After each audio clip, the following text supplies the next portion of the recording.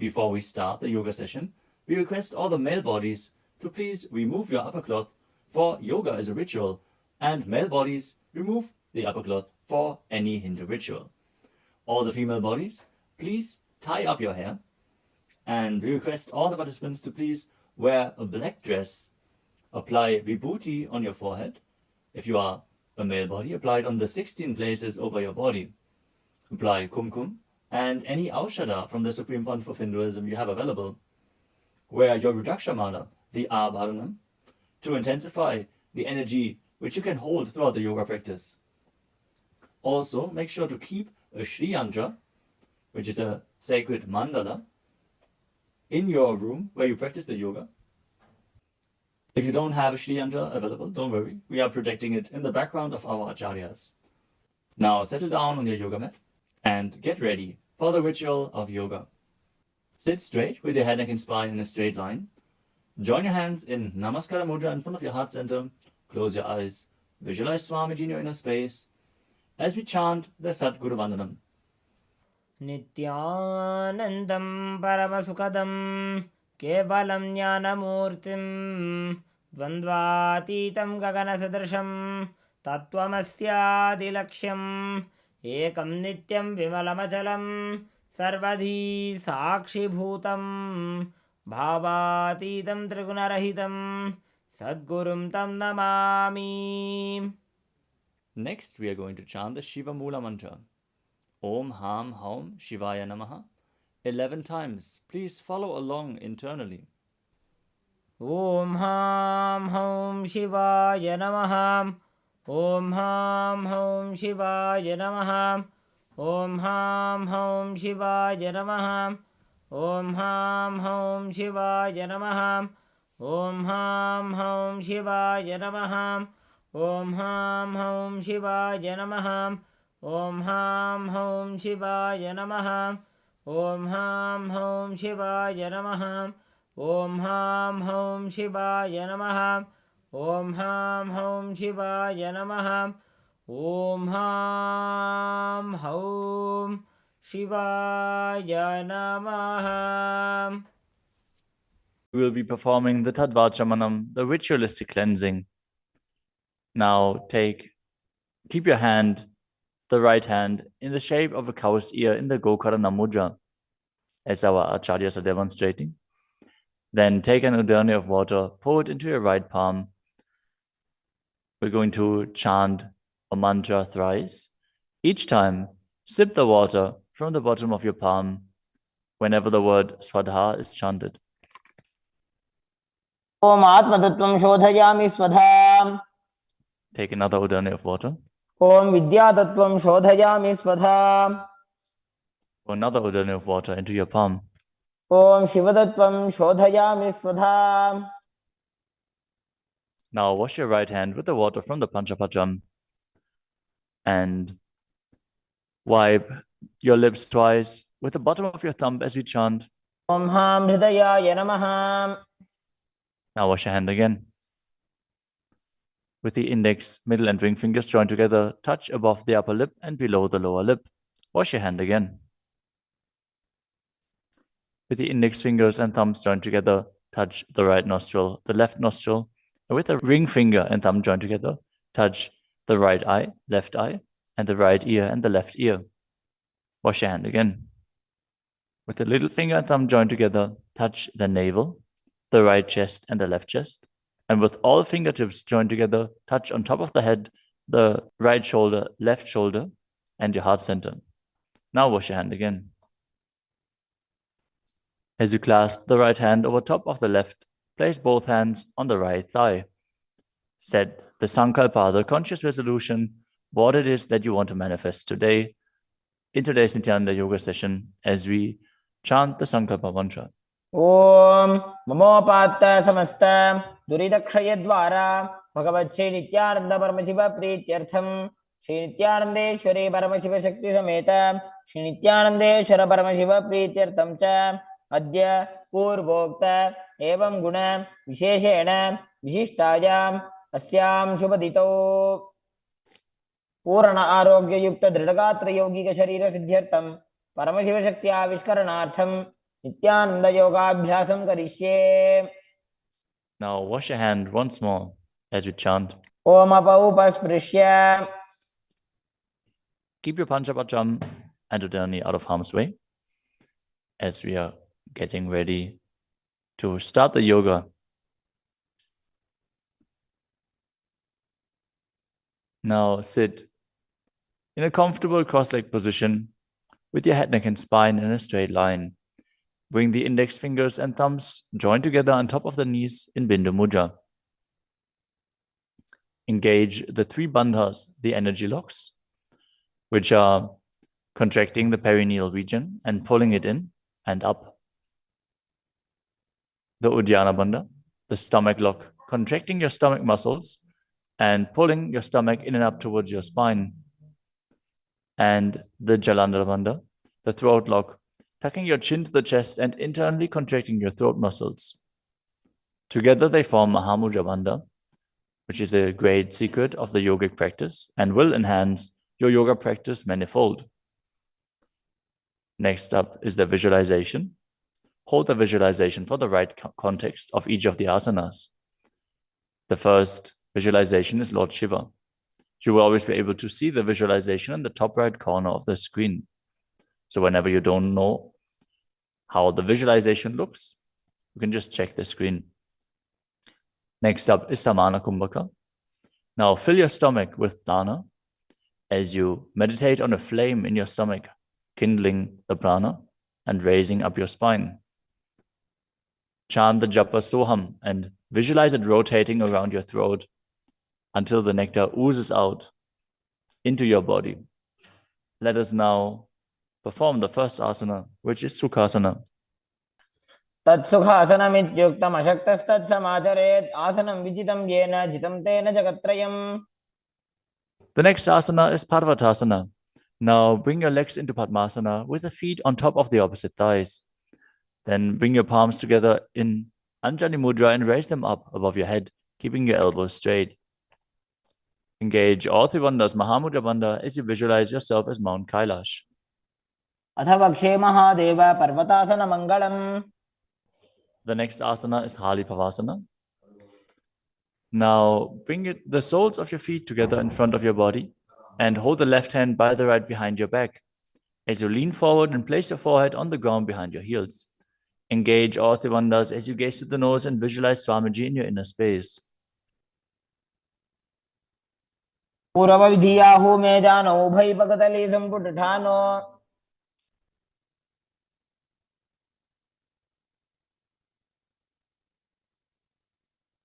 The next asana is Nagi Pavasana. Now keep the soles of your feet together and stretch your hands out in front of the feet, cupping your palms, placing them down on the ground as you place your forehead on the ground behind your heels. Engage all three bandhas and gaze to the tip of your nose, visualizing yourself as a snake. पूर्वविधिपर्यागाने नीचौ वेकहुनि फनास्यो लगाई.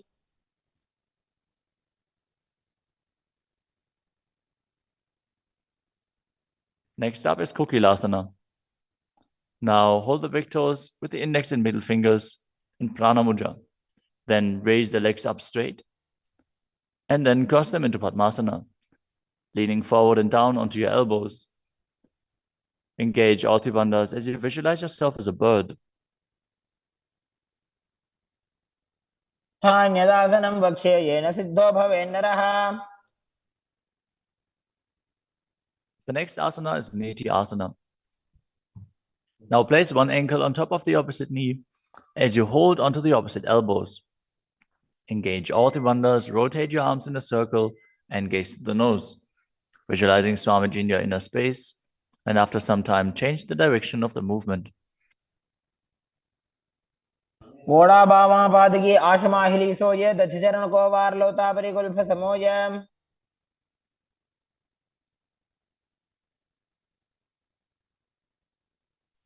The next asana is Gajasana. Now press your hands onto the ground, lifting your hips up high. Lower your head, then your chest, scooping the body forward and down again and again as you visualize yourself as an elephant. And perform Uddiyana Bandha, the stomach lock, and Mula Bandha, the root lock, as you do so. युग्जं पादाग्रे भूमौ कृत्वा लम्बी भूया मस्तकाग्रे निधाय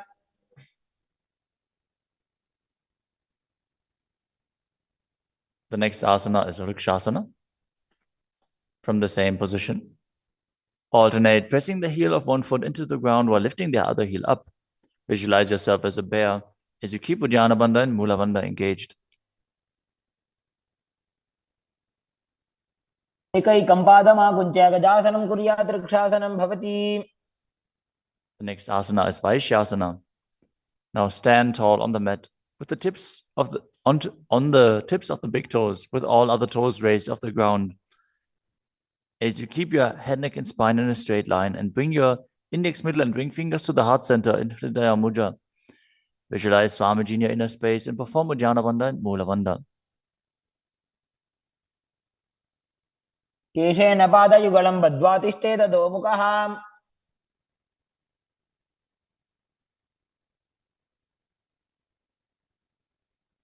Next up is the Urdhva Janukarana. Stand with your heels touching, toes facing outwards at a 45-degree angle, and the knees bent in Arimandi.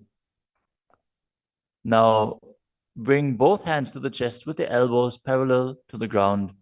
Then lift one knee up towards the center of your body, followed along with the respective hand as you make circular motions on both sides again and again.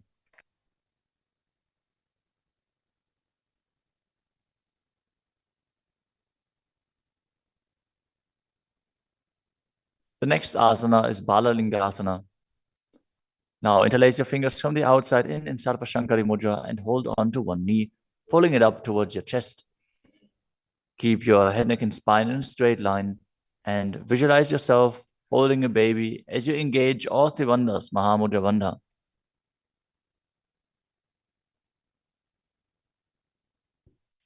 एकं जानूरधियालिङ्ग्य स्थातव्यं बाललिङ्गनं भवति.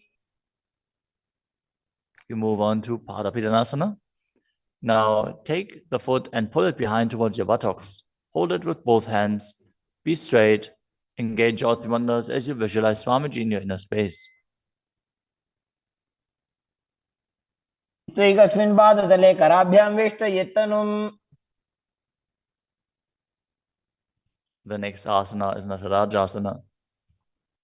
Standing on one leg, hold on to one foot and extend it backwards as you lean forward and stretch your arm out in front in Bindu Mudra with the index finger and thumb touching as you visualize yourself dancing as Lord Nataraja and perform the Mula Bandha. उत्तानपादं क्रौञ्चं च मरीचिं वीरभद्रकम्.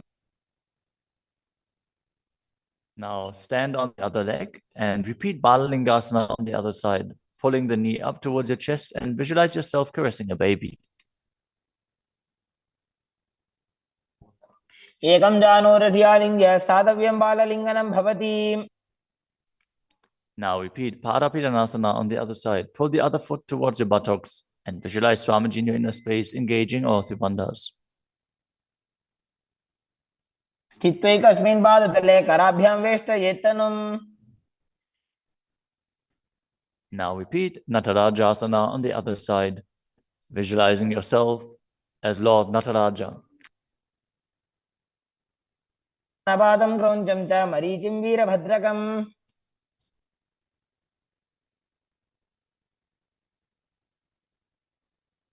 Next up is the Ardha Rechita Karana. From Arimandi position, bring the right foot behind the other with the toes down and the heel up. Keep the left hand at the chest and swing the right arm back and forth, gracefully moving the fingers one by one.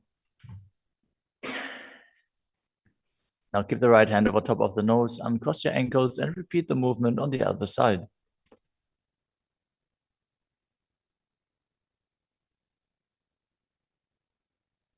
Next up is the skeleton dance. Now visualize yourself as a skeleton as you shake your body intensely.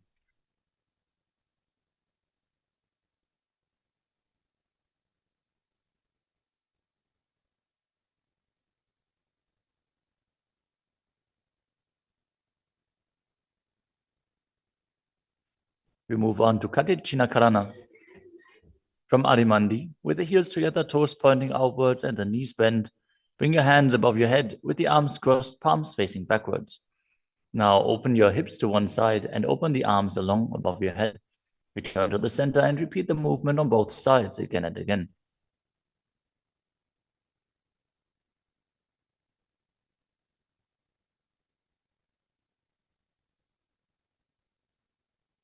The next asana is Tadasana. Now stand tall on the tips of the big toes as you raise your hands up above your head, beside your ears. Engage all three bandhas. Visualize yourself as a palm tree as you internally chant the new japa Shivoham. महामुद्राबद्ध कोनो ताड़ासन विभेदकान. Next up is Uttanasana. From a standing position, lean forward and down, bringing your hands flat to the ground. Take precaution in the case that you are a pregnant woman. For pregnant women, shouldn't perform any of the forward bends. Now engage all three bandhas and bring your forehead towards the knees as you visualize Swamiji in your inner space.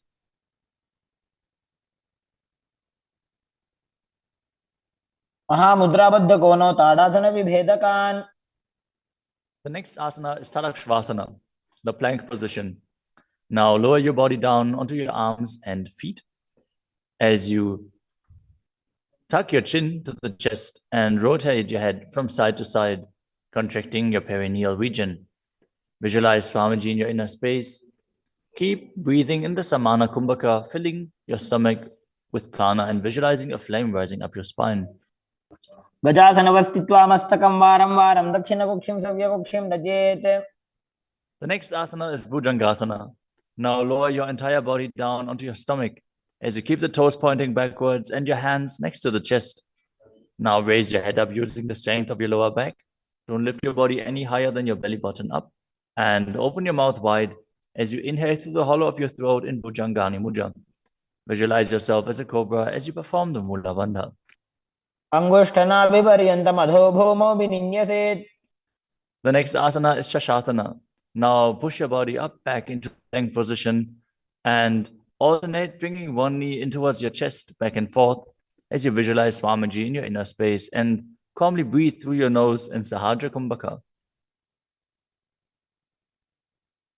जासन संस्थितो जानुद्वयमाकुञ्च्य वारं वारं कर्तव्यं शशासनं भवति.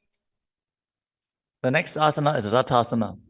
From a tall plank position, place one foot in between the two hands as you simultaneously jump one foot back and bring the other one in between the hands. Alternate again and again as you visualize yourself as a chariot. गजासन संस्थितो एकैकं पादं पुरोमार्गेण भ्रामयित्वा कर्तव्यं रथासनं भवति. The next asana is Viravatrasana. Now keep one foot flat on the ground with the toes pointing forwards and the knee bent at a 90-degree angle. Now extend the other leg back, keep the knee straight and the toes pointed outwards.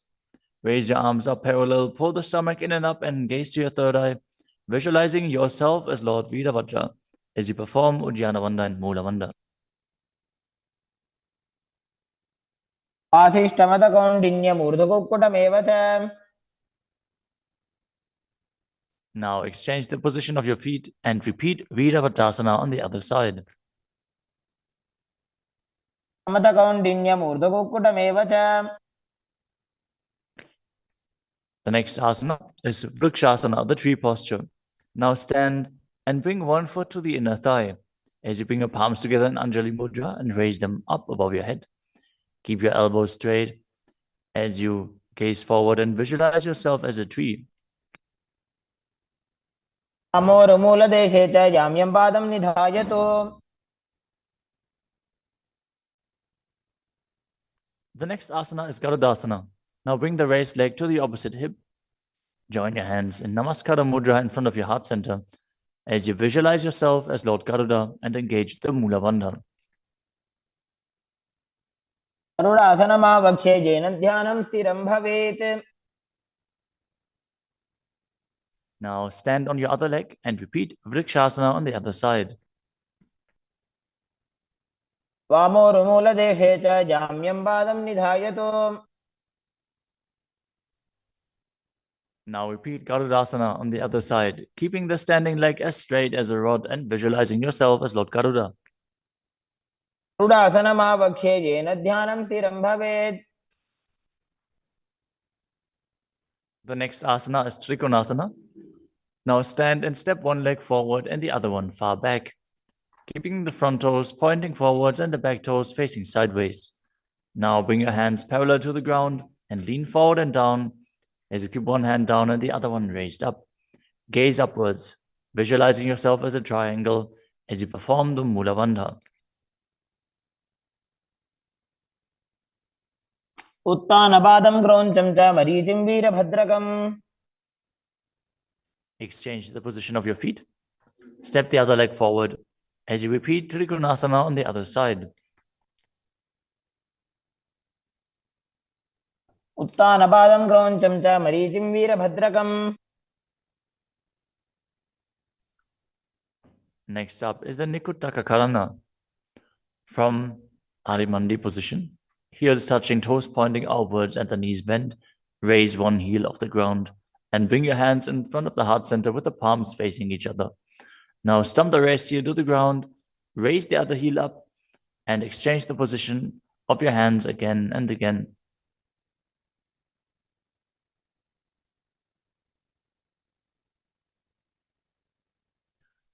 The next asana is Angushtasana. Now lower your body down onto the tips of your toes, placing the perineum on the back of your heels. Raise your knees off the ground and keep them together as you join your palms in front of your heart center in Namaskara Mudra. Visualize Swamiji in your inner space as you breathe in Brahmari Kumbhaka, buzzing like a bee on the inhalation and exhalation as you perform the Mula Bandha and internally chant the new japa Sadashivoham. बन्धासनमित्याहुः गोरक्षासनमेव च. The next asana is Saurasana. From the tips of the toes, extend one leg straight out with the heel down and the toes up. Keep your fingers down on the ground by the sides with the palms facing forward in Vara Mudra. Visualize Swamiji in your inner space as you perform the Mula Bandha. प्रसार्य एकं पादतलं संस्थाप्य त्वेकपादकम्. The next asana is Vidunanasana. Now, from Saurasana, lean forward and hold on to the big toe in Prana Mudra. As you hold the back heel with the other hand, balance. Visualize Swamiji in your inner space and perform the Mula Bandha. गुल्फस्थितो पादमेकं प्रसार्य तत्पादाग्रं संस्पृश्य तत्करेण. Now exchange the position of your feet. Stretch the other leg forward as you repeat Saurasana on the other side. प्रसार्य एकं पादतलं संस्थाप्य त्वेकपादकम्. Now again, lean forward and down, holding on to the front foot and the back heel. Repeating Vidunanasana on the other side. स्थितो पादमेकं प्रसार्य तत्पादाग्रं संस्पृश्य तत्करेण. The next asana is Brahmajarankushasana.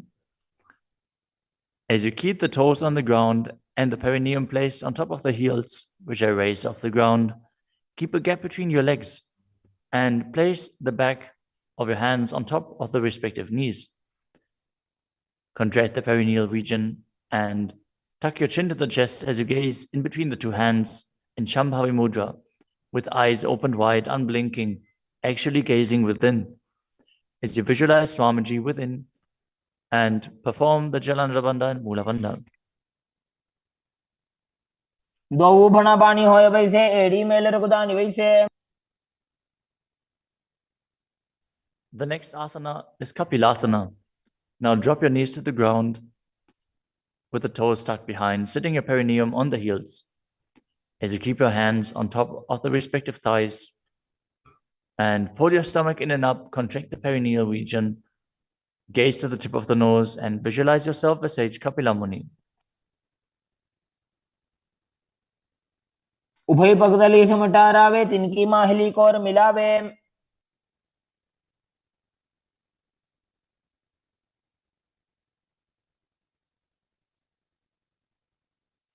The next asana is Bhadragodakasana.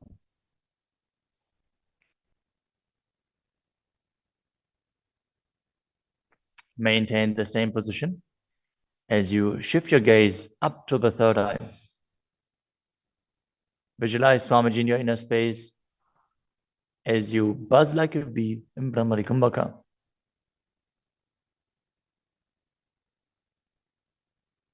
दो भूपकदली संपुट करे कौरवारली भूपरि धरे.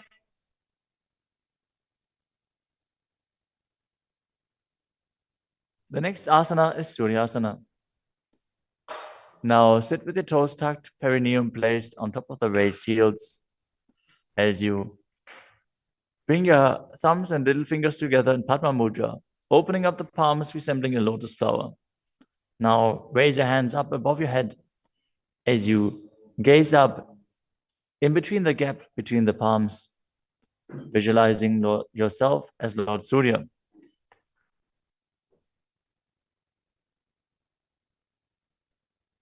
AD दो गुदातरी आने फना पानी बैठक अब निठाने. The next asana is Mandukasana. Now sit with the toes flat, perineum on the heels. As you keep your hands on top of the knees, lift the tongue up against the roof of your mouth. As you catch the nectar of immortality dripping from the Sahasrara chakra with your frog tongue, as you visualize yourself as a frog in Manduki Mudra. Gaze to your third eye, breathe calmly through your nose in Sahaja Kumbhaka as you perform the Mula Bandha. तलो पृष्ठ देशे अंगुष्ठे द्वे च संस्पृशेत्.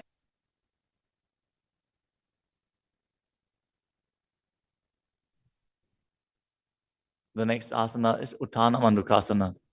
Maintain the same sitting posture, but bring your hands behind your back, holding onto the opposite shoulders. Gaze to your third eye, visualize yourself as a frog as you keep your tongue pressed against the palate of your mouth in Manduki Mudra. Perform Uddiyana Bandha and Mula Bandha as you do so.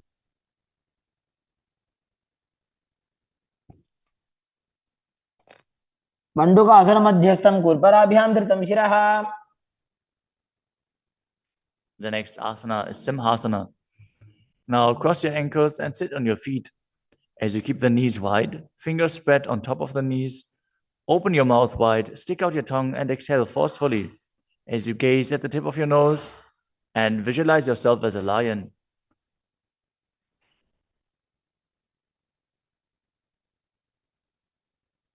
दक्षिणं सव्यगुल्फेन दक्षिणेन तदेतरम्. The next asana is Bhadrasana. Now sit with your heels under the perineum, the knees open wide. Then cross your hands behind your back and hold onto the big toes in Prana Mudra. As you gaze at the tip of your nose, visualize Swamiji in your inner space and return to buzzing like a bee in Brahmari Kumbhaka. गुल्फौ च वृषणस्याधो व्युत्क्रमेण समाहितः. The next asana is Kakabusandhi Asana. Now squat and keep the feet flat on the ground as you keep your knees opened wide and bring your arms in and around the raised knees. Interlace your fingers behind your back, if you can. As you visualize yourself as a crow and gaze to the tip of your nose as you engage the Mula Bandha.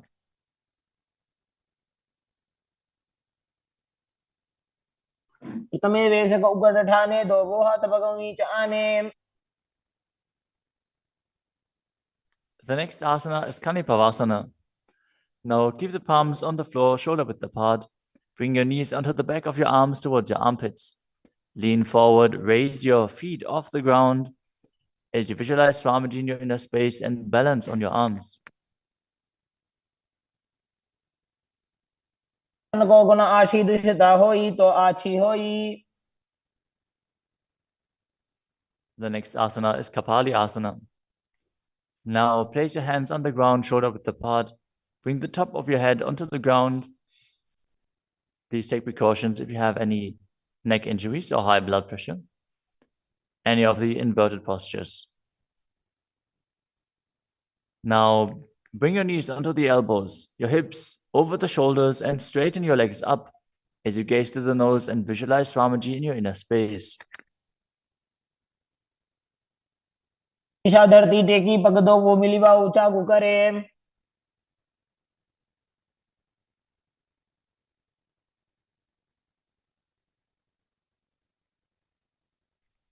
The next asana is Parshvamayurasana. Now squat on the toes with the legs together, twist your body and place both hands to the side as you align your elbows with the knee and hip and lean onto your arms, balance, extending your legs to the side. Gaze to your third eye as you visualize yourself as a peacock and exhale fully in Rechaka Kumbhaka as you hold your breath in the exhaled state. Perform the Mula Bandha as you do so. मयूरं दंडवत् कुर्यान् मायूरं दंड नामकम्. Now, twist your body in the other direction and repeat Parshvamayurasana on the other side. मयूरं दंडवत् कुर्यान् मायूरं दंड नामकम्. The next asana is Bhairaganathasana. Now place both hands on the ground, shoulder width apart. Stretch your legs back straight into Tadakshvasana, the plank position. As you step one foot outside the respective shoulder and bring it in between the two hands. Gaze to your third eye. Visualize yourself as Lord Kala Vaidava. As you breathe in your Rechaka Kumbhaka and perform the Mula Bandha. आसन की गुण पीती जागी. Now, step the front foot back and step the other foot outside the shoulder in between the hands.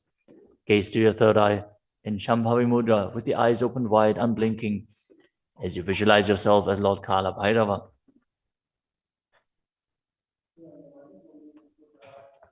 आसन को गुण पीती जाई. The next asana is Unmukha Pitasana. From Tadakshvasana, the plank position, bring your forearms down on the ground as you walk your feet forward, raising your hips. Lift your chest and head up and gaze to your third eye, visualizing Swamiji in your inner space.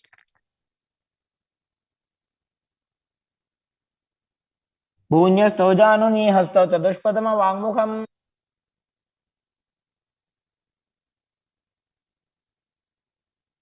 The next asana is Vashishthasana. From Tadakshvasana, rotate your body onto one hand and raise the opposite hand up. Keep the balancing hand directly beneath your shoulder as you raise your hips and gaze up towards the sky, visualizing yourself as Sage Vashishta as you perform the Mula Bandha. ऊर्ध्वकुक्कुटवासिष्ठ मरीचिहलमच्यकम्. Now twist your body in the other direction. Balance on the other hand as you repeat Vashishthasana.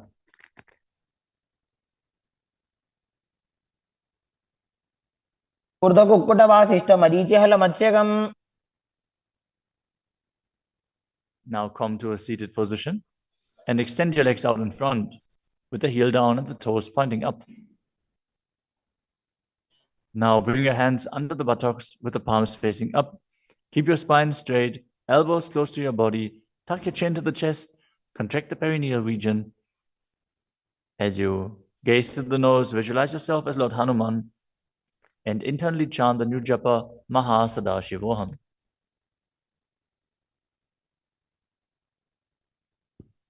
दो Booker की उभय हस्तेली कोरवारली मैले भेली.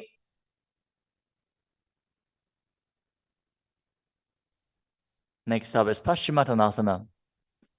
Now visualize Swamiji in your inner space as you lean forward and down, holding onto the big toes in Prana Mudra.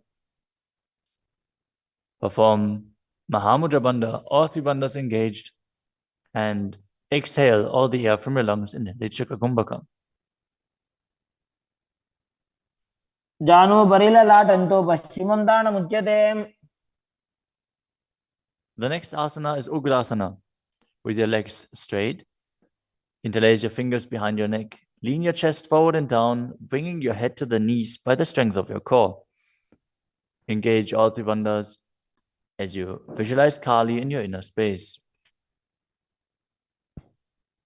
शुभानिभ्यां दृढं धृत्वा जानुभरि शिरोन्यसेत्. The next asana is Marichi Asana.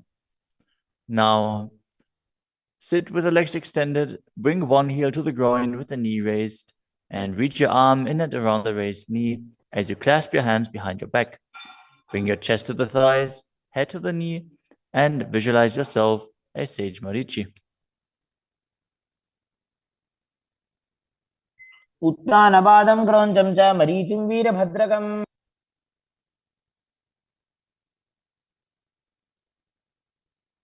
Now drop the knee down to the ground and lean forward, holding onto the front foot with both hands. As you exhale all the air from your lungs, gaze to the nose, visualize Swamiji, and perform Mahamudra Bandha in Mahamudrasana. मुद्रां प्रवक्ष्यामि तन्त्रेऽस्मिन् मम वल्लभे. Now extend the other leg out. Bring the other heel towards the perineum with the knee raised. As you lean forward and interlace your fingers behind your back, in Marichi Asana on the other side. उत्तानपादं क्रौञ्चं च मरीचिं वीरभद्रकम्.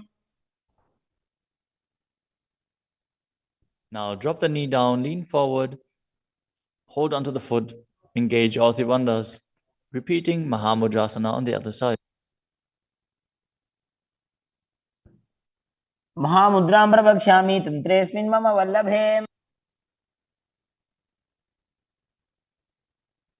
The next asana is Bhadrasana 2. As you sit and bring the soles of the feet together, with your heels close to the perineum, keep your knees wide, hold your feet firmly with both hands, and maintain a straight spine as you gaze to the nose and visualize Swamiji in your inner space. कुल्भौ तु वृषणस्यादः सीवन्त्याः पार्श्वयोः क्षिपेत्.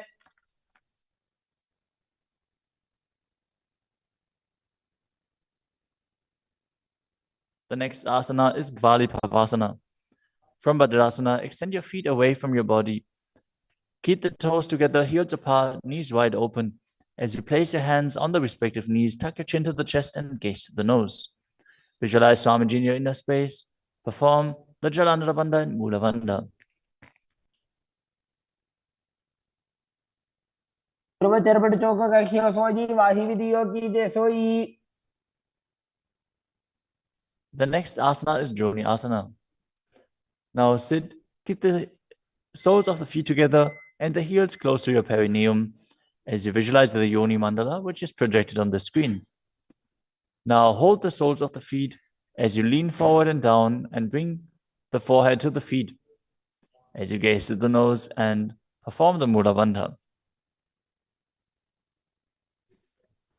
दोगो बगतले संपुट करे एड़ी मेड़ के ढिंग धरे.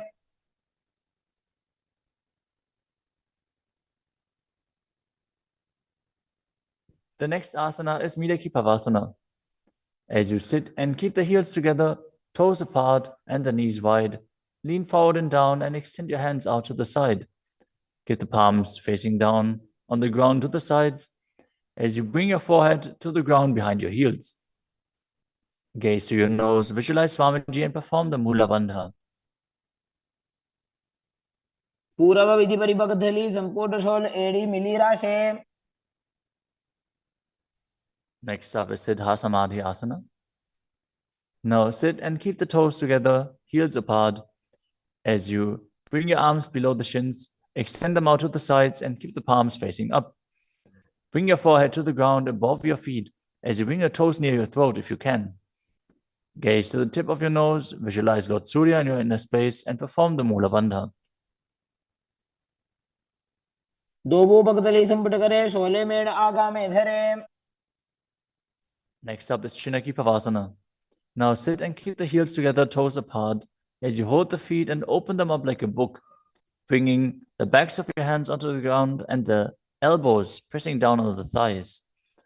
Gaze at the nose and visualize Swamiji in your inner space. दो बगा की एड़ी धरती मगिवा मेड़ लगावे. The next asana is Chatapata Chukasana. Sit and bring the soles of the feet together with the heels at your perineum.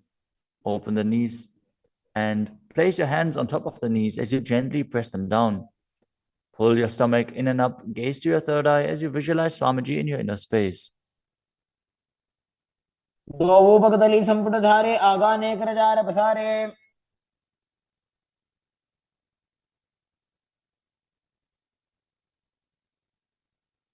The next asana is Bhairavasana.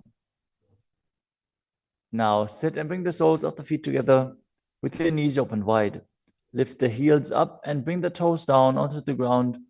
As you keep your knees on the ground, pull your stomach in and up and place your hands on the knees in Bindu Mudra. Gaze to your third eye as you visualize yourself as Lord Kala Bhairava. उल्भव संवेद्य चान्योन्यं व्युत्क्रमेणोत्थितं शनैः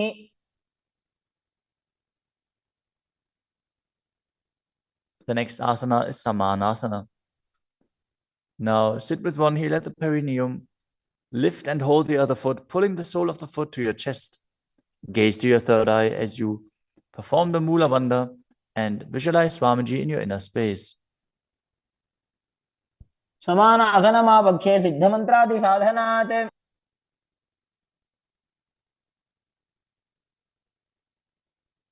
The next asana is Apanasana. As you sit, place one leg on top of the respective shoulder and raise the other foot upwards and straight. Keep the hands on the ground to the sides as you gaze to your third eye and visualize Swamiji in your inner space. परं पादमेकञ्च स्कन्धे चारोऽपि यत्नतः Now repeat Samanasana on the other side. Bring the other heel towards your perineum and pull the opposite foot towards your chest. समान आसनमावक्षे सिद्धमन्त्रादि साधनात् Now repeat Apanasana on the other side. Bring the other leg over top of the respective shoulder, extending the opposite leg forward and up.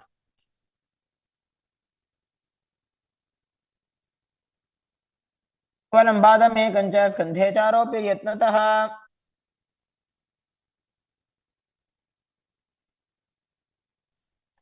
Next up is Gomukhasana. Now sit and cross one leg over the other, aligning the knees at the center of your body with the feet by the opposite hips. Place both hands on top of the stacked knees as you gaze to the nose, visualize the face of a cow, and perform the Mula Bandha. Start breathing in Siddhkari Kumbhaka, pressing your tongue against the palate of your mouth without touching the teeth and hissing through your teeth while inhaling. Internally chant the new japa Om Nityanandoham. सव्ये दक्षिणगुल्फं तु पृष्ठपार्श्वे नियोजयेत् The next asana is Anasuyasana. Now maintain the same posture. Hold on to the big toes of the feet in Prana Mudra as you gaze to the tip of your nose and visualize yourself as Rishika Anasuya. Engage Udyana Bandha and Mula Bandha. दक्षिण कोडो नीचो ठाने wow ताके ऊपर आने Maintain the same position. Interlace your fingers behind your back and lean forward and down as you bring your chin over the knees, the nose towards the ground, and visualize yourself as Rishika Anasuya in Anasuyasana too. जीमणा गोदा की संधि उपरिड़ा वागोड़ा की संधि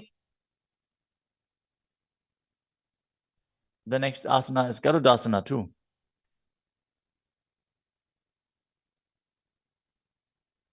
Now sit on the ground with one heel pressed against the perineum.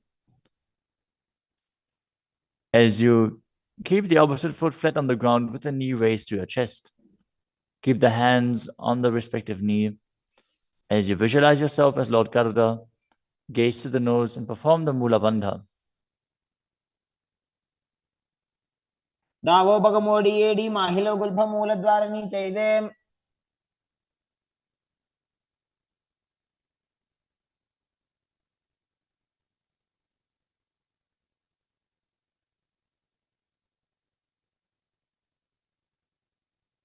The next asana is Nadadasana. Now, sit and place your perineum on top of one heel as you interlace your fingers behind your neck and twist your elbows outside of the raised knee. Gaze to your third eye and visualize yourself as Sajnadada as you perform the Mula Bandha.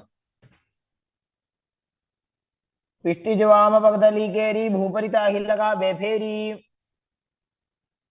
Next up is Matsya Pitakasana. Now place one foot on top of the opposite thigh. Wrap the respective arm around the knee, holding onto the opposite shin as you hold the big toes with the other hand in Prana Mudra.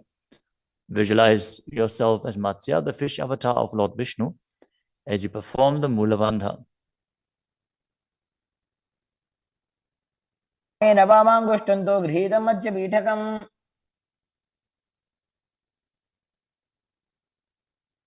Now slide your knees over top with the other knee on top, repeating the Gomukhasana position on the other side.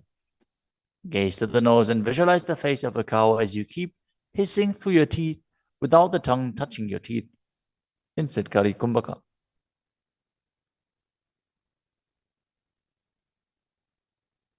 सव्ये दक्षिणगुल्फं तु पृष्ठपार्श्वे नियोजयेत्.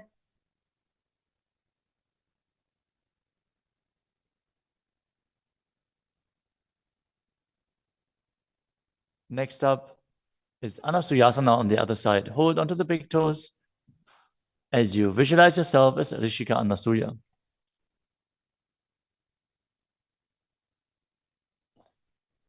दक्षिण कोडो नीचे उठाने wow तागे ऊपर आने.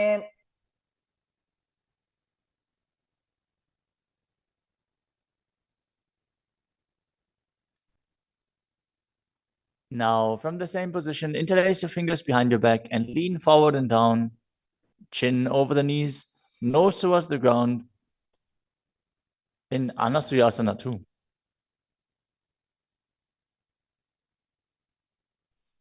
जीमणा गोदा की संधि उपरिड़ा वागोड़ा की संधि.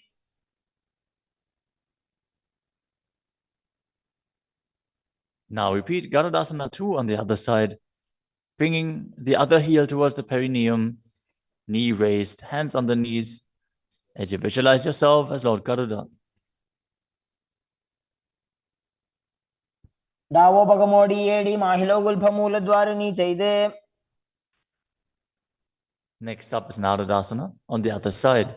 Raise the perineum onto the heel, interlace your fingers behind your neck, and twist your elbows outside of the raised knee, visualizing yourself as Sage Naruda. पिष्टि जवाम पगदली केरी भूपरिता ही लगा बेफेरी.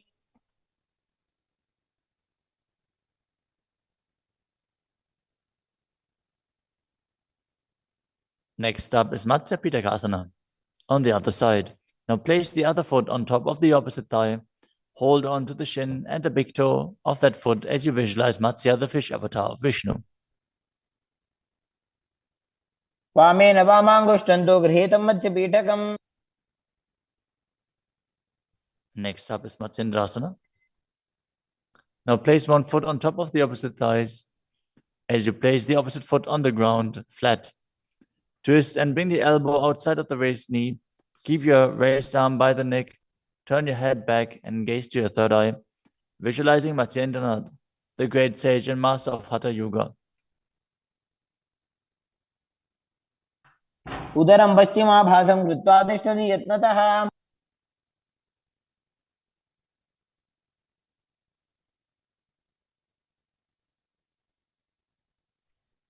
The next asana is Kubhasana. From Matsyendrasana, twist and bring your elbow outside of the raised knee as you extend your hand down to the foot, keeping the opposite hand at the respective ear. Twist your body back. Gaze back and up towards your third eye, visualizing yourself as a camel. आसन को गुण झोल हो जाए. Next up is Matsyendrasana 2. Keeping the hand extended down towards the foot, place your hand behind your body onto the ground as you gaze up to your third eye and visualize Matsyendranath. मत्स्येन्द्रपीठं जठर प्रदीप्तिं Prachanda रुक्मण्डल खण्डनास्त्रम्. Now repeat Matsyendrasana on the other side. Extend the other leg out. Bring the opposite foot onto the thigh as you twist your elbow outside of the raised knee and gaze back.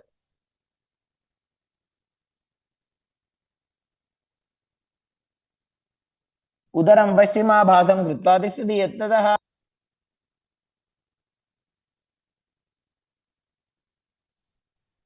The next asana is Kubhasana on the other side. Now hold on to the front big toe in Prana Mudra as you keep the other hand towards the respective ear, gazing back and up towards your third eye and visualizing yourself as a camel. आसन को गुण झोलो जाए. The hand to the ground behind you, twist your body even further as you visualize Matsyendranath in Matsendrasana too.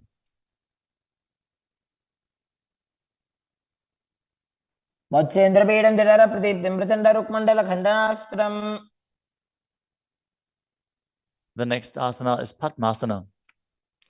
Now place your feet on top of the opposite thighs as you keep your palms flat on the respective knees. Engage all three bandhas, Mahamudra Bandha, as you gaze to the tip of your nose. Visualize yourself as Lord Shiva. Breathe in Sitali Kumbhaka, now pressing your tongue against the back of the teeth, hissing while inhaling as you internally chant the new japa Om Nityananda Mahasada Shivoham. आसनं द्विविधं प्रोक्तं पद्मं वज्रासनं तथा. The next asana is Padmasana too. As you sit in Padmasana, cross your hands in front of your body and hold onto the big toes in Prana Mudra. Gaze to the nose, visualize yourself as Goddess Parvati, the consort of Shiva, as you perform the Mula Bandha. अनुचरणं कृत्वा ऊरु संस्थो यत्नतः. The next asana is Kukutasana. Now sitting in Padmasana, place your hands on the ground between the two thighs as you lift your body up off the ground. Visualize yourself as a rooster as you breathe calmly in Sahajra Kumbhaka and perform the Mula Bandha. पद्मासनं सुसंस्थाप्य नान्बोरोरन्तरे करो.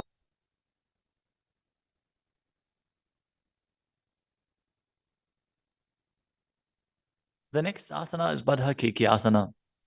From Padmasana, raise up onto the knees as you bring your hands flat on the ground with the fingers pointing backwards. Keep the elbows together, press them against the navel, and then lean forward. Find balance and extend your knees up off the ground. Visualize Swamiji in your inner space as you perform the Mula Bandha.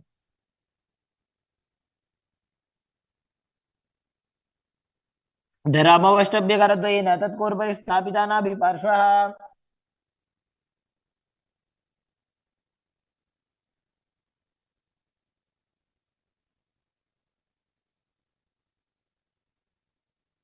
The next asana is Mayurasana. While on your knees, place your palms on the ground with the fingers pointing backwards. Keep your elbows at the navel, lean back, lean forward, find balance, and extend your legs up off the ground, visualizing yourself as a peacock as you perform the Sahajra Kumbhaka and engage the Mula Bandha.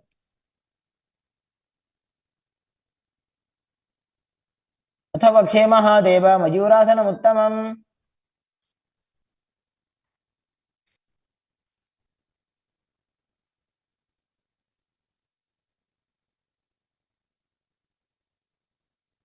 Next up is Makarasana. Lay down on your stomach with the feet pointing outwards and the forehead on the mat. Interlace your fingers behind your neck as you visualize yourself as a crocodile and perform the Mula Bandha. अध्यासशेते हृदयं निधाय भूमौ च पादौ च प्रसाद्यमानौ. As you lay on your stomach, place your hands on the ground beside your chest. Raise your legs up, bring the thighs off the ground, visualizing yourself as a locust. In Shalabhasana. अध्यासशेते करयुग्मवक्षो भूमिमवष्टभ्यकरयोः स्थलाभ्याम्. The next asana is Ushtrasana. As you lay on your stomach, bring your hands to the feet. Put the feet down towards the ground outside of your hips. As you visualize yourself as a camel and perform the Mula Bandha. अध्यासिषेते पदयुग्मव्यस्तं पृष्ठे निधाय विधृतं कराभ्याम्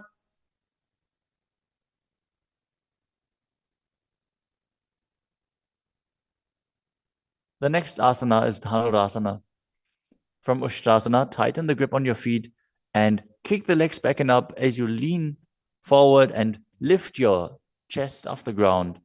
Gaze up to your third eye and visualize yourself as Pinaka, Lord Shiva's bow. Perform the Mula Bandha as you do so.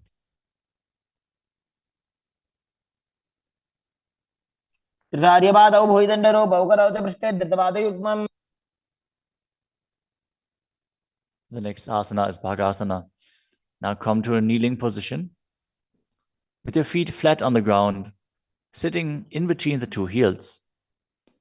Place your hands on top of the knees. Visualize Swamiji in your inner space. Breathe calmly through your nose in Sahaja Kumbhaka.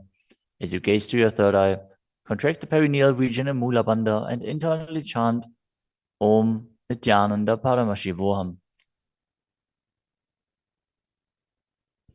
उल्टा मोड़ी पाओ तो वैसे बहुरो जगते करे कैसे. The next asana is Gohi Asana. From the kneeling position, place your elbows on the ground, shoulder width apart. As you interlace your fingers, bring your head towards the ground and hold it with your hands. Now raise your hips up. Walk your feet forward until your hips align with your shoulders. And then raise your legs up off the ground and pull the knees close to your chest. Try to touch your chin with the knees as you roll your body up in the inverted posture. Gaze to the nose and visualize Swamiji in your inner space. दो हाथ की कहुनी जोई पुनः कलाजी जाने दोई. Now, from Gohi Asana, extend your legs up straight into Shirshasana. Gaze to the nose and visualize Swamiji in your inner space as you perform the Mula Bandha. विपरीतं मण्डलं च द्विधैव विदितं हिनः. Gently lower your body down and come to a seated posture. Now sit with your hands behind your calves and stretch your legs up. Bring your forehead to the knees as you come to a vertical position with your legs. Visualize Swamiji in your inner space and perform the Bhastika Kumbhaka, rapidly exhaling from your diaphragm, pushing the air out without inhaling, like the bellows of a blacksmith. We're going to perform Bhastika Kumbhaka for the next few asanas, so keep your core engaged and rapidly breathe through your nose. दो हाथ पग बाहर आने घोड़ा करे काकसी ठाने. The next asana is Parighasana. Now sit and extend your legs out and up at a 45-degree angle. Bring your hands behind. Hold the opposite shoulders as you keep the chest upright, legs straight, toes pointed. Gaze to your third eye as you visualize yourself as a mace.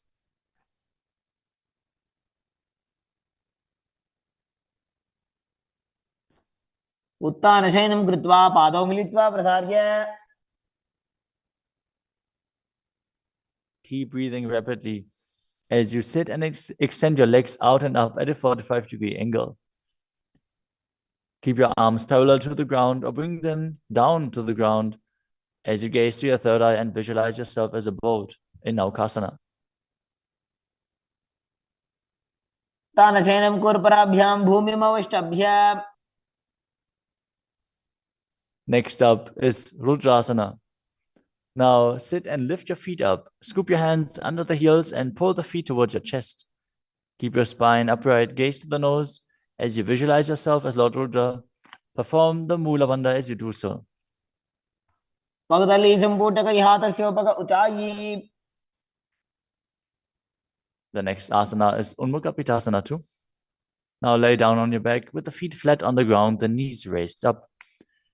Bring your palms down to the ground with the fingers just touching the back of your heels.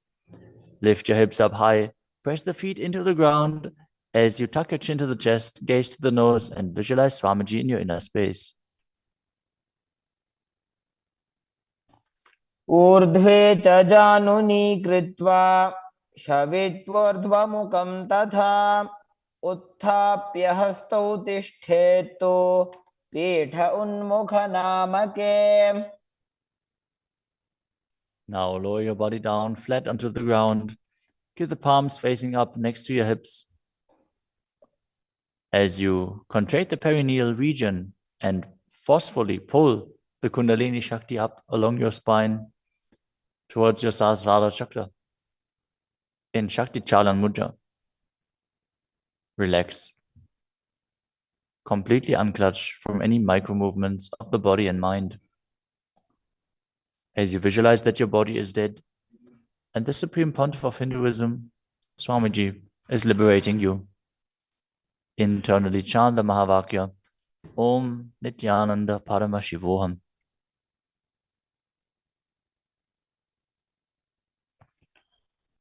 उत्तानं शववद्भूमौ शयनं तोषवासनं शवासनं श्रान्तिहरं चित्तविश्रान्तिकारकम्. ॐ नित्यानन्द परमशिवोऽहम्. ॐ नित्यानन्द परमशिवोऽहम्. ॐ नित्यानन्द परमशिवोऽहम्. ॐ नित्यानन्द परमशिवोऽहम्. ॐ नित्यानन्द परमशिवोऽहम्. ॐ नित्यानन्द परमशिवोऽहम्. ॐ नित्यानन्द परमशिवोऽहम्. ॐ नित्यानन्द परमशिवोऽहम्. ॐ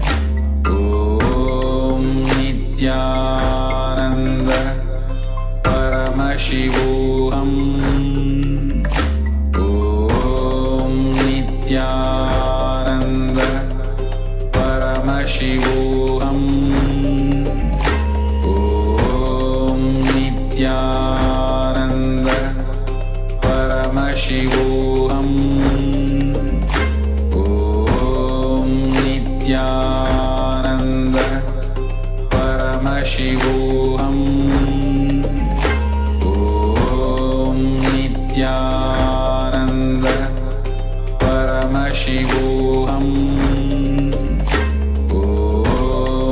नित्यानन्द परमशिवोऽहम्. ॐ नित्यानन्द परमशिवोऽहम्.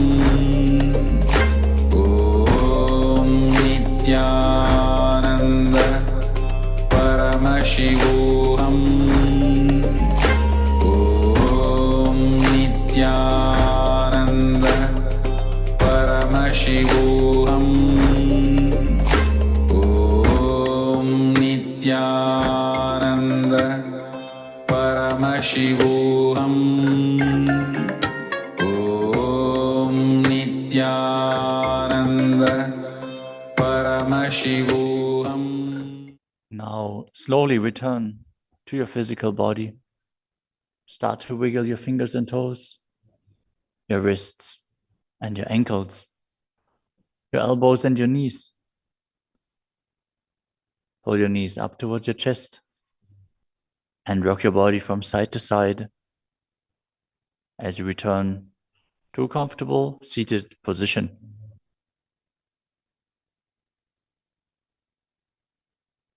Congratulations!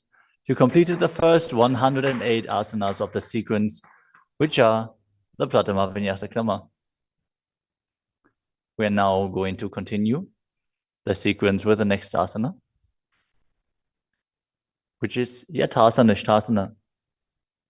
Now sit in a posture that brings ease to your physical and mental space. Bring your hands on top of the knees in Bindu Mudra. Visualize Swamiji in your inner space. Breathe in Samana Kumbhaka, filling your stomach with prana and meditating on the flame kindling in your stomach as you perform the Mula Bandha and internally chant the Mahavakya Om Nityananda Paramashivoham.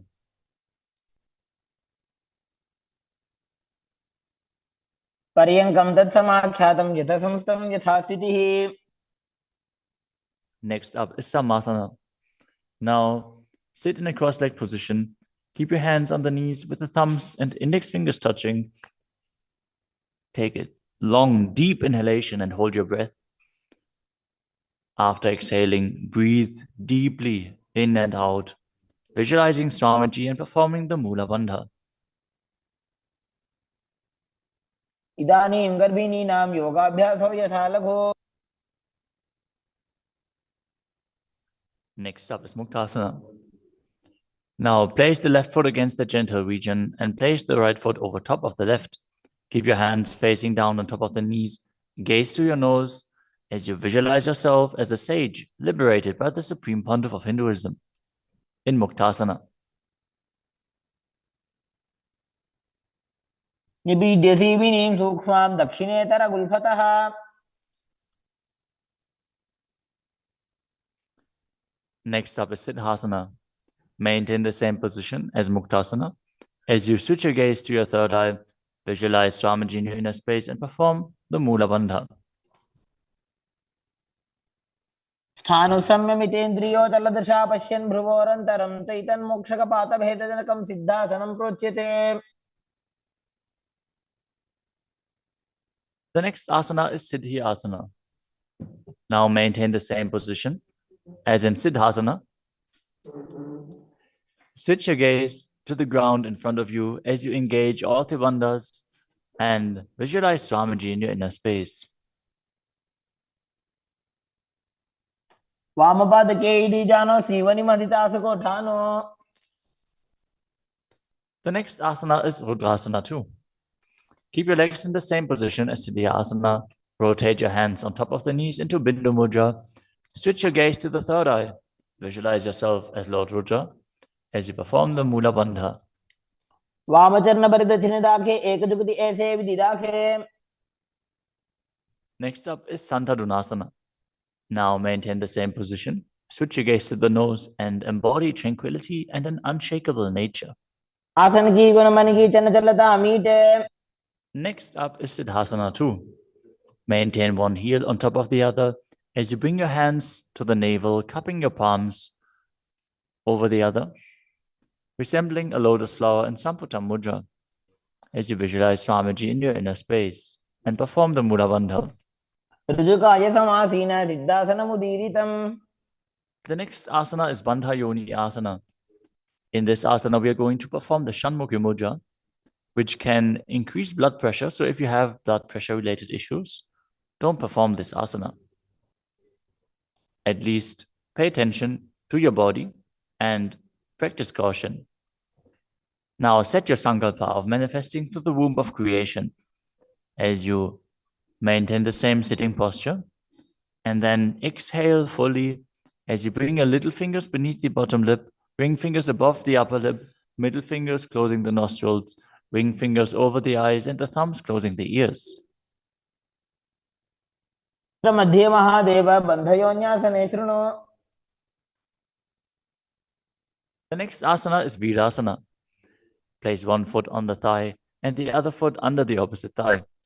Touch your thumb and index fingers together in Bindu Mudra. Place them on top of the knees as you embody the space and state of bravery. Vida. एकं पादमथैकस्मिन् विन्यस्योरुणि संस्थितः. The next asana is Valmikasana. Now keep the left heel on the right side of the regenerative organs and the toes under the thigh, with the right foot on top of the left, with the toes by the knee. Keep your hands on the knees, thumbs and index fingers touching.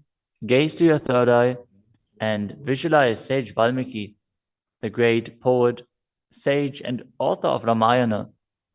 दावा भग की भगदली पुनि एड़ी है Zoya.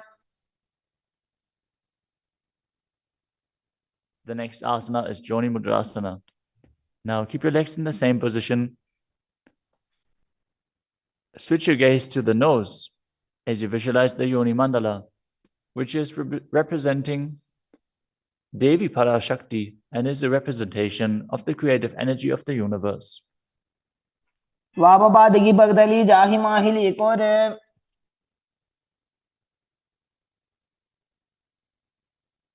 Next up is Yoni Asana. Keep your feet and hands in the same position as you switch your gaze to the third eye and keep visualizing the Yoni Mandala, which is projected on the screen. योन्यासनं पर्वतेन योगं योगफलेनिलम्. The next asana is Bhadrasana 3. As you sit and bring the soles of the feet together, holding them with both hands, bring your knees down towards the ground, gazing to the tip of your nose, visualizing Lord Viravaja in your inner space as you perform Uddiyana Bandha and Mula Bandha. गुल्भौ च वृषणस्यादः सीवन्त्याः पार्श्वयोः क्षिपेत्.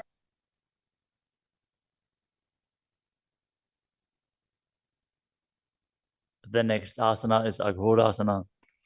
Now keep the soles of the feet together, heels at the perineum.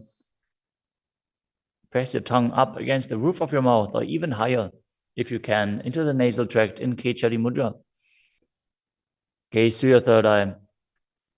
As you cover your mouth with the right hand, close the left nostril with the index finger.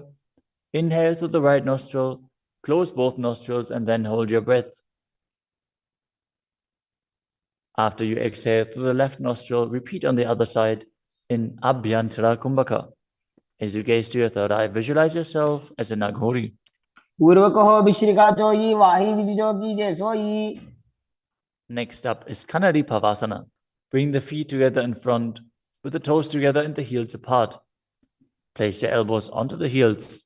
As you rest your chin on the palms, gaze to the tip of your nose and engage Uddiyana Bandha and Mula Bandha. As you perform Rechaka Kumbhaka, fully exhale and hold your breath in the exhaled state as you visualize yourself as a female elephant drinking water.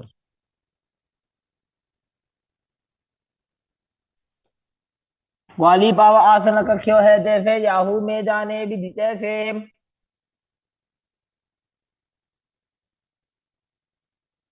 Next up is Padasana. Now sit with the knees raised, arms between the thighs and calves, and interlace your fingers as you lift your feet off the mat. Gaze to the nose and visualize Swamiji in your inner space as you perform the Mula Bandha. ततोर्धुम्रे च येत् वायुं मृदुनिश्वास संयुतम्. The next asana is Gopi Chandasana. Now interlace your fingers around the feet with the soles together and place the toes at the groove of your throat, the heels on your chest. Tuck your chin onto the hands and gaze to the nose, embodying the state and space of a king as you perform the Mula Bandha. पूर्व विधि पगा का अंगूठा कंठकूप राशे. The next asana is Uddarasana. Now sit with the soles of the feet together. Insert your hands underneath the legs as you hold the feet with interlocked fingers. Bring your feet up to the chest. Bring your head down and touch the chin to the soles as you gaze to the tip of the nose and visualize your body free from any defects. दोवो पगदली संपुटटाने उभय हस्त करी उरद हिताने. Next asana is Vishishtasana. From the same position, raise your feet up even higher. Bring your feet in front of your face with the interlocked fingers in front of your forehead. Visualize yourself excelling in everything as you perform the Mula Bandha. दोवो पगदली जोड़ी संपुट करे. The next asana is Bhujasana. From a seated position, lift both legs over top of the respective shoulders as you bring your arms underneath the legs and up, interlacing your fingers around the back of your neck. Visualize yourself as a cobra as you perform the Mula Bandha. शिरासनं च विज्ञेयं कक्षासनमतः परम्. The next asana is Kalyanasana. Now maintain a seated posture, raise your legs up and bring your elbows under the knees as you wrap your arms around your back with the palms clasped behind. Gaze to the tip of your nose and visualize yourself as a beautiful, auspicious goddess. दोवो हाथ पगों नीचे आने तिनको गोड़ा नीचे ठाने. The next asana is Sankatasana. With the left knee on the mat, place the left foot flat on the ground and sit down on the left heel. As you bring the right leg over top of the left, heel close to the hip. Visualize yourself as a swan as you perform the Ujjayi Pranayama, making an ocean-like sound with your mouth as you perform the Mula Bandha. वामपादं चितेर्मूलं संन्यस्य धरणीतले. The next asana is Dhenukasana. Now slide the heel outside of the hip. Visualize a cow in your inner space as you keep your hands on top of the knees. Perform Uddiyana Bandha and Mula Bandha. अनुषागीनगर पञ्चडं ऋषिरिन्दगल्यम्नि. The next asana is Machandrasana. Now place the right foot on the left thigh and the left foot on the right knee. Bring the left hand behind your back and hold onto the right thigh. As you place the right hand on the left thigh, twist your body and gaze to your third eye, visualizing Swamiji in your inner space and performing the Mula Bandha. वामजङ्गभरदचिनटाने वामहस्तभिष्टिदिशाने. Next up is Machandrasana 2. From Machandrasana, untwist and hold onto the respective big toes in Prana Mudra. As you lean your forehead down so it touches the ground, as you place your chest down on the heels, visualize Swamiji in your inner space and perform the Mula Bandha. प्रथमजी मनो चरणजुजोयि वामजङ्गपरिराखे सोयि. Now interlace your fingers and place them on the top knee. Engage all three bandhas, Mahamudra Bandha. As you visualize Swamiji, your Guru, in your inner space in Guru Asana. ऊरुमूलेतरपादस्य निष्ठिकापटेशगुल्भं संस्थाप्य. Now again, sit down on the heel, this time on the right foot. As you keep the top of the foot on the ground and interlace your fingers on top of the other knees, visualizing yourself as a swan. वामपादं चितेर्मूलं संन्यस्य धरणीतले. Now slide the heel outside the hip. Place both hands on top of the up knee as you visualize a cow in your inner space in Dhenukasana on the other side. अनुषागीनगर पञ्चडं ऋषिरिन्दगल्यम्नि. Next up is Machandrasana on the other side.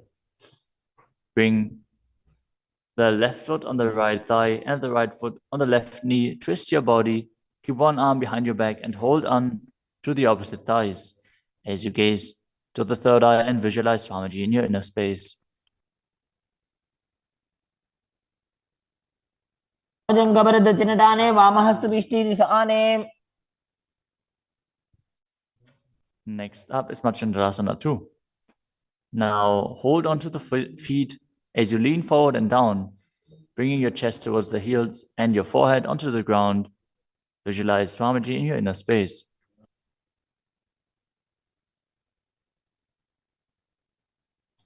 प्रथमजी मनो चरणजुजोयि वामजङ्गपरिराखे सोयि. Now place your hands interlaced on the top knee as you visualize Swamiji, your Guru, in Guru Asana, engaging all three bandhas.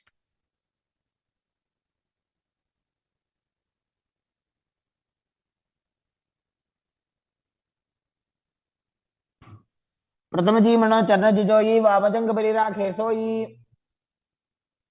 The next asana is Pashasana. Now sit with the feet flat on the ground, knees against the chest, with the hands holding onto the opposite knees. Keep your thighs together, spine straight, the tongue pressed against the roof of your mouth in Kechari Mudra as you gaze to your third eye and visualize Swamiji in your inner space. पादतले भूमो निधाय जानुनिवृषि निधाय. The next asana is Bodhashukasana.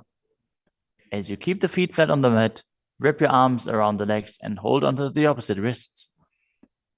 Place your chin onto the knees as you gaze to the nose and visualize yourself being in an abode of bliss.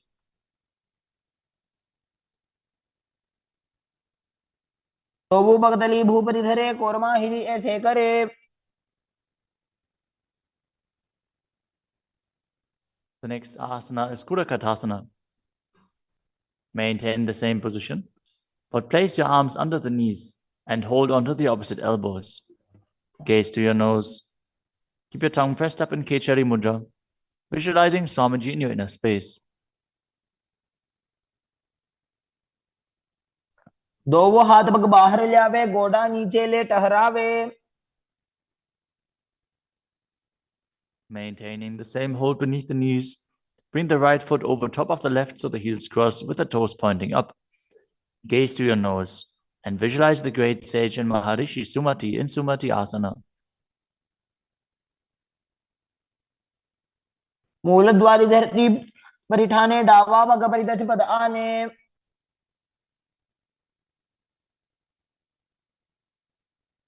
The next asana is Dandasana. Now extend your feet out straight with the arms raised straight above your head. Interlace the fingers with the wrists pointed outwards. As you engage all three bandhas, gaze to the nose. Visualize Swamiji in your inner space. Perform Mahamudra Bandha. इदानीं गर्भिणीनां योगाभ्यासो यथा लघु. The next asana is Arambhasana. Now sit with your legs straight. Hold the big toes in Prana Mudra with index and middle fingers. As you lean your chest forward and down, bring your head to the knees. Inhale through the left nostril and exhale through the right. Perform Nadi Shodhana as you visualize Swamiji in your inner space.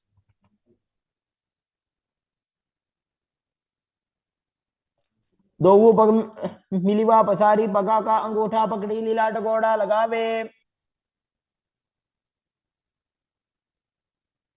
The next asana is Bhidokasana. Now sit with the legs straight. Extend the knees slightly up. Bring one hand distance between the heels. As you bring your shoulders down, wrap your hands in and around the legs. Hold the soles of the feet as you gaze to your third eye and visualize Swamiji in your inner space. प्रथम बैसी दोवो पाव पसारी, कछुक ऊर्धको गुरडो डारे.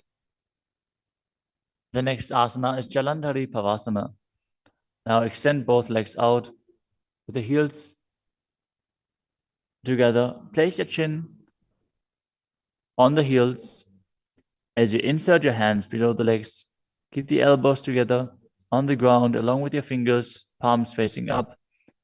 Gaze to the nose, visualizing Swamiji in your inner space.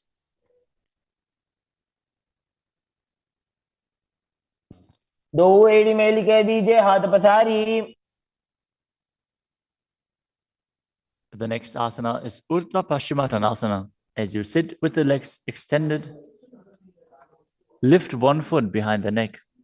Lean forward and down as in Paschimottanasana. As you visualize Swamiji in your inner space. If you can't, bring your leg behind your neck.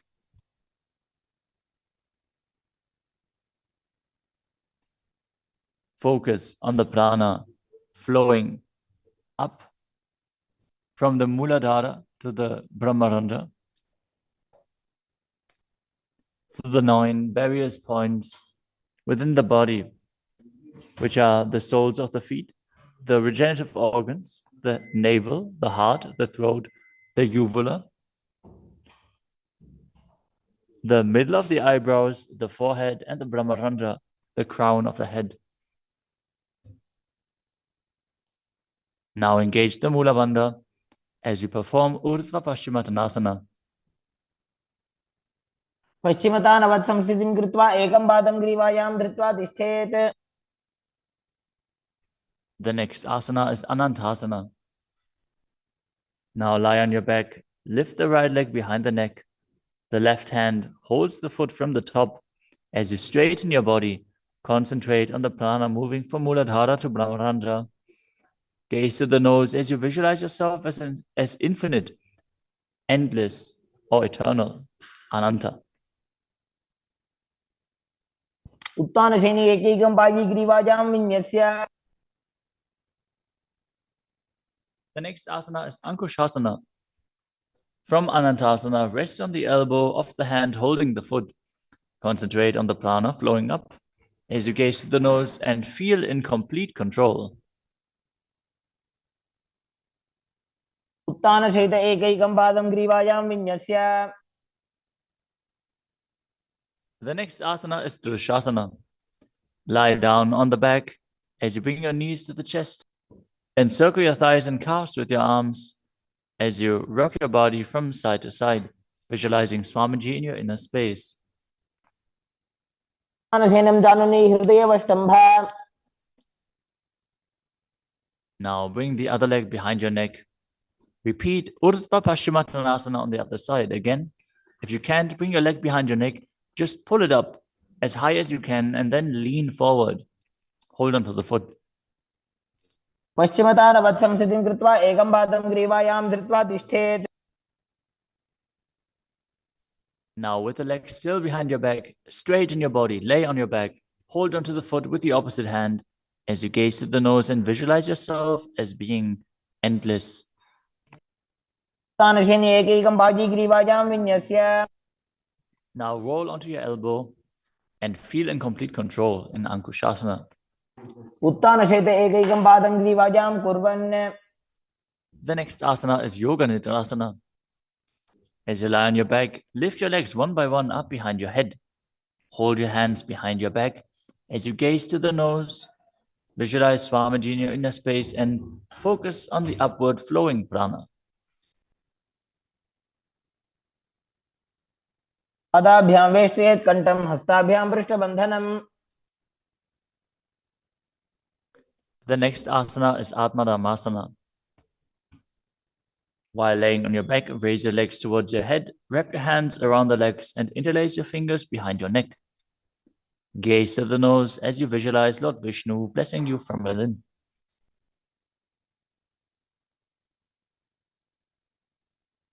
आत्मा राम आसन प्रथम सुधो सोवे. The next asana is Kochikasana. As you lay on your back, bring your knees to the chest with the soles facing up and extend your arms out sideways. Gaze to your third eye as you visualize Swamiji in your inner space.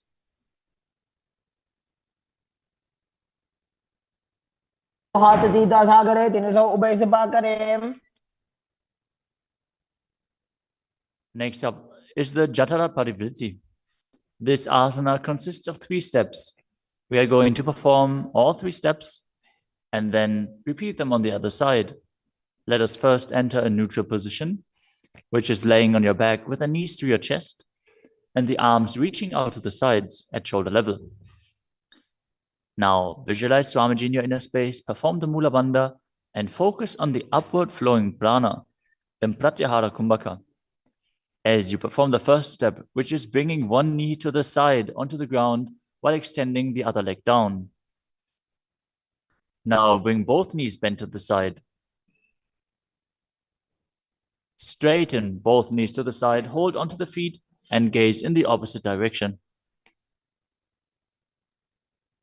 परिवृत्ति कुक्षिभागे त्रिधाहि परिकीर्तितः. Now come back to the neutral position, arms extended out to the sides and the knees pulled to your chest. As you drop the other knee towards the ground, extending the other leg down. Now bring both knees to the side and extend both knees to the side, gazing in the opposite direction. परिवृत्ति कुक्षिभागे त्रिधाहि परिकीर्तितः. Next up is the Dvipadapitam. As you lay on your back, bend your knees and place your feet flat on the ground. Hold onto your ankles and lift your hips up, gazing to the nose and visualizing yourself as sturdy as a bridge. As you start breathing in the Murcha Kumbhaka, as you keep the Jalandhara Bandha engaged while exhaling, force the air out through the throat lock gently. This will bring about a state of swooning in the yogi. Perform the Mula Bandha as you do so. प्रतिक्रियायुतं द्वन्द्वपीठः सर्वबलप्रदम्.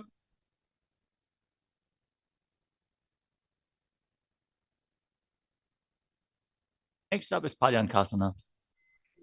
Laying on your back with the feet flat on the mat, bring your arms over your head and place your hands flat on the mat as well, with the fingers pointing towards your feet.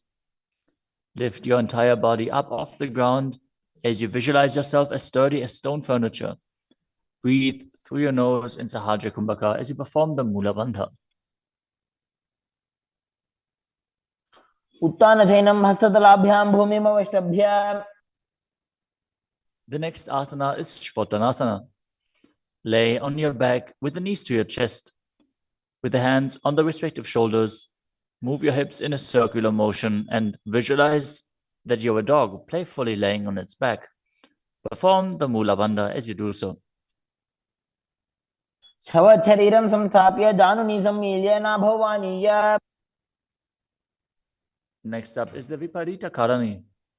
Lie supine, raise your hips and legs up as you extend your hands down on the mat below, helping you balance your body as your legs are raised up.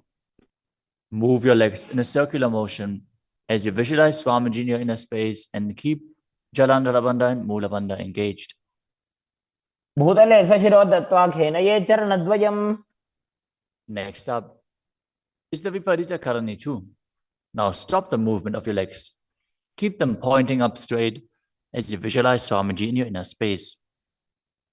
Karni विपरीताख्या सर्वाधिव्याधिनाशिनी. Next up is Langalasana. As you lay on your back, lift your hips and take your feet over the head with the toes on the floor. Stretch your hands out on the ground behind your back. Clasp your palms, rest on your neck and shoulders. As you visualize yourself as a plow, breathe in Mocha Kumbhaka with Jalandhara Bandha and Mula Bandha engaged. दिवाकण्ठेन भूमिं विष्टम्भ पादाग्रद्वयमूर्ध्वमुन्नयेत्. The next asana is Sajita Paschimottanasana. As you lie on your back in the same position, bring your hands to the feet. Pull your thighs to the chest and hold on to the toes as you keep your arms and legs straight. This is one of the 84 different asanas revealed directly by Lord Paramashiva himself. Visualize Paramashiva as you perform Jalandhara Bandha and Mula Bandha. तानं शयित्वात् कुर्वीत शयितपश्चिमतानकम्. Next up is Supta Konasana. Maintaining the same position, bring your hip over top of the shoulder level and open your legs wide apart. Visualize Swamiji in your inner space. Perform Jalandhara Bandha and Mula Bandha. परिवृत्ति कोक्षे भागे त्रिदाहि परिकीर्तितः. The next asana is Chakrasana. Now bring your legs over top of your head, toes on the ground, hold onto the ankles of the feet, and roll onto your back, keeping your legs straight.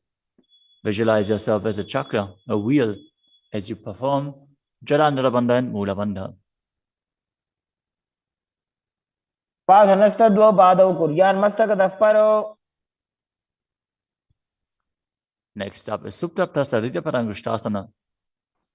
As you lay on your back with the legs vertical, hold on to the big toes in Prana Mudra, and then open your legs wide to the side. Visualize Swamiji in your inner space as you return to breathing in Ujjayi Pranayama, making an ocean-like sound with your mouth. उत्तानपादं क्रौञ्चं च मरीचिं वीरभद्रकम्. The next asana is Supta Padangushtasana.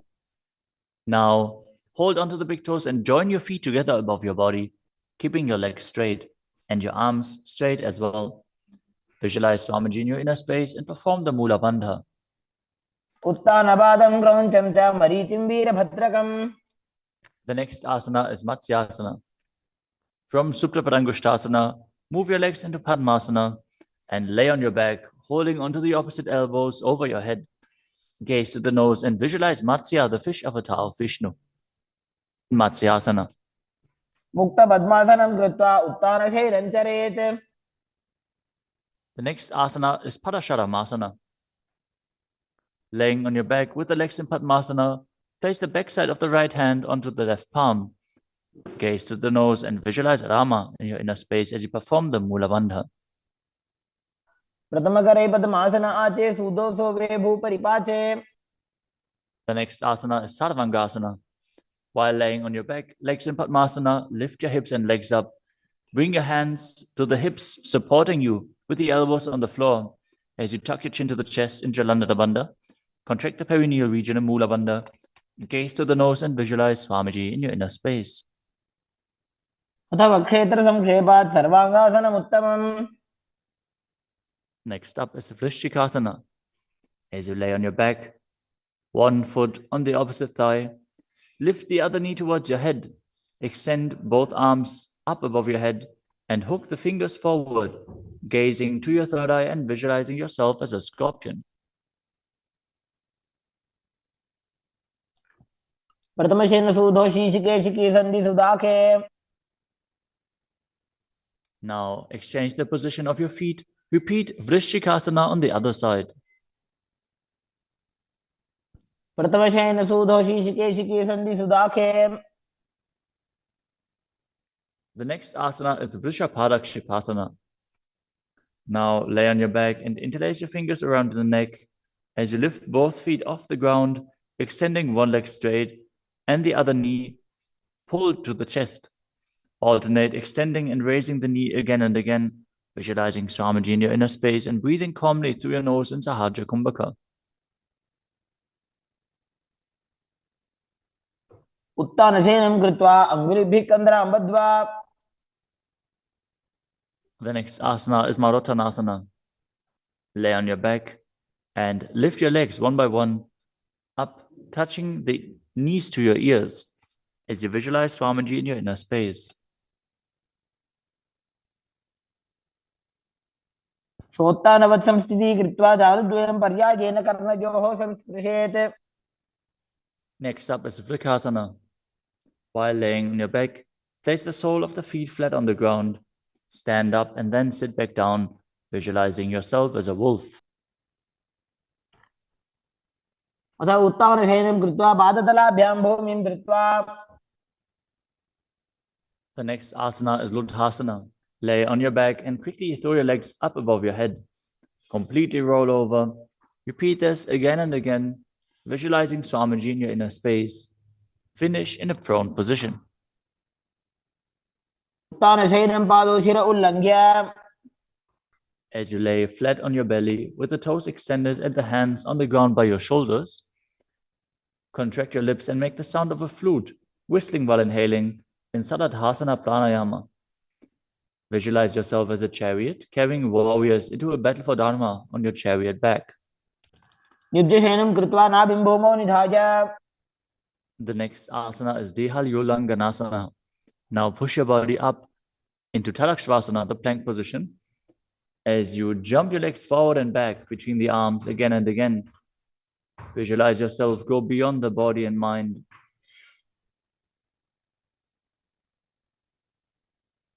हस्तद्वयं बद्ध्वा तन्मध्यचरणद्वयम् उड्डानैव बहिरानीज्य. The next asana is Jatyasana. From a standing position, bend forward and place your hands on the mat, walking back and forth as you visualize yourself as a wise 60-year-old elephant. अथ जात्यासनं वक्ष्ये येन जातिस्मरो भवेत्. Next up is the Luritika Karana. Stand with your knees bent, feet pointing outwards, and bend your elbows. Keep your hands at the chest level. Swiftly move your arms across your body and then bring them back to the center. Tilt your head back, open up your chest towards the sky, and move your head in all directions. The next asana is Sarapasana. As you tie your feet with a rope, stand erect like a rod. Keep your arms at the side of your body with the hands touching your thighs. Visualize that your Kundalini, Devi, is raising and curling upwards around your body. As you breathe calmly through your nose in Sahaja Kumbhaka, leading the prana along your spine, contract the perineal region. Force the Kundalini Shakti up. As you internally chant Om Nityananda Paramashivoham. अथ सर्पासनं वक्ष्ये वायुपाणाय केवलम्. The next asana is Ushtrasadhanasana. While standing, place all fingers on the mat and then stand on your hands. Keep your feet on the fists as you begin to move and walk like a camel. Visualize yourself as a camel as you walk around on the mat.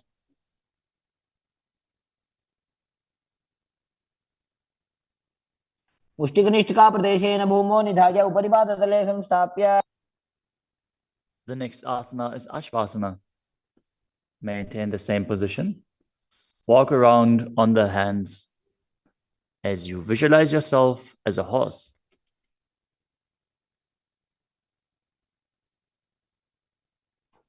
मुष्टिकनिष्ठिकाप्रदेशेन भूमौ निधाय.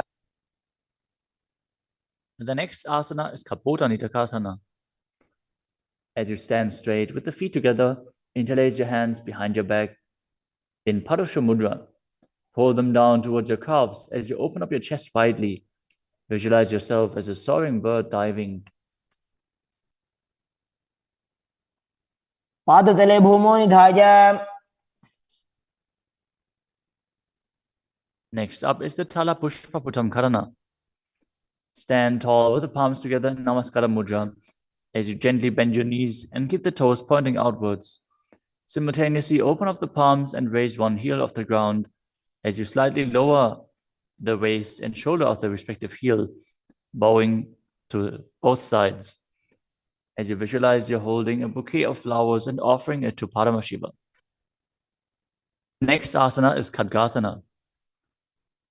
As you lay down on your stomach, jump your feet up towards your hands and stand.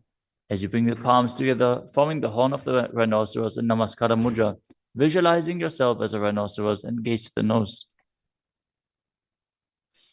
लुजसरतमासनं कृत्वा पादतलाभ्यां भूमिम् अवष्टभ्य. Next up is the Uttanottanam. Hold onto weights if you want to intensify this asana. Now sit down all the way or as low as you can to the ground and stand back up. Do this again and again as you visualize Swamiji in your inner space.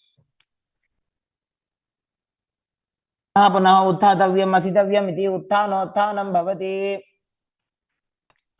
The next asana is Musalasana. Now stand up straight, raise your arms up over your head and jump repeatedly as you visualize yourself as a mace. सरलं स्थित्वा ऊर्ध्वं बाहु नयेत्. The next asana is Utshesakasana. From a standing position, pull the sole of the foot towards your chest, while with the other leg sit down and stand back up. Alternate on both sides as you gaze to the nose and visualize Swamiji in your inner space. एकैकं पादतलं कुक्षौ निधाय. Next up is the Parshva Karana. Now stand and keep one leg slightly bent with the toes pointing to the side. Bend and lift the opposite knee towards your chest, pointing the toes downwards. Keep your arms holding the knee with a hand in a fist as you place the other hand on top of the respective thigh with the fingers pointing inwards. The next asana is Tandavasana. You can hold weights to intensify this asana. Visualize yourself fiercely dancing as Lord Shiva as you stand on one leg with the opposite leg extended forward. Lower your body down to the mat and then stand back up straight. एकेन पादेन स्थातव्यं ताण्डवासनं भवति. The next asana is Brahmanasana. Now place one foot onto the opposite thigh as you stand erect on the mat like a rod. Keep your hands by the sides, visualizing yourself being blessed by Lord Brahma. ब्राह्मणासनमावक्ष्ये यत्कृत्वा ब्राह्मणो भवेत्. The next asana is Garudasana 3. Stand tall and wrap the left leg over and around the right knee as you tuck the left toes on the other side of the right calf. Simultaneously cross the left arm below the right and bring the palms together in Namaskara Mudra in front of your heart as you visualize yourself as Lord Garuda. उत्तानकूर्मपीठं च संहिस्गारुडमेव च. The next asana is Ekapadasana. Now bring the leg to the other thigh as you keep the hands hanging down by the sides towards the knees. Visualize Swamiji in your inner space. दक्षाङ्घ्रिं वामपादस्य जङ्घोपरि निधाय च. The next asana is Dhruvasana.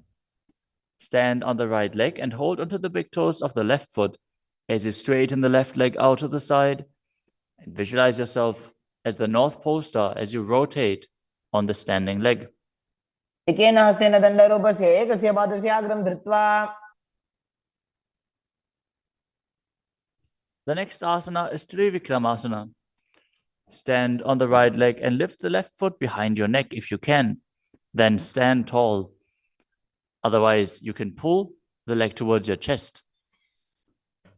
Then alternate standing and sitting. Perform the 3 steps of Vishnu as you visualize Lord Vishnu in your inner space. एकेन पादेन स्थातव्यम् उत्थातव्यम्. Now repeat the Parshvajanukarana on the other side. Now visualize yourself fiercely dancing as Lord Shiva as you repeat Tandavasana on the other side. पादेन स्थातव्यं ताण्डवासनं भवति. Now repeat Brahmanasana on the other side. ब्राह्मणासनम् आवक्ष्ये यत्कृत्वा ब्राह्मणो भवेत्. And repeat Garudasana 3 on the other side. अनगुर्मपीठं च सिंहस्गारुडमेव च.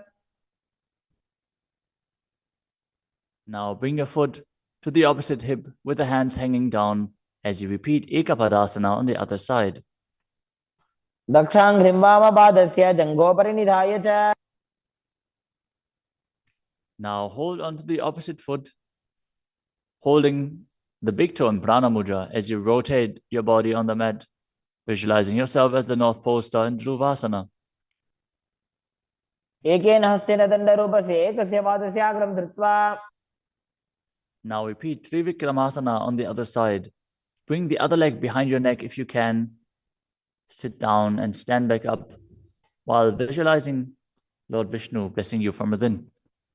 ग्रीवायां पादं संस्थाप्य स्थातव्यम् उत्थातव्यं त्रिविक्रमासनं भवति. Next up is the Samanaka Karana.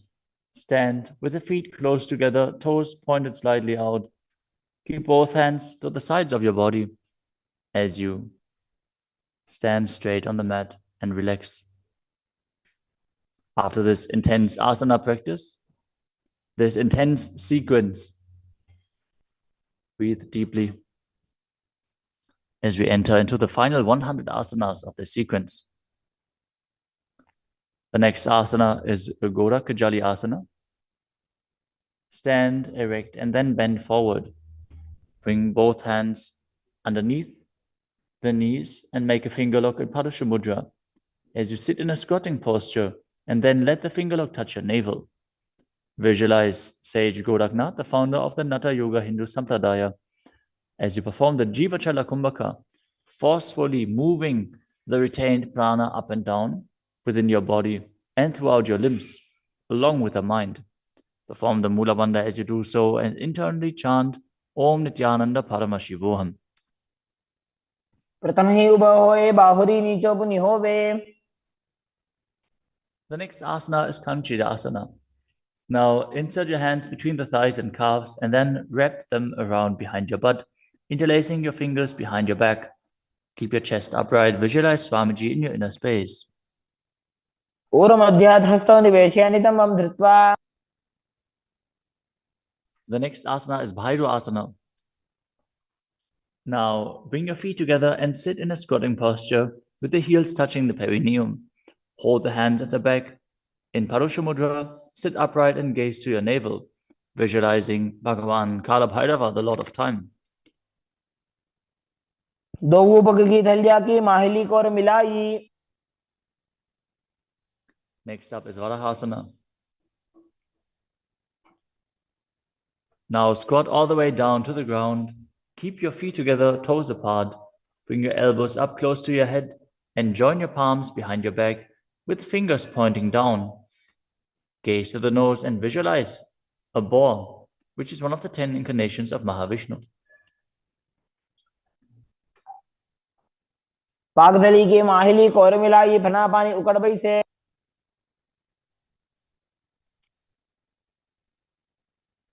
The next asana is Pripitasana. With the heels touching, bring your hips to the same level as your knees. Let your hands hang down. Hold on to the big toes in Prana Mudra as you visualize Swamiji in your inner space and perform the Mula Bandha. पार्श्वद्वयं मील्य स्थित्वा नितम्बं जानुप्रदेश आनीय. Next up is Bakasana. Now place your hands on the mat, fingers wide, and place your knees onto the back of your arms with the eyes forward. Lean forward and down, lifting your feet off the ground as you visualize yourself as a crow.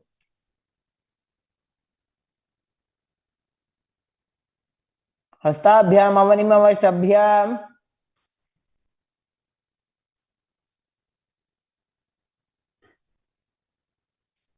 The next asana is Sushtanga Kapali Asana. Now kneel down, head on the ground, with the palms spread for support. Raise your body on your head and place your legs into Padmasana as you gaze to the nose and visualize Swamiji in your inner space. आसन को गुण कपाल आछो होई. The next asana is Guptasana. Lower your body down onto the mat and sit in a kneeling position.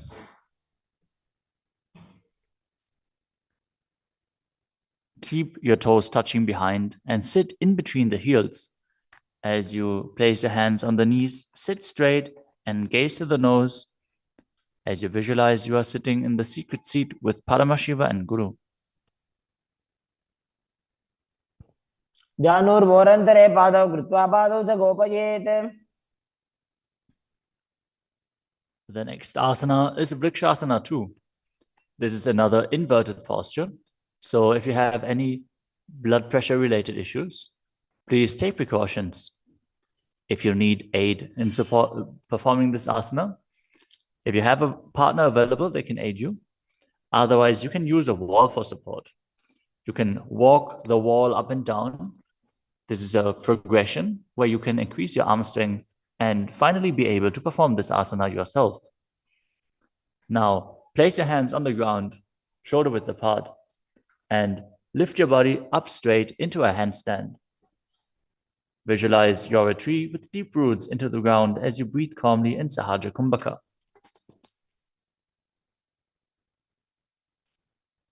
सप्तचक्रक्षालनाद्य vrikshasana विशेषकान्. Next up is Shiva Asana. Move your hands closer together and again enter the handstand posture. Visualize Tejas energy is flowing to your third eye. As you gaze up to your third eye, the Tejas energy will rejuvenate your body. दो पग जोड़ी माही Gulf मिलाए. The next asana is Matsyasana too. Now visualize yourself as a fish as you enter a plank position. Lower your body down to the mat and push it back up again and again as you engage the Mula Bandha. निब्जं शयनं कूर्परो पार्श्वभागायाम् ऊर्ध्वकृत्य. Next up is Sarpasana too. Lie prone on your belly with the hands on the hips and lift your chest to the left and right, visualizing and moving your body like a snake. शयनं कृत्वा हस्तौ नितम्बं संस्थाप्य. Next up is Nidalambanasana. Lay prone on your belly with the hands in Padma Mudra, the lotus mudra, holding onto the chin. Keep the toes pointing backwards, feet together, as you feel self-supported and completely independent. कराभ्यां भङ्गजं कृत्वा तिष्ठेत् कूर्परया सुधीः. The next asana is Chakrasana. As you lay on your stomach, place your hands flat on the mat in front. Straighten your arms and bend your knees. Bring the feet towards the upper back and lift your head and chest up, visualizing yourself as an umbrella protecting your guru from the sun rays. अर्ध्यासनवस्थित्वा हस्ततलाभ्यां भूमिं वष्टभ्य. The next asana is Vajrasana. Now sit on the knees with the tops of the feet flat on the mat. Bring your butt onto the heels Stretch your arms out in front and place the palms facing down as you bring your forehead to the mat. Gaze to the nose. Visualize yourself as Vajra, the weapon of Indra, symbolizing your indestructibility. इदानीं गर्भिणीनां योगाभ्यासो यथा लघु. Next asana is Meshasana. Now place your hands flat on the ground, shoulder width apart, and raise your hips up high into Gajasana. Then alternate striking the ground with your hands as you experience yourself as powerful as a ram. गजासन संस्थितो एकैकं बाहुं भूमौ ताडयेत्. The next asana is Ajasana. From Gajasana position, lift your legs up into the air and slowly bring your forehead to the ground. Visualize yourself as unborn, existing for all eternity. गजासन संस्थितो पादद्वयम् अन्तराले कृत्य. The next asana is Dhanantarasana.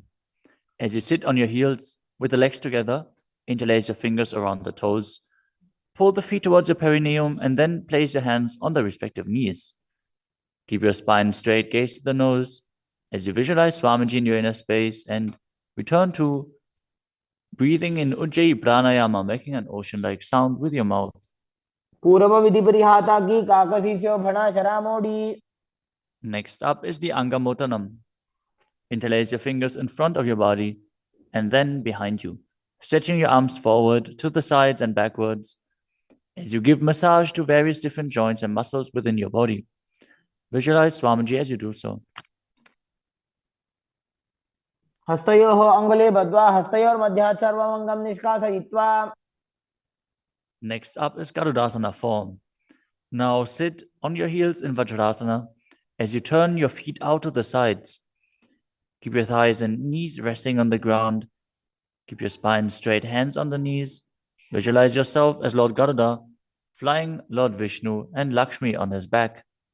जङ्घोरुभ्यां धरां पीड्य स्थिरकायो द्विजानुनाम्. Next up is Ananda Mandirasana. Now sit with your legs folded back, the toes pointing backwards, the knees wide, with the hands below the ankles. Keep the front of your buttocks on the ground as you gaze to your third eye and visualize yourself residing in the blissful space of a temple. अथ वक्षे वीरनाथ आनन्दमन्दिरासनम्. Next up is Mandukasana 2. Now sit with the knees wide, the feet overlapping on top of your ankles. Keep your hands underneath the knees, gaze to the nose, and visualize yourself as a frog as you perform Uddiyana Bandha and Mula Bandha. पृष्ठं सम्पीड्य गुल्फाभ्यां जान्वङ्गे सवलयाकृतिः. The next asana is Narasimhasana. As you keep your toes on the mat with the heels up and together, place your perineum on top of the heels. Keep your palms on the ground with the fingers spread wide apart, thumbs touching the base of the hand, touching the toes. Gaze to your nose, stick your tongue out and exhale forcefully. Visualize Narasimha, one of the 10 avatars of Vishnu, as you perform the Mula Bandha.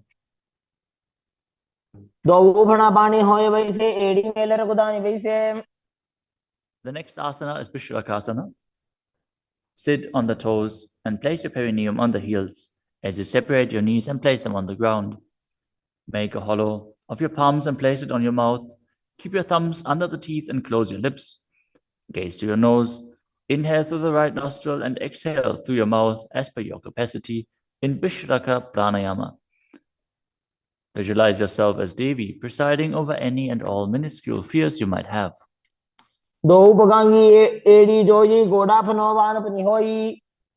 The next asana is Makadasana.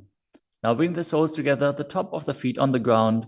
As you sit on the heels, bend your elbows, bring your fingers to the armpits, and imitate as if you were a monkey stretching itself. Visualize yourself as a playful monkey as you gaze to your third eye and perform the Mula Bandha. The next asana is Vajrasangarasana. Stand on the toes with the soles of the feet together. Sit on the heels, keep your knees wide and off the floor. Hold your elbows behind your back as you gaze to the nose. Embody a diamond-like strength for yourself and your Sangha, your spiritual community. प्रथम पाणी होय बैसे दो एड़ी गुदानी बैसे. The next asana is Kanjanasana. Now keep the toes down, ankles crossed behind, and sit on the heels. Place your palms on the mat to the sides as you gaze to the nose and visualize perfect health beyond any and all physical or mental ailments. अंजनासनमावक्षे यत्कृत्वा सुस्थिरो भवेत्. The next asana is Kurmasana, the turtle posture. With your toes flat, cross your feet and place your perineum onto the back of the heels. Keep your knees wide and on the floor. Rest your hands on the knees. Gaze to the nose and visualize a turtle with a stable body and mind to live for hundreds of years. गुल्फौ च वृषणस्याधौ व्युत्क्रमेण समाहितौ. The next asana is Yogasana. With the toes flat, cross your feet and place your perineum onto the back of the heels. Gaze to your nose and visualize Swamiji in your inner space.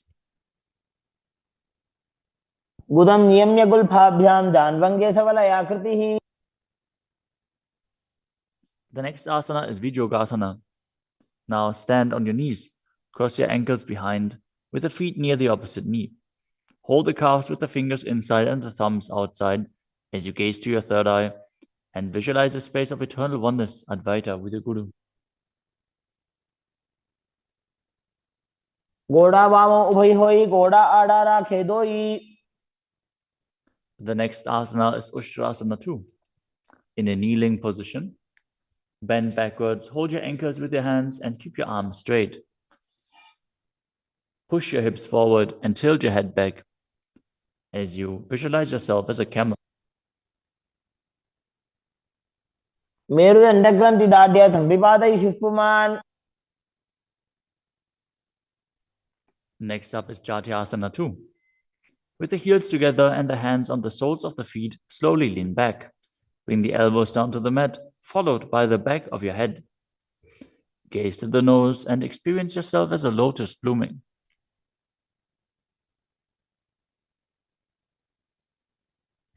दो एड़ी संपुट करे सोले मूल द्वारी धरे. Next up is Viratasana. Sit on the knees with the thighs and calves together. Lean back and touch your back to the ground. Then rise back up. Do this again and again as you visualize the healing and liberation of all causal, subtle forms of your body. Gaze to the nose and perform the Mula Bandha. जंगा पृष्ठभूमो निधाय जंगोदरयोः ऊरुनि संस्थाप्य. Next asana is Kapotasana. From Viratasana, raise your hips higher. Bring your forearms to the mat and hold the back of the heels. As you bring your head in between the feet, visualize yourself as a beautiful dove and perform the Mula Bandha. मेरुदंड ग्रंथि दाढ़्य संविपादयिषु पुमान्. The next asana is Vadasana. Now stand upright on the knees with the toes tucked. Hold your arms with opposite hands and gaze to the nose. This is the boon fulfilling posture. Receive your boon from Paramashiva. जानुनि भूमौ संस्थाप्य हस्ताभ्यां बाहु परस्परं धृत्वा. Next up is Vadahasana 2. Keep your knees together, toes tucked behind. Lean forward as you bring the elbows to the mat. With your hands holding the head, rest your buttocks on the heels and visualize yourself as Varaha, the boar incarnation of Mahavishnu.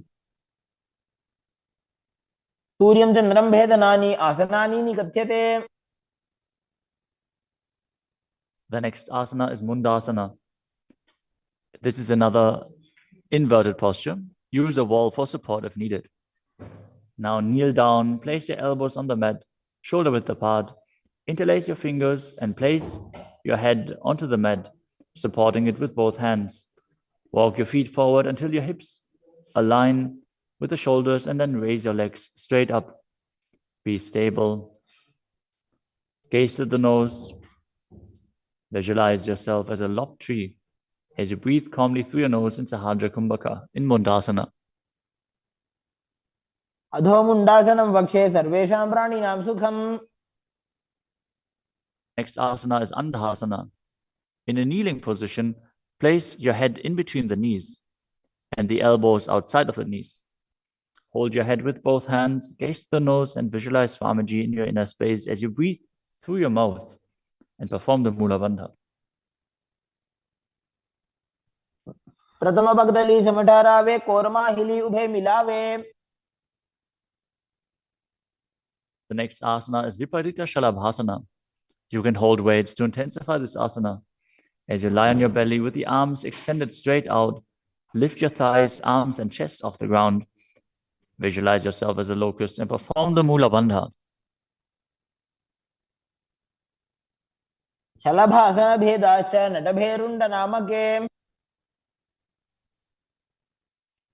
The next asana is Kapalasana. Lie on your belly with the arms at the side, palms facing down. Keep your forehead on the ground and keep your chest on the mat as you lift your legs up together. Visualize yourself as a skull, representing the mind with purified thoughts and the strong will to attain enlightenment. कपालं भूमो निधाय ऊर्ध्वं पादौ नजेत्. The next asana is Akasha Kapotasana. As you lay on your stomach, keep your hands by the sides and lift your legs up over your head. As you slowly place your feet on the mat in front of your head, keep the palms flat on the mat behind, visualizing yourself as a free and open dove. As you breathe in Sahajra Kumbhaka and perform the Mula Bandha. उष्ट्रासने स्थित्वा चरणौ भूमेरुत्थाप्य. The next asana is Chatakasana. As you sit on your knees, bring the chest down so the navel touches the knees and keep your hands and elbows flat on the ground. Be sturdy. Visualize yourself as a sparrow as you perform the Mula Bandha. पूर्वपर्यन्तौ हस्तौ धरामवष्टभ्य. The next asana is a Vrishchikasana too. Now kneel down, keep your hands and elbows on the mat. As you raise your legs, bend your back to touch the feet onto your head. Lift your chin and hold as you visualize yourself as a scorpion. विच्छेव पुच्छ प्रतिमाङ्घ्रिपार्ष्णे धृत्वा स्वशीर्षे चिबुकं विधार्यकौ. Now place the perineum down on the right heel as you keep the left foot outside of the hip with the toes pointing outwards. Now visualize yourself as a bull as you start breathing in the Antaranga Kumbhaka, forcefully inhaling through your nose, holding the breath for a short while and then exhaling slowly. याम्यगुल्फे पादमूले वामभागे पदेतरम्. The next asana is Lulasana. From the kneeling position, place your hands flat on the mat in front. Lift your knees off the ground and cross the toes over the left.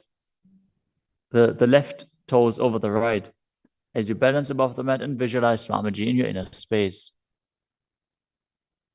लोलासनं सदा कुर्यात् वायुलोलापघातनात्.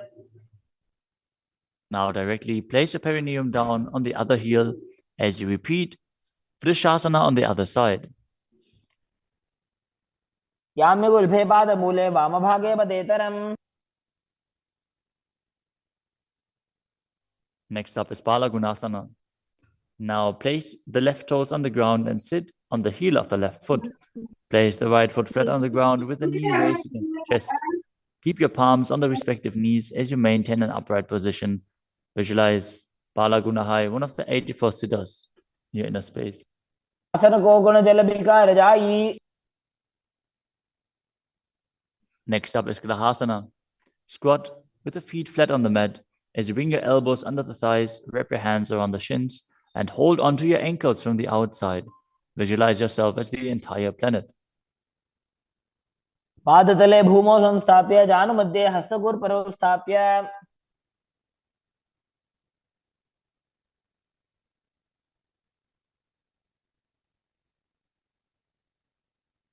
Next up is Balagunasana on the other side. Visualize Balagunahai, one of the 84 siddhas in your inner space. आसन को गुण जल बिकार जाई. Next up is Utkatasana. You can use weights to intensify this asana. As you squat on your toes with the heels up, the knees off the mat, place your perineum onto the heels and your hands on the respective knees. Keep your spine upright, visualize Swamiji in your inner space, and perform the Mula Bandha.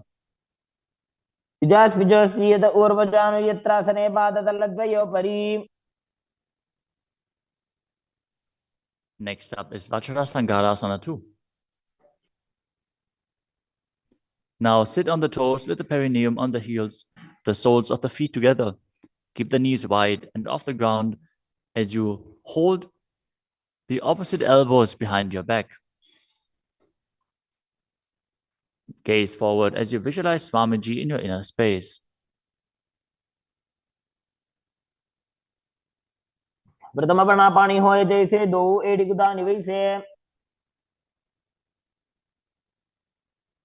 The next asana is Anilasana.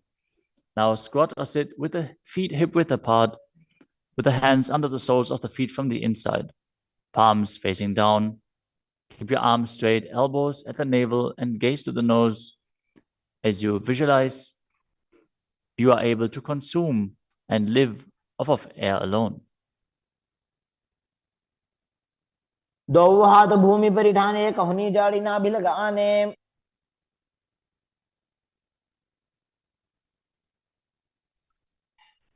Next up is Padukasana. Now place the back of your hands on the mat with the fingers facing towards your body. Step the feet on top of the hands with your hands wrapped around the feet like a shoe. Start walking around on your mat as you visualize you're wearing padukas walking across India.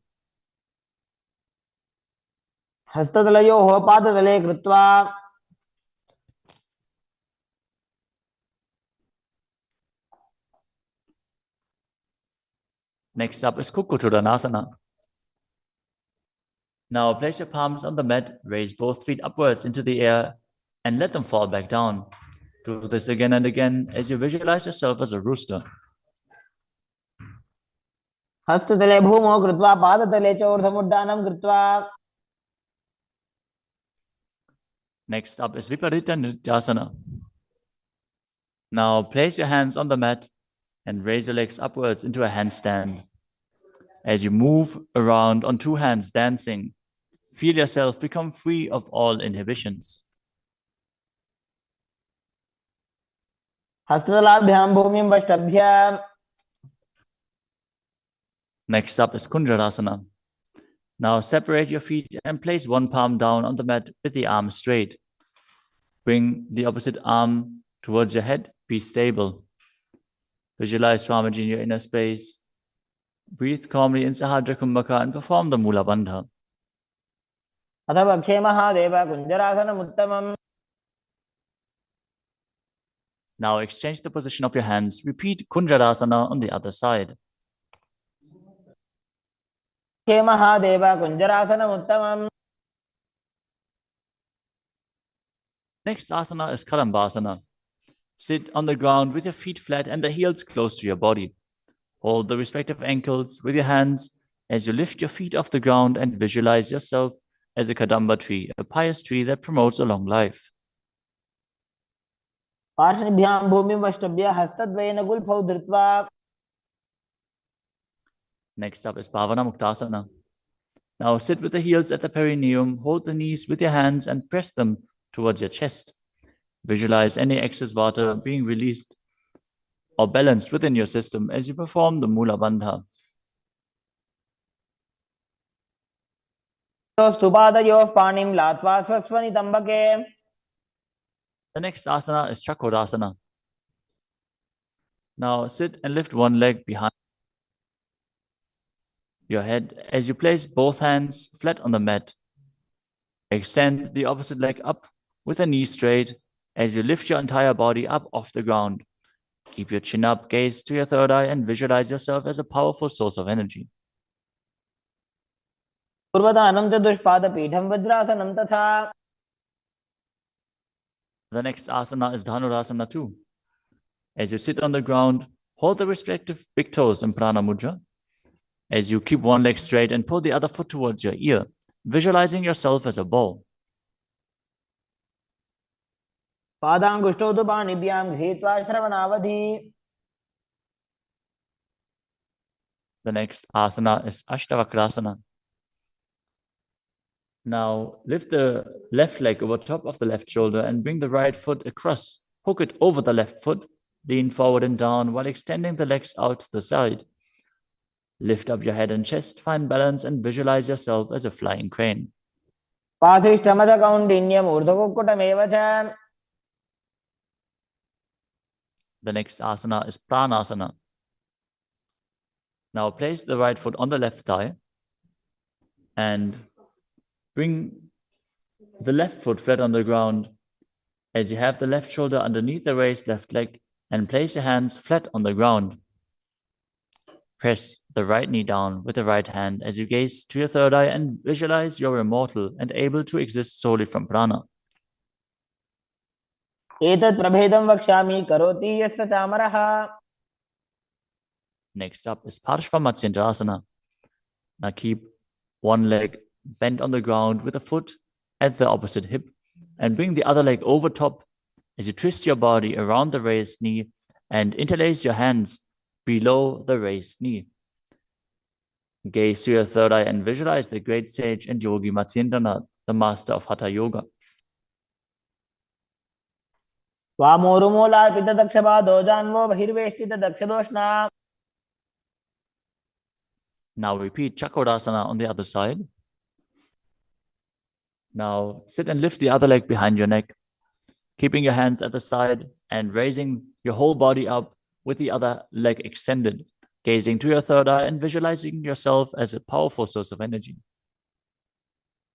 पूर्वतानं चतुष्पादपीठं वज्रासनं तथा. Now repeat Dhanurasana 2 on the other side, holding the big toes of both feet in Prana Mudra as you pull the opposite foot towards your ear, visualizing yourself as a bow. पादाङ्गुष्ठौ तु पाणिभ्यां गृहीत्वा श्रवणावधि. Now repeat Ashtavakrasana on the other side. Now lift the right leg over top of the right shoulder, cross the left foot over the right, and extend the legs out to the side, balancing as you visualize yourself as a flying crane. पाशिष्ठमदकौण्डिन्यम् ऊर्ध्वकुक्कुटमेव च. Now repeat Pranasana on the other side. Bring the other foot over top, shoulder underneath, push the knee down and place the other one on the ground as you visualize yourself being immortal and able to exist solely from prana. एतत् प्रभेदं वक्ष्यामि करोति यस्य चामरः. Now repeat Parshva-Matsyendrasana on the other side, bringing one heel to the opposite hip, the other leg over top of the knee as you twist your body around and bring your hands underneath and interlace the fingers behind your back, twisting your body even further, gazing up to your third eye and visualizing Matsyendranath. वामोरुमूलार्पितदक्षपादो जान्वो बहिर्वेष्टितदक्षदोष्णा. Next up is Ardha Paschimottanasana. As you keep one leg straight and press the perineum with one heel, lean your chest forward and down, hold onto the front foot and bring your head towards the knee. Visualize Swamiji in your inner space. एकं पादं प्रसार्य एकं पादस्य पार्श्वना Seoni सम्पीड्य. Next up is Kranchasana. Now place your left ankle outside of the hip, hold the sole of the right foot and lift the leg up towards your forehead. Keep the knees straight. Visualize yourself as a crane as you engage the Mula Bandha. उत्थानपादं क्रौञ्चं च मरीचिं वीरभद्रकम्. Now repeat Ardha Paschimottanasana on the other side, keeping the opposite heel against the perineum, leaning forward and down. Perform the Jiva Chala Kumbhaka, moving the prana up and down within your body. एकं पादं प्रसार्य एकं पादस्य पार्श्वना Seoni सम्पीड्य. Now repeat Kranchasana on the other side. As you bring the other heel outside of the hip, extend the opposite leg up, holding the foot with the knee straight, visualizing yourself as a crane. उत्तानपादं क्रोञ्चं च मरीचिं वीरभद्रकम्. Next asana is swastikasana. Now sit with the soles between the thighs and calves. Keep your spine straight, the palms resting on the knees. Gaze to the tip of the nose and embody peace, well-being, good fortune, and prosperity as you visualize a swastika. तानूर्भोरन्तरे सम्यक् कृत्वा पादतले उभे. Next up is Gorakshasana. As you keep your feet in the same position, cover your heels with the respective hands. Tuck your chin to the chest and gaze to the tip of your nose, visualizing the great sage Goraknath as you perform Jalandhara Bandha and Mula Bandha. तानूर्भोरन्तरे पादौ उत्तानो व्यक्तसंस्थितौ. Next up is Pakasana 2. Now bring the left heel to the perineum and the right foot on the left thigh. Visualize Swamiji in your inner space. Meditate on Arihanta, the Enlightened One. As you gaze to your third eye, perform the Mula Bandha and re-enter the Shanmukhi Mudra once more. As you exhale, close your eyes with the index fingers, nose with the middle fingers, mouth with ring and little fingers, the ears with your thumbs. वामपार्श्वौ गुदौ संस्थाप्य दक्षाङ्घ्रिवामजगने. Next up is Yogasana 2. As you keep your feet on top of the opposite knees, place your hands on the ground beside your body, with the palms facing up. Keep your spine straight, gaze to your nose as you visualize Swamiji in your inner space. Start breathing in Kakachantra Kumbhaka, rolling up the tongue and keeping your mouth in the shape of the beak of a crow. As you inhale through the rolled up tongue, cooling down your body. उत्तानौ चरणौ कृत्वा संस्थाप्योपरि जानुनोः. Next up is Urdhva Kukutasana. Now rotate your hands next to your body and push your body off the mat, visualizing yourself as a rooster.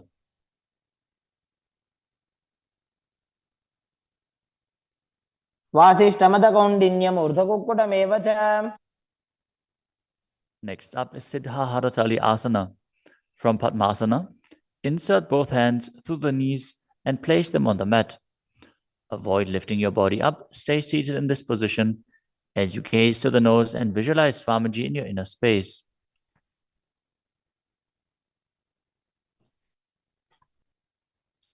प्रथम पद्मासन को करे हस्तदो गोकोडासन दिधरे. Next up is Hamsasana. From Padmasana, lift your body off the ground as you gaze to your third eye and visualize yourself as an elegant swan. कुक्कुटासने स्थित्वा स्कन्दपर्यन्तं मूरोनि नीत्वा. Next up is Karmukasana. From Padmasana, place your hands between the thighs and calves. Lean forward and while sitting, reach your hands behind your body in Parasha Mudra.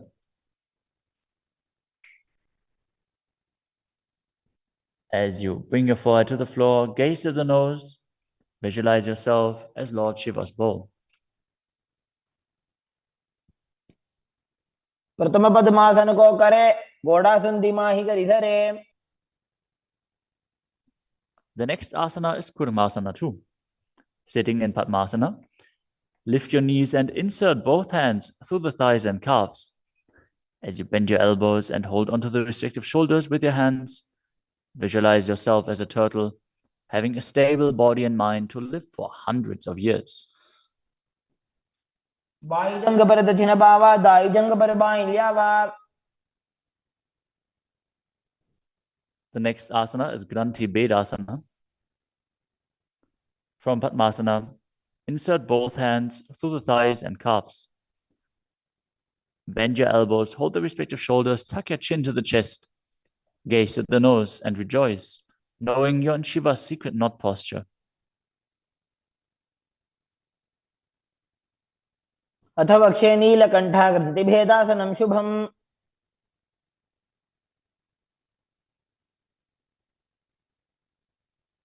The next asana is Uttana Kurmasana. From Padmasana, insert both hands through the thighs and calves. As you roll onto your back, Hold onto the respective shoulders with your hands and gaze to the nose, embodying a turtle laying on its back.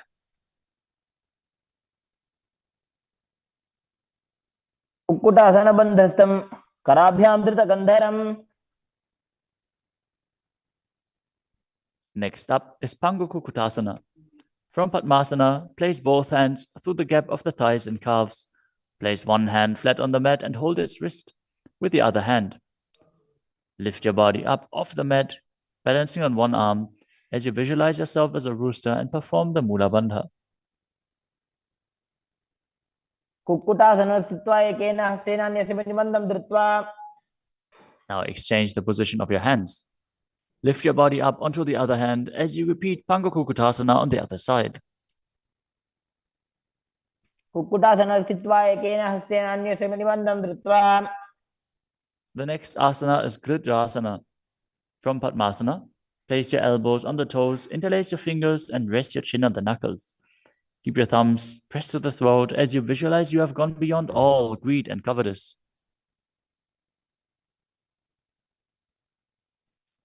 जानोर्भोरन्तरे पादौ उत्तानो व्यक्तसंस्थितौ. Next up is Padmasana 3. From Padmasana, hold one hand over the other with the palms facing upwards. Keep your spine straight, gaze to the nose, and visualize Swamiji in your inner space as you perform Mahamudra Bandha. All three bandhas engaged. उत्तानौ चरणौ विधाय विधिवत् शक्तिस्थितौ योगिरात्. Next up is Padmasana 4. From Padmasana, place your palms on top of the knees. Keep your spine straight, gaze to the nose, engage the Mula Bandha, and visualize Paramashiva in your inner space.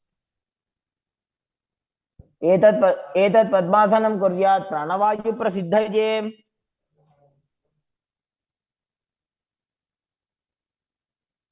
Next up is Karmakasana 2. From Padmasana, keep the left hand on the left knee and hook the right hand around the big toes in Prana Mudra with index and middle fingers. As you pull your elbow back as if you're pulling a bowstring, moving the big toe in a circular motion. Visualize yourself as Pinaka, Lord Shiva's bow, as you repeat the movement on the other side as well. वक्षे योगपूरक रक्षणात्. Next up is Karmakasana 3. From Padmasana, cross your arms behind your back and hold onto the big toes in Prana Mudra as you gaze to the nose and visualize yourself as Paramashiva's bow.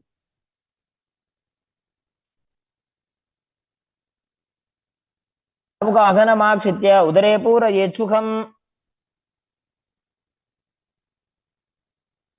Next up is Dridhasana. Now maintain Karmakasana 3.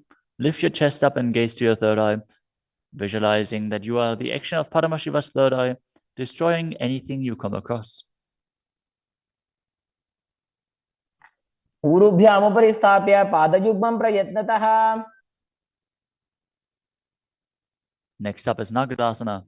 From Karmakasana 3, with your arms behind your back, roll onto your back. Hold on to the big toes if you can.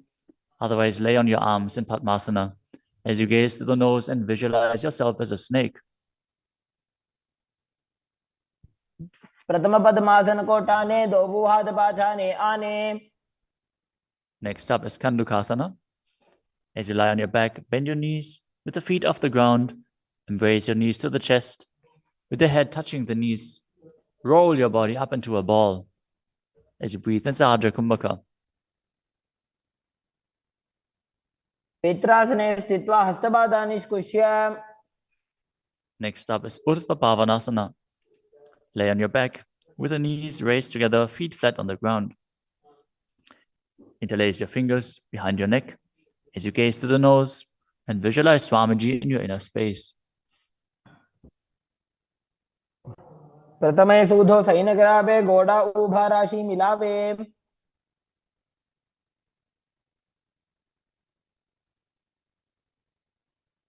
Next up is Marakata Pitasana. Lie on your back and bend your knees as you keep your feet flat on the mat and place the upturned palms underneath your heels. Lift your hips up as you visualize yourself as a powerful alpha ape. Perform the Murcha Kumbhaka with Jalandhara Bandha and Mula Bandha engaged. उत्तानशयनं पादतले उत्तानहस्तयोः स्थापयेत्. Next up is Uttana Shiki Pitakasana. Lie supine and raise your hips up. Support your hips with your hands, placed at the waist, as your elbows bear the weight of your body. Press your chin through the throat, gaze to the nose, and visualize Swamiji in your inner space. जङ्घोरुबलहीनश्चेत् उत्तानशीपीठकम्. Next up is Nadakasana. As you lie supine, raise your hips and legs up. Bring your hands to the lower back for support if needed, but then place your elbows and hands flat on the mat below. Balance as you visualize traversing Naraka, hell unscathed. ग्रीवाकण्ठेन भूमिं विष्टम्भ. Next up is Tiryanokasana. From Nadakasana, bring your hands to the lower back and keep your elbows on the mat. Raise your legs up vertically and slowly lower and angle them down, keeping your core engaged. Visualize your abode crossing the ocean of samsara. नौकावत् स्थित्वा ऊर्ध्वं पादाग्रद्वयं नजेत्. The next asana is Dvajasana. Now bring your arms back flat on the mat. Keep your legs straight as a flagpole as you visualize yourself as the Kailasa flag, respected across all nations. नौकावत् ग्रीवापृष्ठकूर्परैः भूमिं वष्टभ्य. Now gently lower your body down to the mat as you lie supine. Contract the perineal region and pull the Kundalini Shakti up your spine, performing the Shakti Chalan Mudra. Bring it up to the Brahmarandha.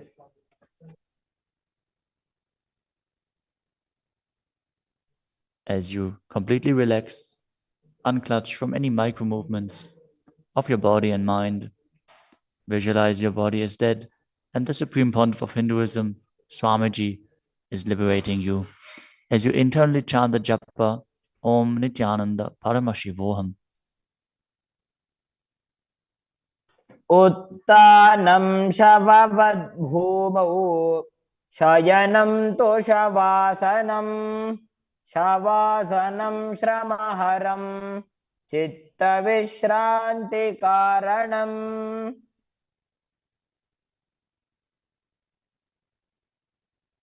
ॐ नित्यानन्द परमशिवोऽहम्. ॐ नित्यानन्द परमशिवोऽहम्. ॐ नित्यानन्द परमशिवोऽहम्. ॐ नित्यानन्द परमशिवोऽहम्. ॐ नित्यानन्द परमशिवोऽहम्. ॐ नित्यानन्द परमशिवोऽहम्. ॐ नित्यानन्द परमशिवोऽहम्. ॐ नित्यानन्द परमशिवोऽहम्.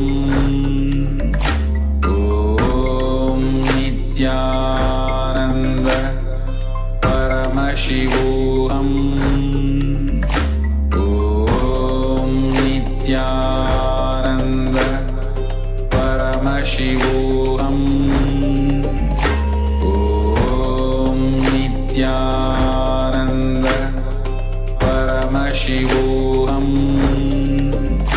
ॐ नित्यानन्द परमशिवोऽहम्. ॐ नित्यानन्द परमशिवोऽहम्. ॐ नित्यानन्द परमशिवोऽहम्. ॐ नित्यानन्द परमशिवोऽहम्. नित्यानन्द परमशिवोऽहम् ॐ नित्यानन्द परमशिवोऽहम् ॐ नित्यानन्द परमशिवोऽहम् ॐ नित्यानन्द परमशिवोऽहम् ॐ नित्यानन्द परमशिवोऽहम् ॐ नित्यानन्द परमशिवोऽहम् ॐ नित्यानन्द परमशिवोऽहम् ॐ नित्यानन्द परमशिवोऽहम् ॐ नित्यानन्द परमशिवोऽहम् ॐ नित्यानन्द परमशिवोऽहम् ॐ नित्यानन्द परमशिवोऽहम् ॐ नित्यानन्द परमशिवोऽहम् ॐ नित्यानन्द परमशिवोऽहम् ॐ नित्यानन्द परमशिवोऽहम् ॐ नित्यानन्द परमशिवोऽहम् ॐ नित्यानन्द परमशिवोऽहम् ॐ नित्यानन्द परमशिवोऽहम् ॐ नित्यानन्द परमशिवोऽहम् ॐ नित्यानन्द परमशिवोऽहम् ॐ Nityanand. Now slowly return to your physical body. Start wiggling your fingers and toes, your wrists and your ankles, your elbows and your knees. Raise your knees up towards your chest and circle them with your hands, rocking your body from side to side. As you slowly return to a comfortable seated position.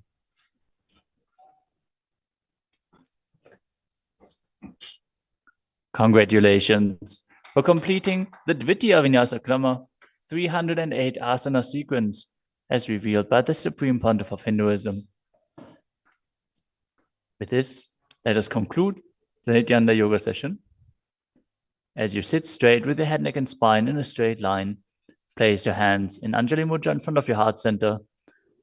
Close your eyes, take a deep breath, visualize Swamiji, and chant the Purna Mantra. Om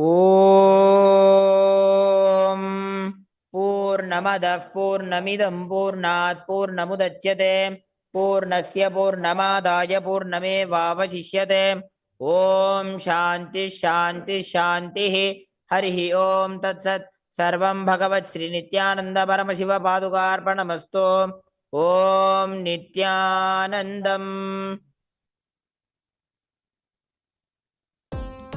Nityanandam, thank you for watching, and if you found the video enlightening, please give it a like, share it with your loved ones, and subscribe to stay connected with us. don't forget to click the bell icon to receive the notifications.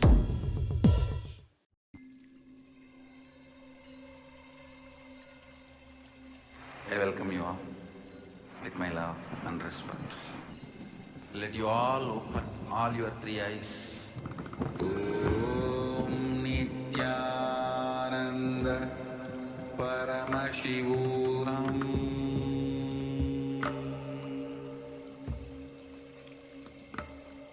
Om Nityananda Paramashivoham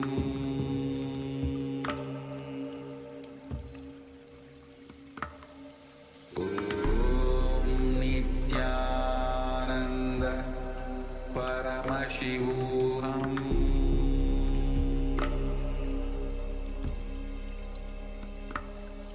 Om Nityananda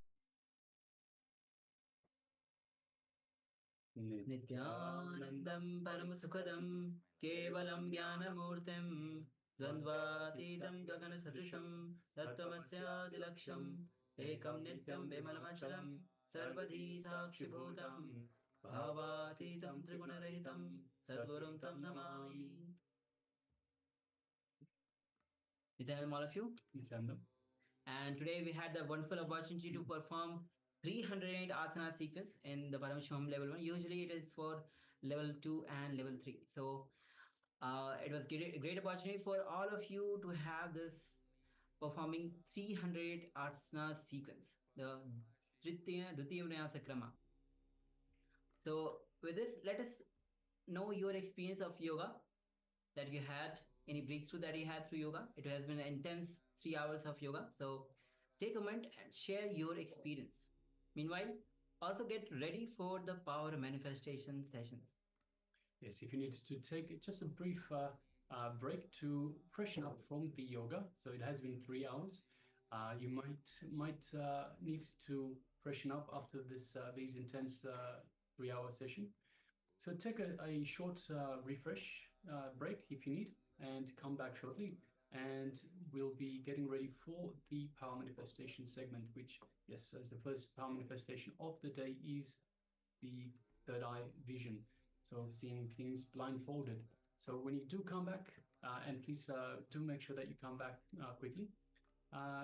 Please make sure also that you have your eye bands with you. And of course, if you don't have eye bands, that's fine. You can use any cloth, any piece of cloth that can cover your eyes so that you cannot see through. Okay.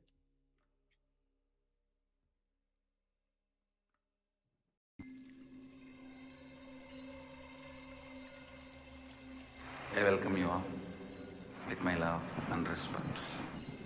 Let you all open all your 3 eyes. Om Nityananda Paramashivoham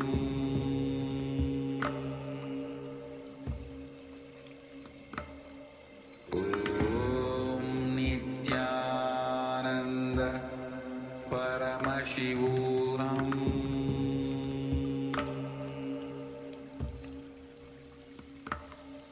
Om Nityananda Paramashivoham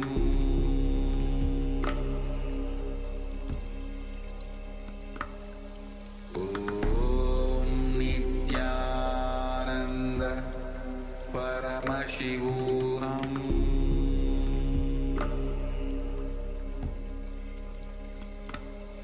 Om Nityananda Paramashivoham Om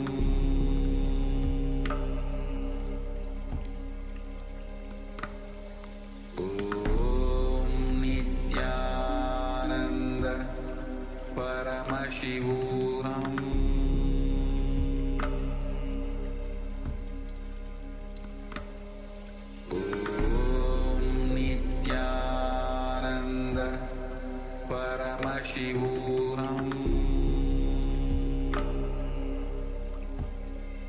Paramashivoham Om Nityananda Paramashivoham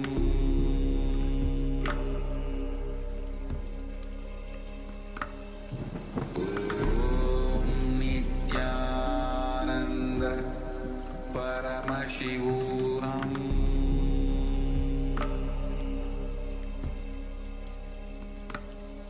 Om Nityananda Paramashivoham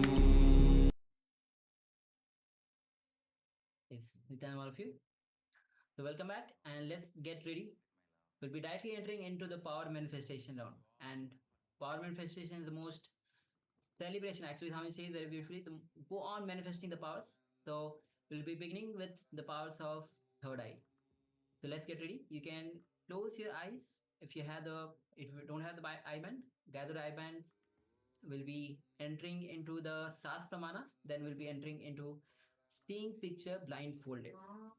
So as we are chanting the Sas Pramana, which is a scripture reference for manifesting the powers of third eye. Meanwhile, you can get ready with the blindfold to cover your eyes. कपालान्तर्मनो यस्य तिष्ठन्मीलितलोचनः क्रमेण मनसो धार्यात् लक्ष्ये लक्ष्यमुत्तमम्. Translation of this verse goes as, by fixing the mind on the inner space within the crown center and sitting stably without any movement, having the eyes closed in succession, by that stability of the mind and the inner space through the power of third eye, one directly sees the ultimate goal, Lakshyam, by having the vision beyond the sight that reveals any object or place, attaining the space of oneness with the source Paramashiva. Yes. So just before we begin, just requesting all participants to please switch on your cameras. So if you're there with us, we have a number of participants with the camera switched off. So first of all, welcome to all our participants, all everyone that's here with us. We have, I'm not sure if it's Yuan or Luan Pacheco. We have Ma Nitya Guru Prashadini. We have a participant with the label iPhone, Mark Shu Wei-Ping and Mark Haley Wang, requesting everyone please switch on your cameras. So everyone please switch on your cameras and be available in the camera frame itself. Yes, thank you, Aya, Nityanandam. Yes, Nityanam. And all the participants on YouTube also, welcome to day 9 of Paramashivoham, and you can interact with us through the YouTube chat. Meanwhile, shortly we'll be giving you the link to join us via two-way as well. So you can join via two-way as well. Yes. So now let us sit comfortably with the head, neck, and spine in a straight line. And just taking a long, deep breath. Deep breath in and deep breath out. Let us repeat once more. Deep, long, deep breath in and deep breath out.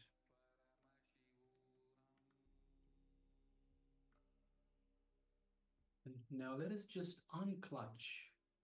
So what is unclutching? Unclutching is just simply every time a thought comes, we just become a witness. Every time an emotion comes, a worry, we just become a witness. We don't get involved in the thought, the emotion, the worry, anxiety, whatever it might be. We just become the witness. We witness it as it rises up and it goes back down without any interaction. We don't interact with it. Just let it go, come up and go back down. Let us just unclutch again and again. Unclutch.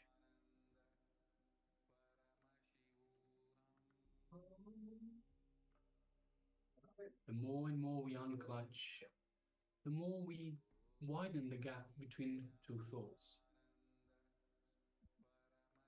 And in between these two thoughts is where we find restful awareness. In between the two thoughts is where we find our connection with Paramashiva, our connection to Swamiji, who is, of course, the embodiment of Paramashiva. So every time a thought comes, whatever the mind throws at you, just unclutch. Don't get involved in it. Just be a witness. Now let us move our attention, our awareness to the Ananda Gandha, which is just below the heart center. And let us visualize Swamiji in our Ananda Gandha. And just feel the love and compassion that is radiating from Swamiji, from your Ananda Gandha.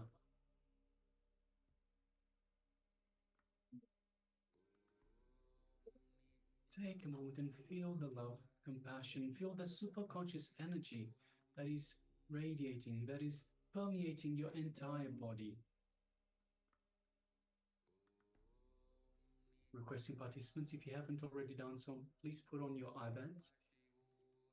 So this is the power of third eye vision.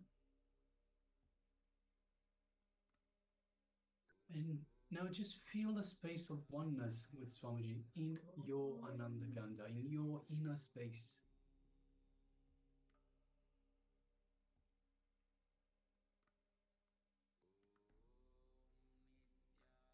Just know that you are in oneness with Swamiji.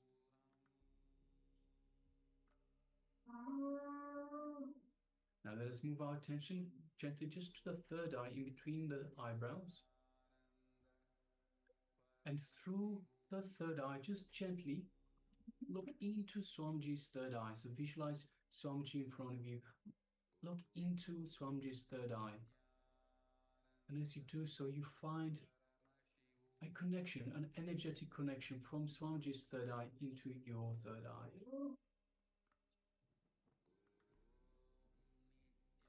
You feel an energetic connection. You feel a build-up of energy in your third eye. As Swamiji is awakening and activating your third eye, your Anya chakra.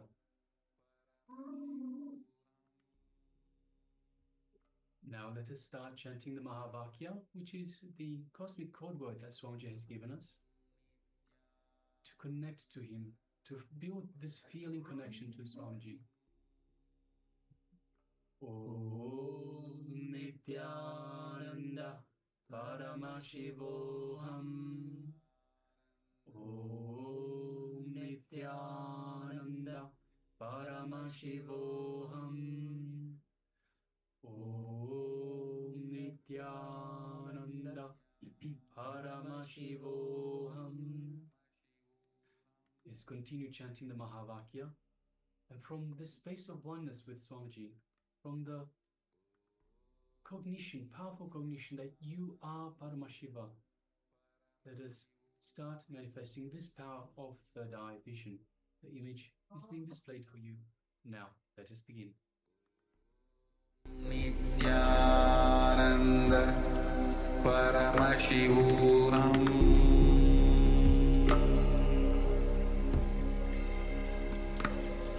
Om Nityananda Paramashivoham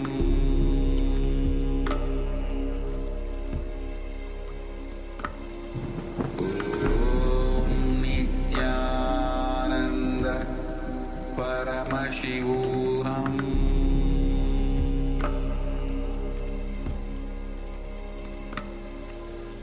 Om Nityananda Paramashivoham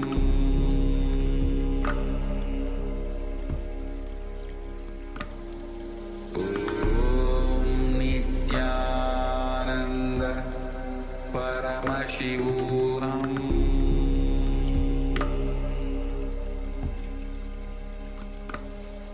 Om Nityananda Paramashivoham Om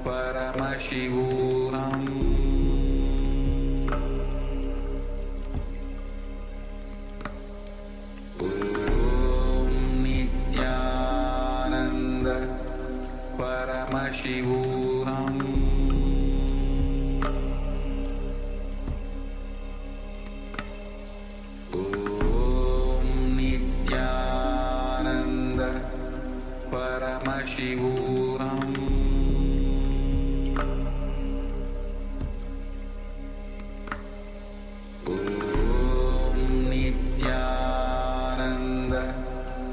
Paramashivoham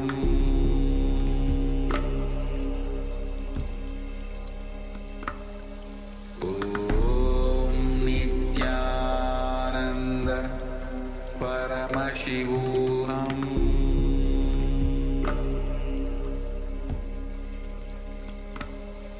Om Nityananda Paramashivoham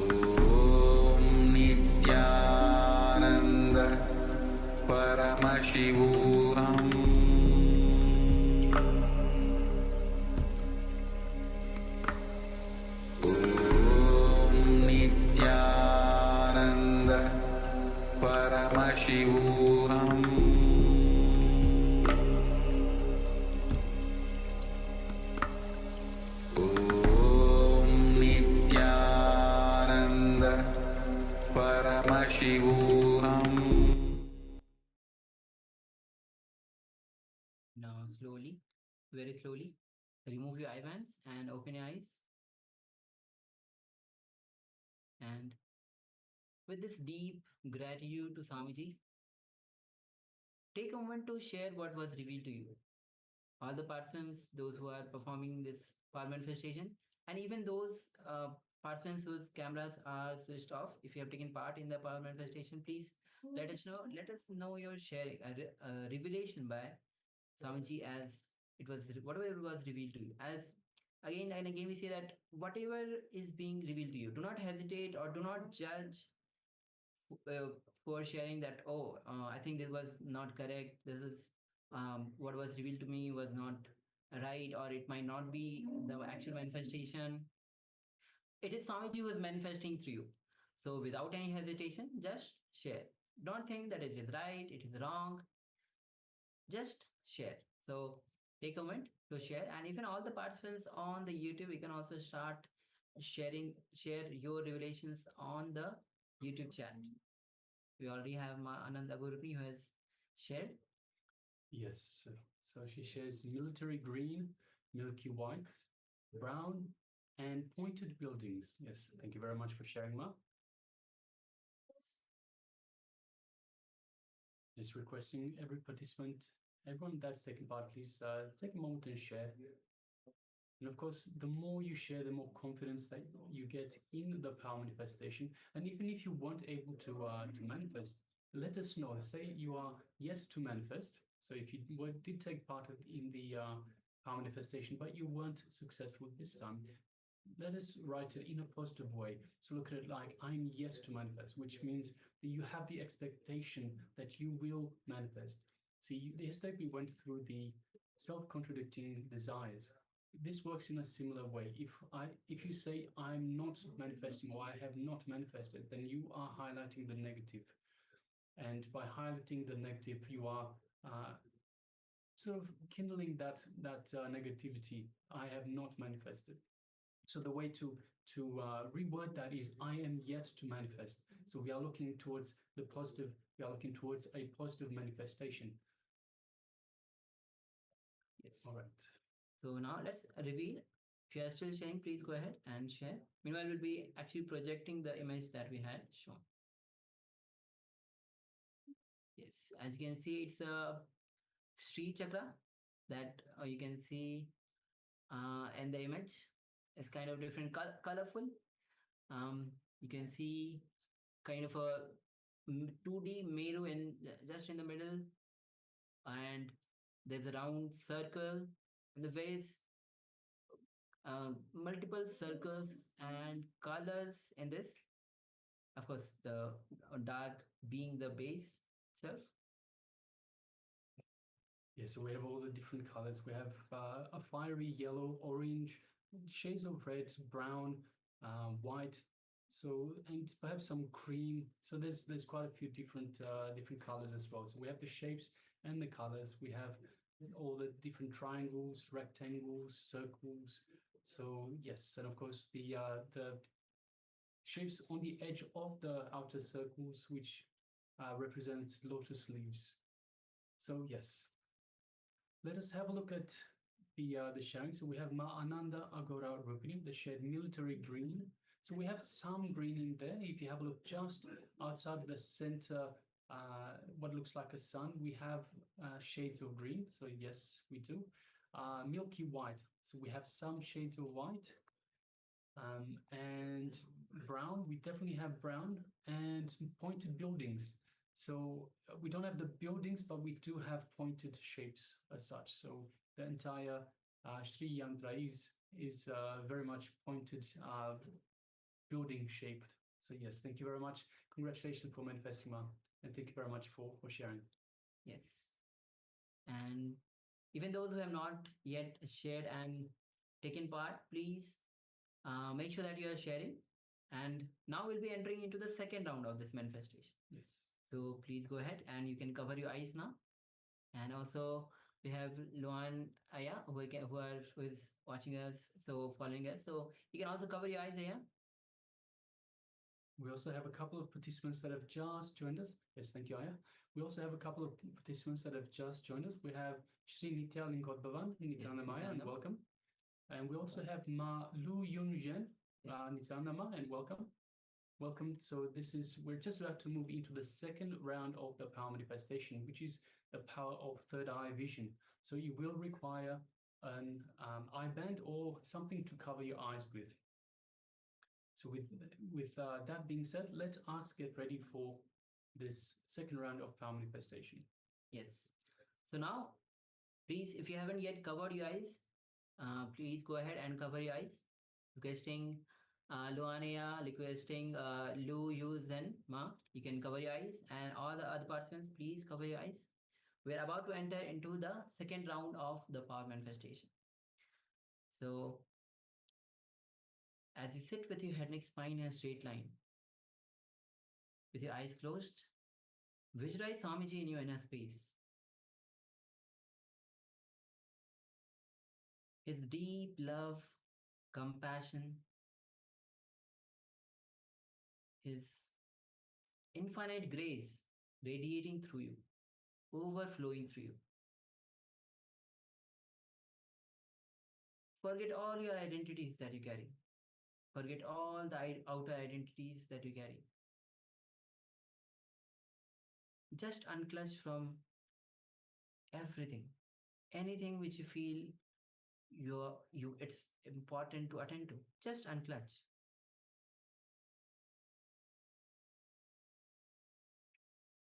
If there is a phone call, just unclutch. If there is desire even to drink water, just unclutch.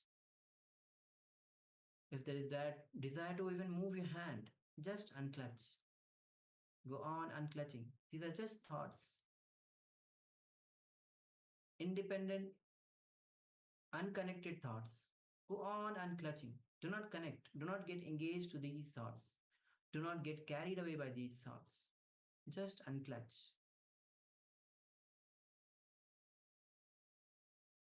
And then enter into that pure unclutched space, the pure oneness, from where all the power starts manifesting. When you allow Swamiji to manifest through you, you are able to manifest the powers of third eye. Seeing will be entering into this power of seeing picture blindfolded. So you'll be seeing every detail of the picture, whatever is being revealed to you. So now let's enter into chanting the Mahavakya. Om Nityananda Paramashivoham. Om Nityananda Paramashivoham. Om Nityananda Paramashivoham. As you keep chanting the Mahavakya and with deep gratitude to Swamiji, from that unclutched space, that deep restful awareness, let's begin this manifestation. The image is now being projected. Let's begin.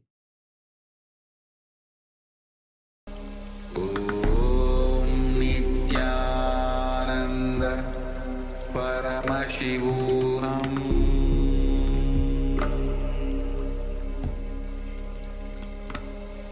Om Nityananda Paramashivoham.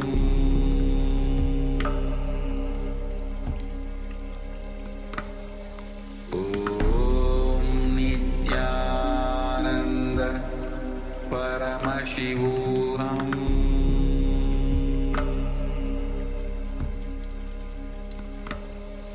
Om Nityananda Paramashivoham.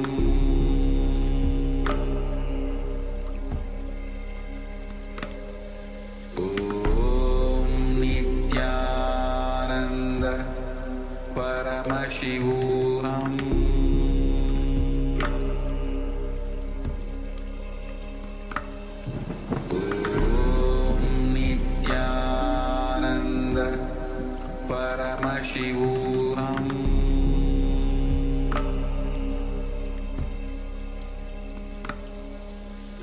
Om Nityananda Paramashivoham.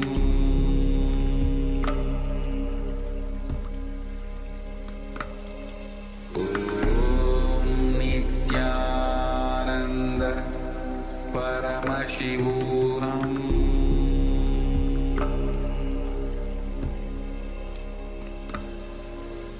Om Nityananda Paramashivoham.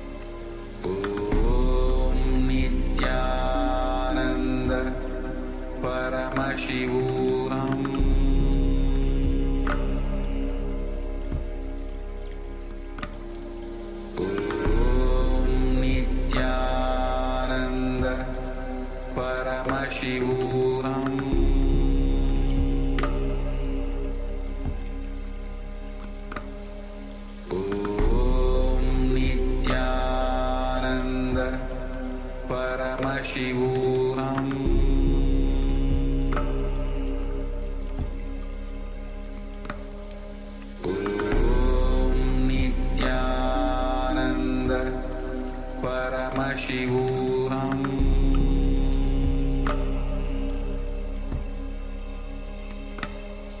Om Nityananda Paramashivoham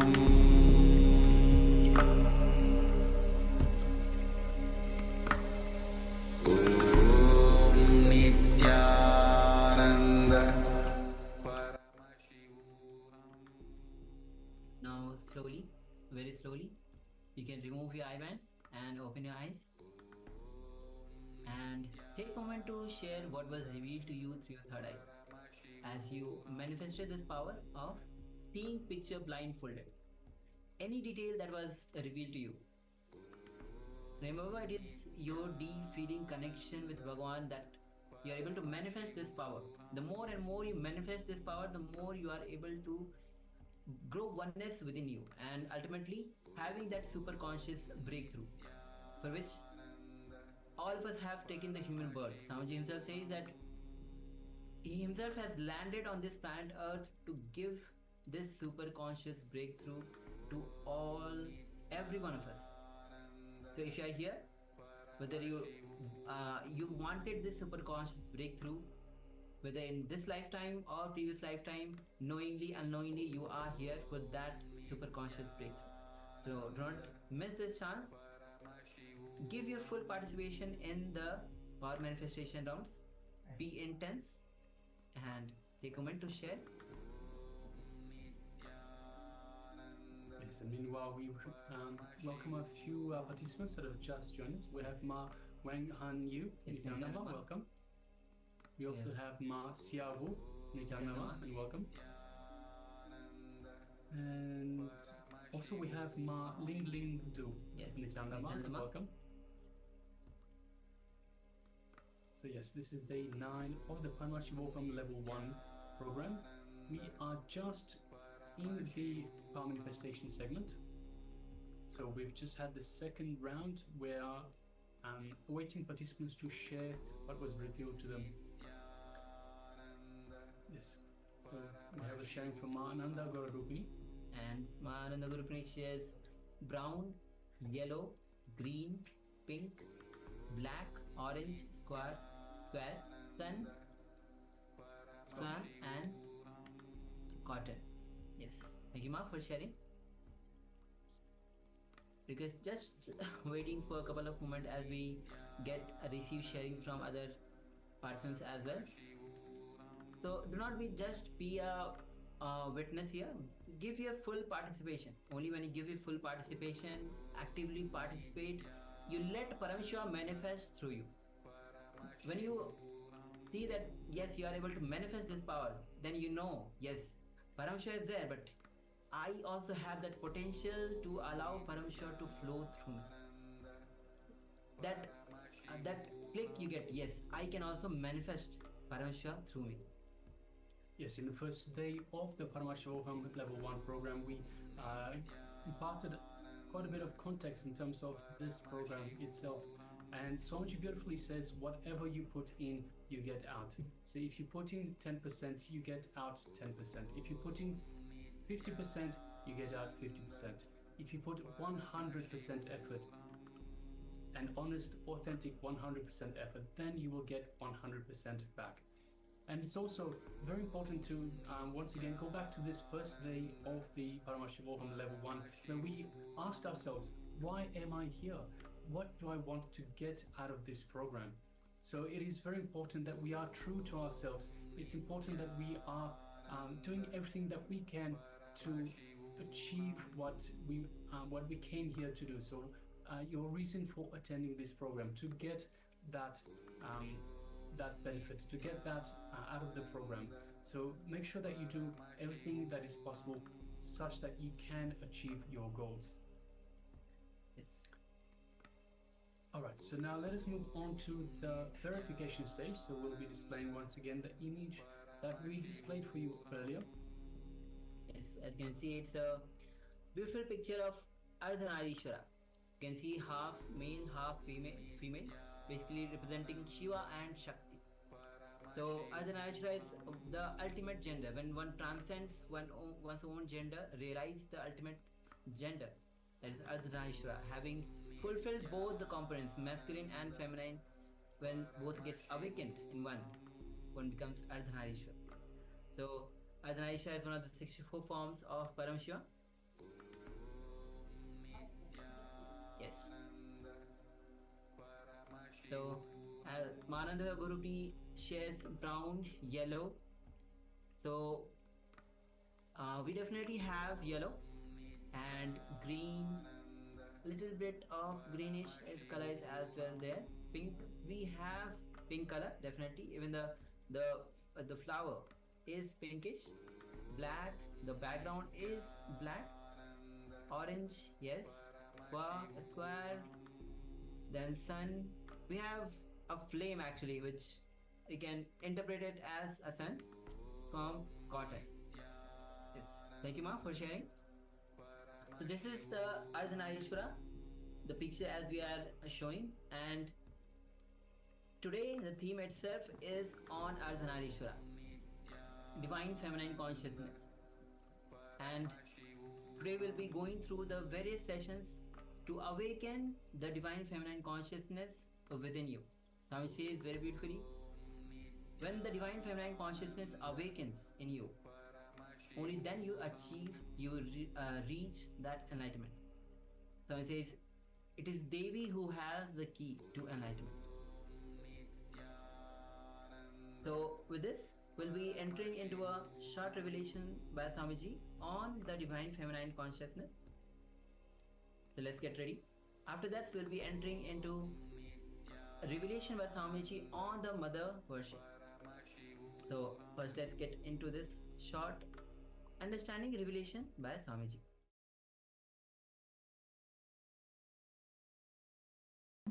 In metaphysical explanation, you will all understand.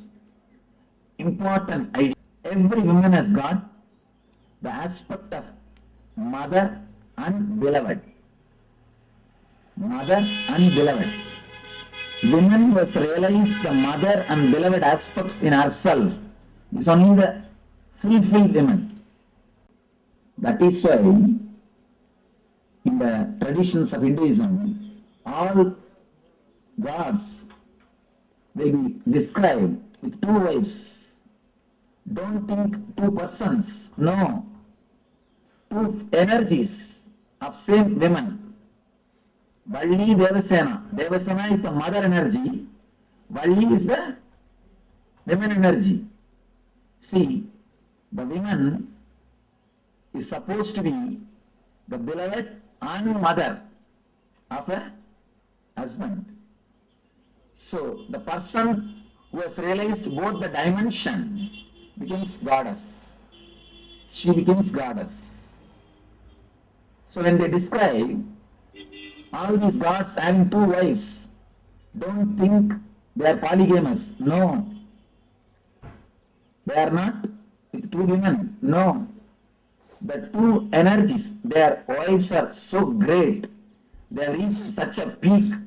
They have realized both the energies which is inside them. They care for the universe, they care the husband as the beloved and as the mother. If you are missing one aspect, you are missing something. You are not complete.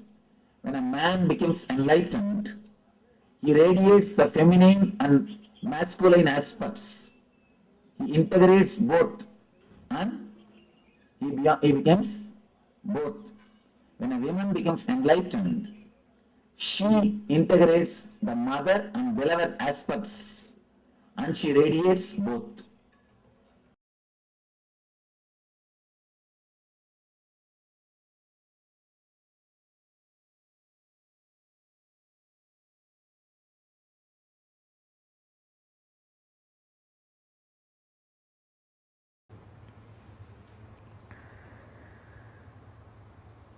Today's subject is Awaken the Sacred Feminine.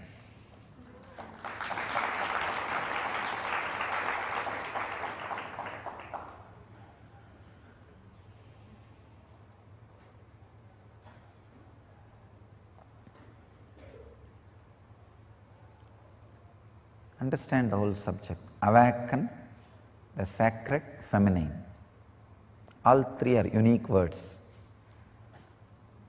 Only feminine energy can be given the word sacred. Have you ever heard sacred masculine?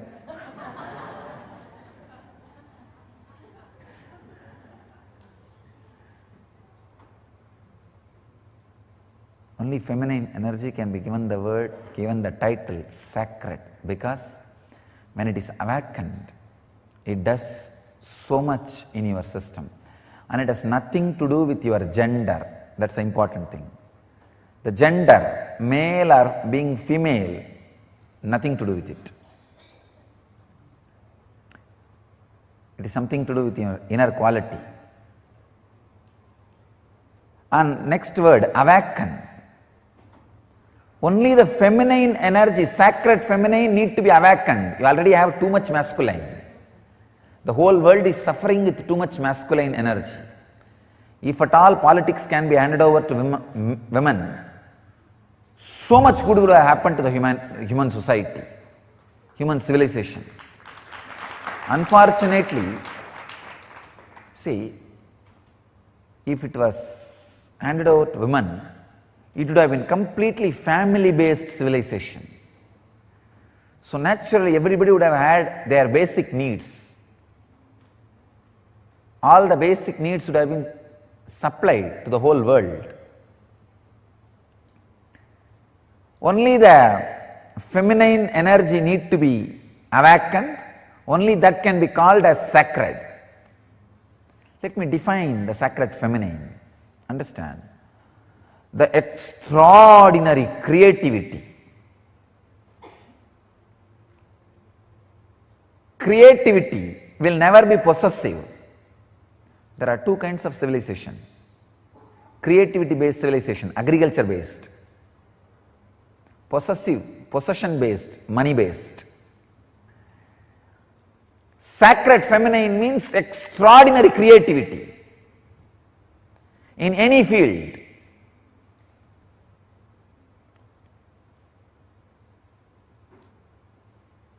Why it is associated with the word feminine? Because by nature, without any choice, all women experience that creativity when they carry a child. During their pregnancy, their system, even if they are unconscious about the feminine energy, even if they don't know anything about feminine energy, when they carry a child, their body is made to go through, experience sacred feminine. If you are matured enough, your being also can experience sacred feminine. So the creativity, the sacred feminine part, is an extraordinary energy. In Vedic tradition, we call this as Matrurupena Samstita. That's a beautiful sloka in Chandi. Yadevi Sarvabhuteshu Matrurupena Samstita Namastasyai Namastasyai Namastasyai Namo Namaha. O Devi, who is residing in all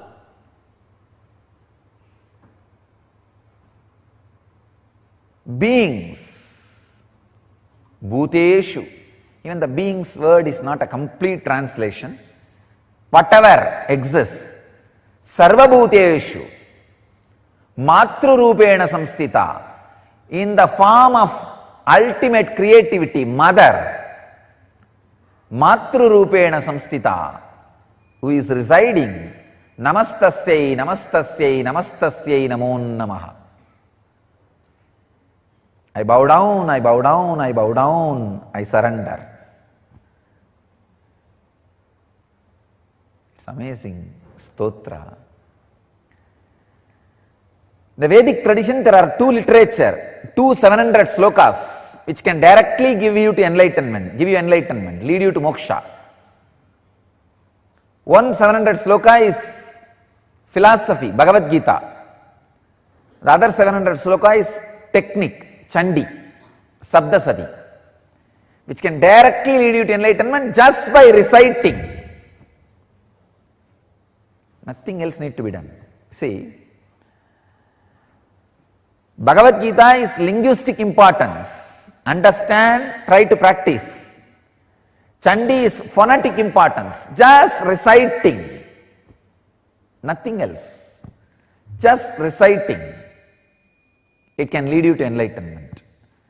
In Bhagavad Gita, it is more working like a light based. Means if you read, understand, cognitive shift and experience enlightenment. Here, with Chandi, it is working on sound, just a very phonetic sound. Chant or listen, enough. Work happens inside you. They call it Saptasati, 700 on Devi, the sacred 700 verses on Devi. That is the ultimate sound vibration. I can tell you, I have read lakhs of mantras, but nothing like Chandi. Nothing like Chandi. When you recite, you can feel inside your body that creativity getting expressed. The sacred feminine getting awakened. And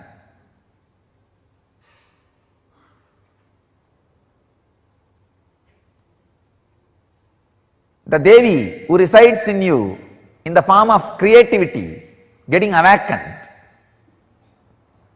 the whole body will feel the intense energy just by the sound. Sacred feminine, understand, just the uttering of the very word, you are in different plane. Your mood is different.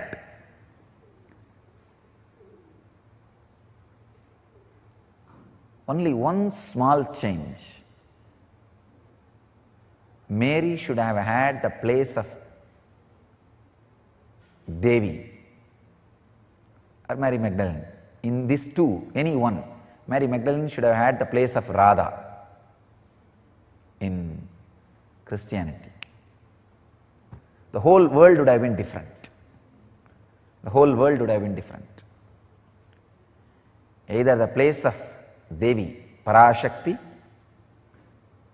or the place of Radha was given openly.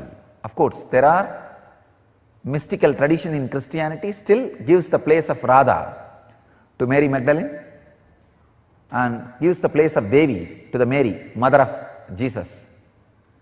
Still there are mystical traditions, but not the mainstream.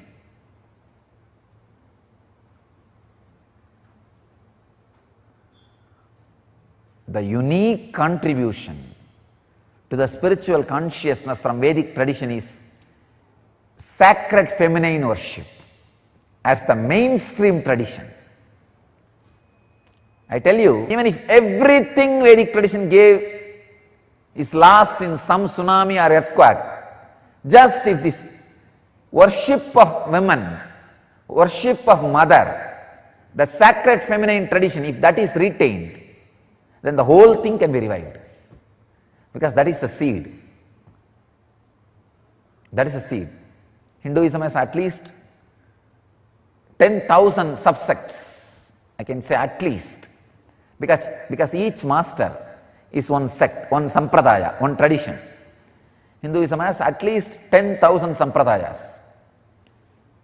I am saying at least. If all sampradayas are lost for some reason, only this one sampradaya, the Devi worship, mother worship, is retained.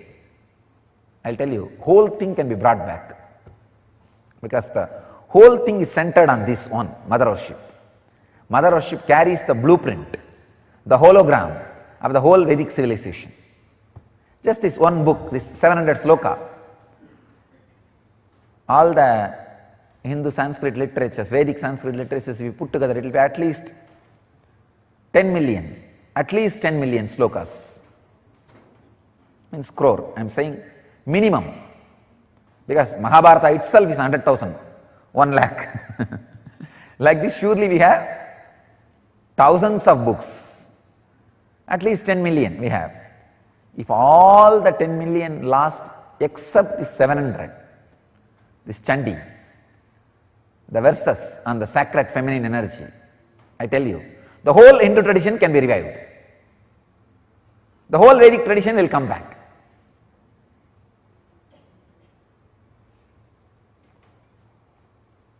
That's a hologram of Vedic tradition.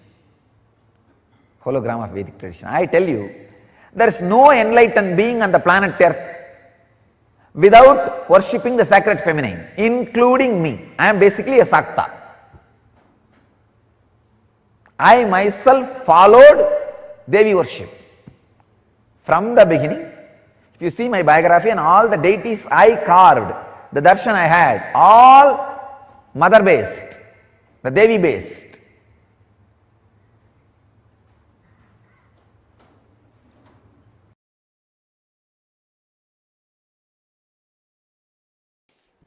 या देवी सर्वभूतेषु माया रूपेण संस्थिता नमस्तस्यै नमस्तस्यै नमस्तस्यै नमो नमः. Chandi, this is a stotra from Chandi, verse from a Chandi, describing the glory of divine feminine consciousness. Mother worship is unique to Vedic tradition. It is we who gave this great gift of mother worship to the planet Earth. Understand?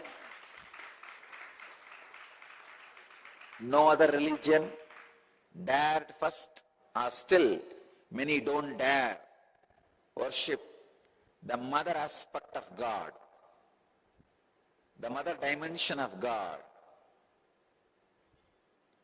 It is we first time started the mother worship, introduced mother worship to the universe. All the sacred things are looked as feminine in Vedic tradition, whether it is sacred rivers or anything sacred is always looked as feminine. Ramakrishna again and again says the key to the Brahman, the enlightenment, is in the hands of Devi. Only if she opens the key, you can experience. He again says, the Kundalini in you, the Kula Kundalini in you is Devi. Only if she awakens in you, you will experience the highest consciousness. It is mother energy, which is responsible for anything you see. For any object to retain its shape, the energy necessary is supplied, handled, maintained by mother energy, Maya.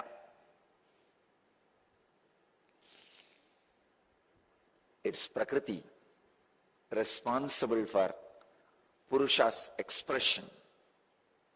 I can say anything you perceive belongs to Prakriti.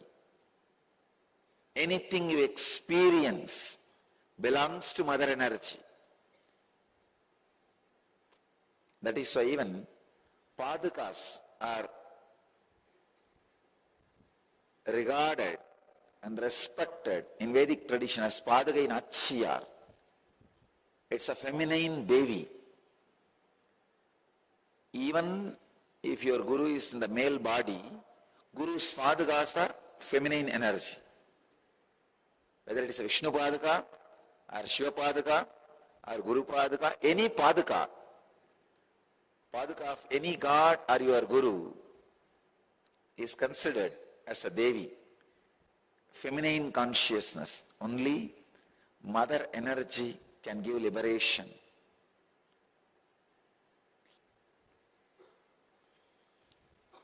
I can say,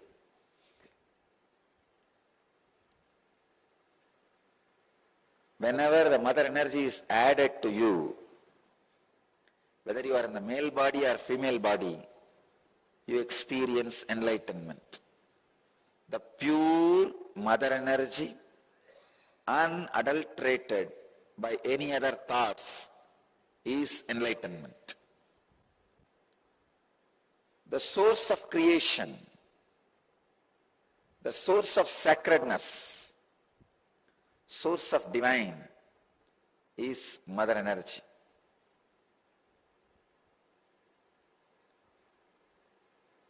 Whenever Kundalini awakens in your body, you experience a unique feminine consciousness. Your whole system expresses a unique feminine mood or the feminine feeling, the mother feeling. You give birth to yourself. When you become mother to yourself, when you give birth to yourself, you become the divine mother, cosmic mother, universal mother.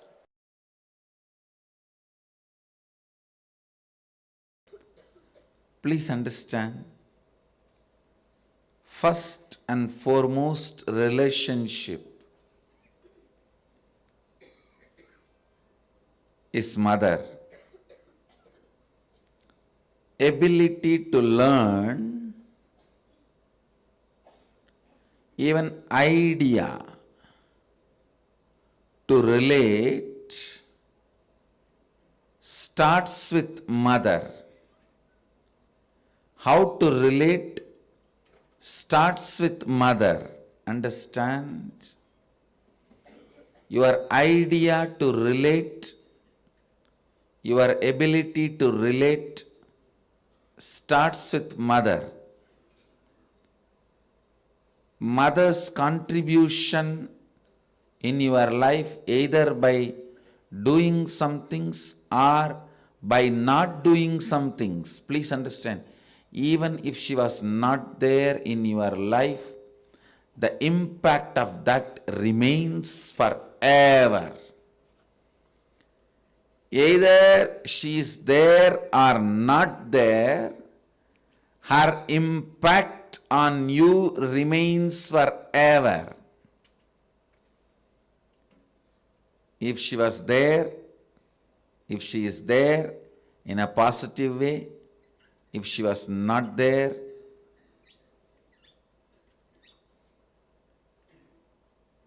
her absence impacts you forever, I tell you. Mother is too important way to connect what do you think as life.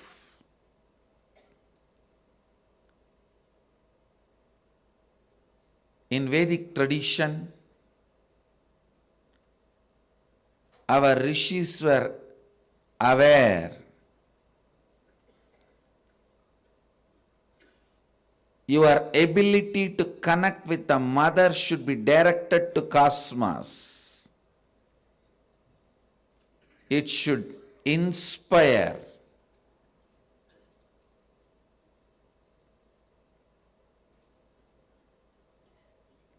It should awaken your higher consciousness.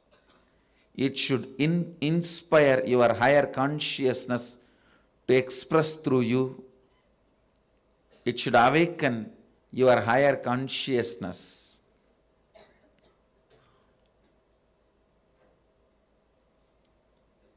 Connecting with life as mother is the most sweetest, most beautiful, most easiest form to ever connect.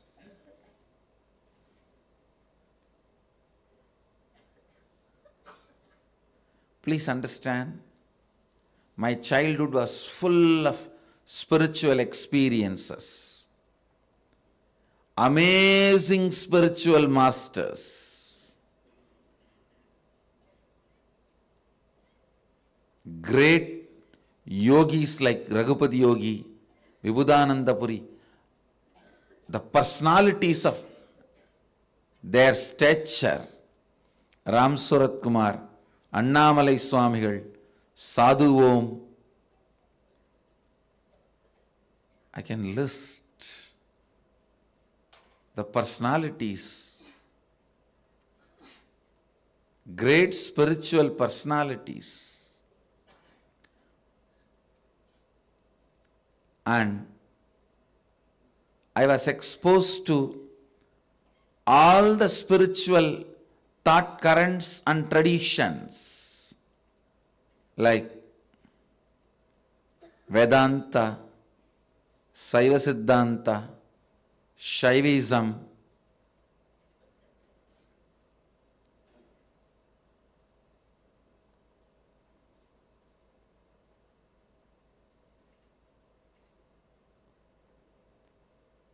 even the thought currents of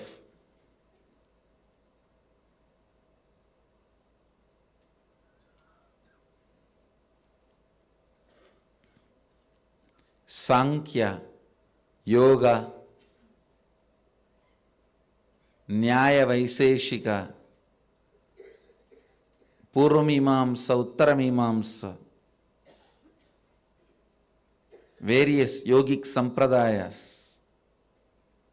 But I tell you, I found most easiest, most powerful, most inspiring, most exciting way to connect with life as the form of mother. It's mother worship. I myself chose. After being exposed to so many spiritual masters, experiences, and philosophies, I tell you, if you want tremendous peace and healing in your inner space, choose mother worship.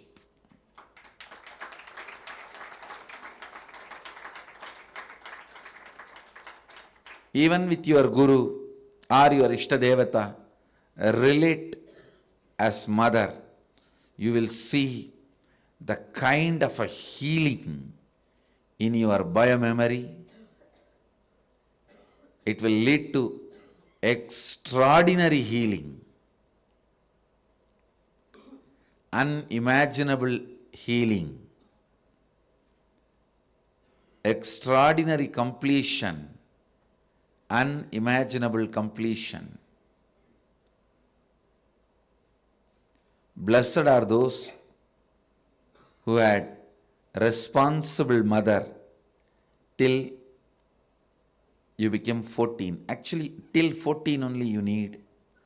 Till you become physically matured, you need mother. Blessed are those who had life around their mother till 14. I tell you, till 14, if you had mother living around you, living with you, then you know how to connect with mother. You don't need a separate lesson. Connect with the divine the same way.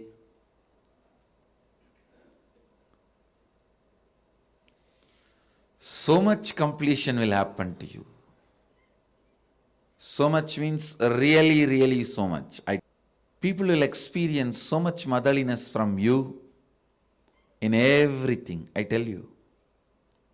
When motherliness starts oozing out in you, even the chair on which you sit will become complete. It won't feel the heaviness of you. it will feel you as a blessing. The ground on which you walk will feel blessed by the touch of your feet.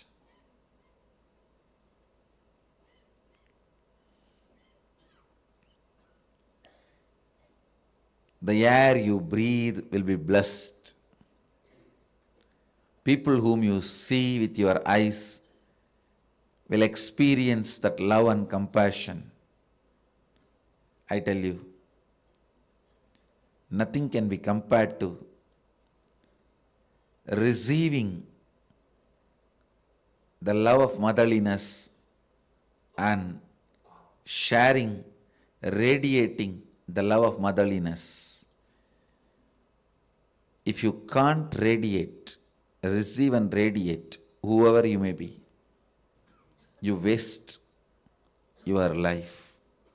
You are missing one of the major dimensions of your life. Whether you relate with your Guru or your God, it can be any God, Shiva, Vishnu, Parvati, Durga, Kali, Ganesha, Subramanya, any God. If you can relate with the tremendous motherliness, if you can perceive motherliness from your God and Guru and radiate that motherliness to the people around you, you have succeeded in the game of completion. You will bring so much completion into you and to others. So much completion into you and to others.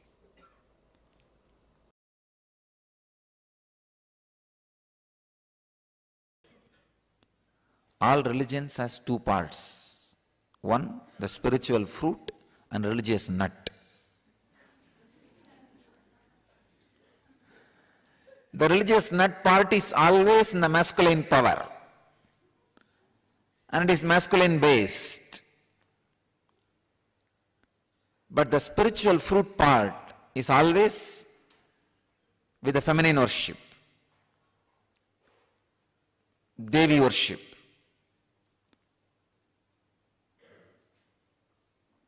All spiritual groups, civilizations,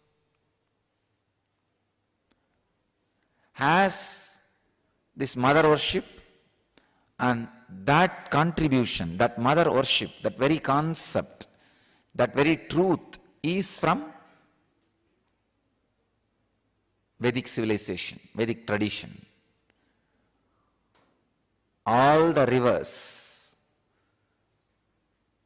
all the sacred things of the nature, everything is feminine for us.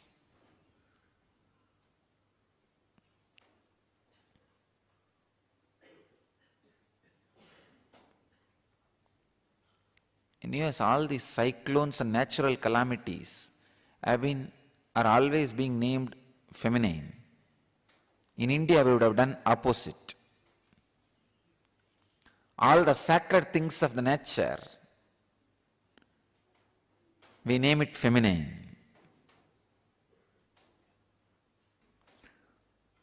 All the things and energy which creates, we name it in a feminine way. So understand, the mother worship is the great contribution to the spiritual civilization by the Vedic tradition, from the Vedic tradition.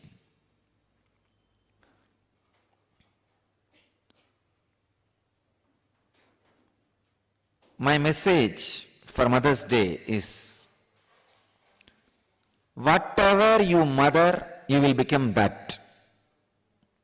If you are mothering violence, anger, low self-esteem, you will become that. If you are mothering superconsciousness, highest truths about you, you will become that. So decide on Mother's Day to mother cosmos in you. Start mothering cosmos so that you will become cosmic mother. If you mother the cosmos, you will become mother of the cosmos. The only way to become mother of the cosmos is mother the cosmos. Continuously mother cosmic consciousness inside you by unclutching. Live these great truths by mothering it again and again and again. Mothering cosmos is what I call unclutching. Unclutching from ordinary things so that you can mother cosmos inside. The essence of mother worship is mothering cosmos in you.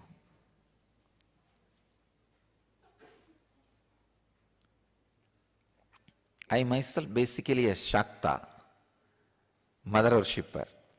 I myself became enlightened only through the Shakta tradition, the mother worshipping tradition. Because nothing suits your bio-memory more than mother worship, because your whole bio-memory is from mother. When the path is through that mother's form, your bio-memory suddenly falls in tune and the whole progress is very quick, fast. Always the energy expression happens only in mother worship. In all other bhavas, attitudes, it takes a lot of time to experience the energy expression. It's Matrubhava, mother worship, makes the energy experience very quick and strong. You may be in the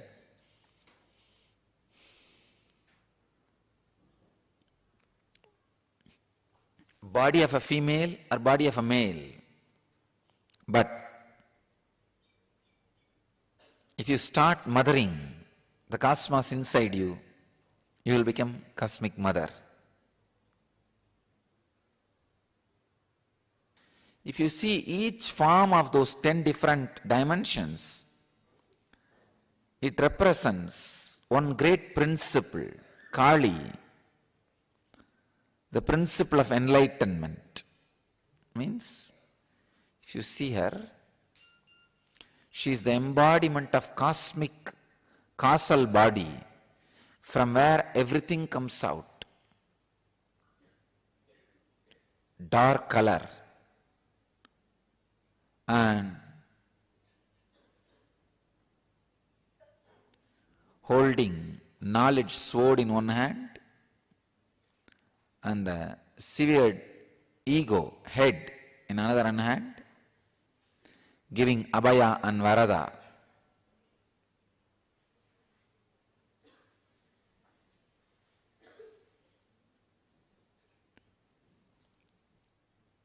And wearing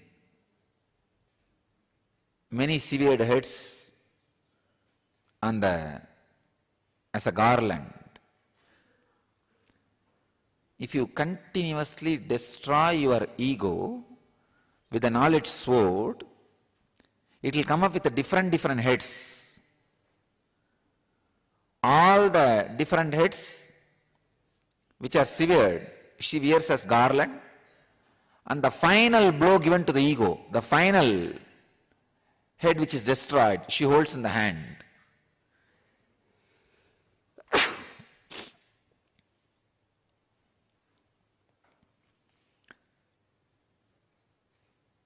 Symbol of enlightenment. When the ego is finally destroyed, cut, from that head, the Sahasrara Amrita, the knowledge nectar, the nectar of bliss overflows. That is what all our disciples, dogs, are drinking.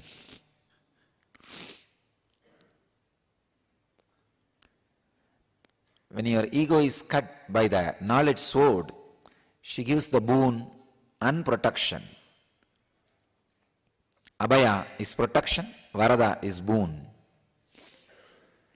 Tara, Chinnamasta, all these are great expressions of different aspects of enlightenment. Mother worshipping tradition is enlightenment based tradition. It is not social laws. Understand? Always the masculine part of the religion is socio-political laws. What you should do, how many times you can marry, how many times you can eat, how many times you can do this. But the feminine part is enlightenment based tradition. All the secrets of enlightenment is kept in the feminine worship traditions. So whatever religion you may belong to, explore the feminine worship tradition part of that religion. You will become enlightened. This is a key I give you. Why do you think I added Anandeshwari in the same Murti? Because actually people ask me, Swamiji, you could have put Devi Murti separately. I said, no. I am afraid later on some of my sannyasis may move her out or cover her with a cloth. That is why I decided both will be in same Murti, inseparable. They should not be able to separate it. Because all the traditions which has become monastic based, the monk based, removed the mother component from the original source.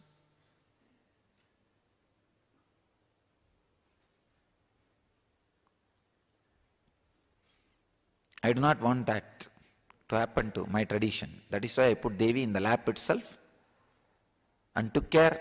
Always Shiva is holding with one hand.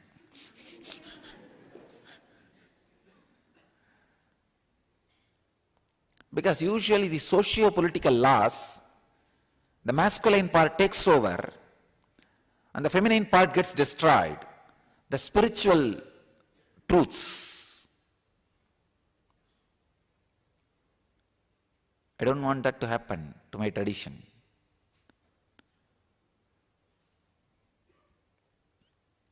Mother worship is the source of enlightenment based spiritual traditions. So take this as my message. Mother the cosmos, you will become cosmic mother.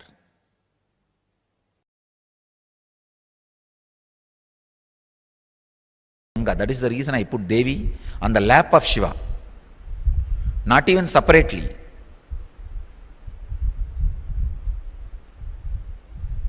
Because if the Devi's side is missing, we will become such a dry sannyas sampradaya.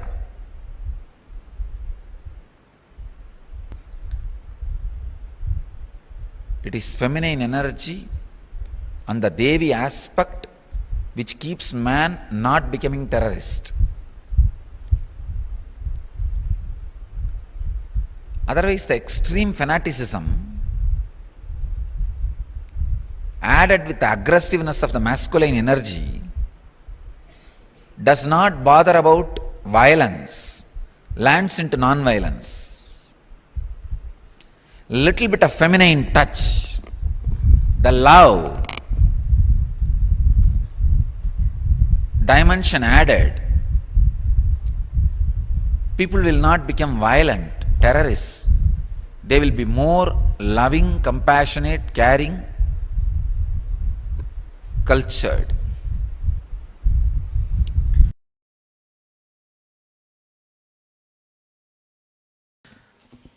Feminine energy is enlightenment. Please understand.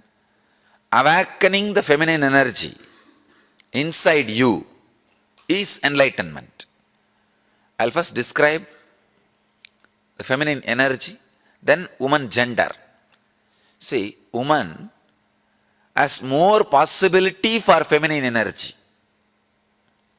Otherwise, feminine energy is not confined only to women. So understand the depth. In each one of us, there is an energy which constantly gives birth, expresses itself. Expression is feminine energy. All the adjustments need to be made for the expression is masculine energy. Please understand. The place needed should be created. Means naturally the old has to be removed.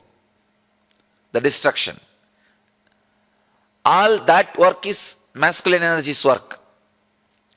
But the very expression is feminine energy's work.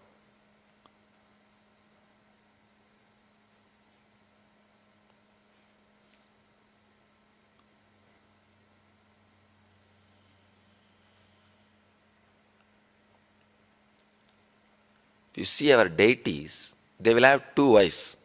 Almost all deities. Please don't think it's two women. Two aspects of feminine energy.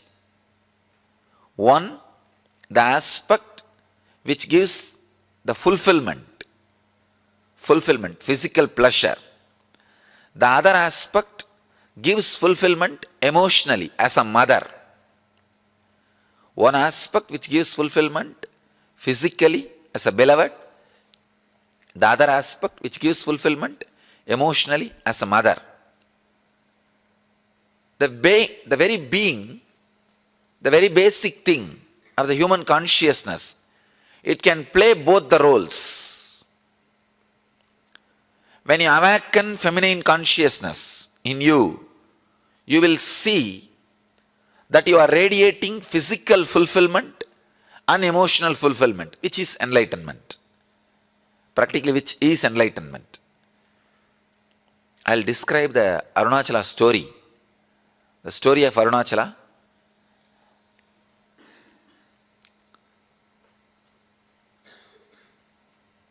The whole Arunachala story is story of women, story of feminine energy. The story says that Devi was meditating and inside her being, the feminine energy got awakened. Please understand, not masculine. Feminine energy got awakened. She became Ardhanarishwara. The description exactly it says, in Devi, the feminine energy is awakened and she became Ardhanarishwara. Means half male, half female. You will be surprised. See, in male, if female energy is awakened and the description says he became half male and half female, perfectly all right. You can understand.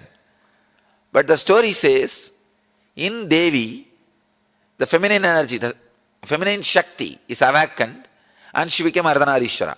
Means, when a woman experiences fulfillment, she experiences her beloved aspect and mother aspect completely.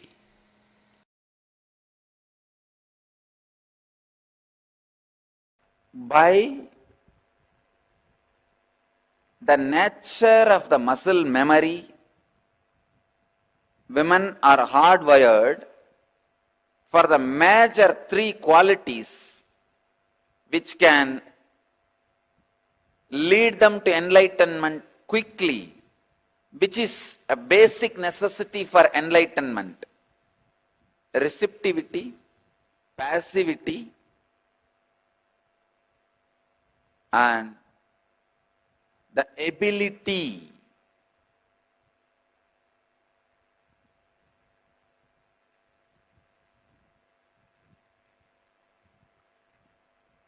for experiencing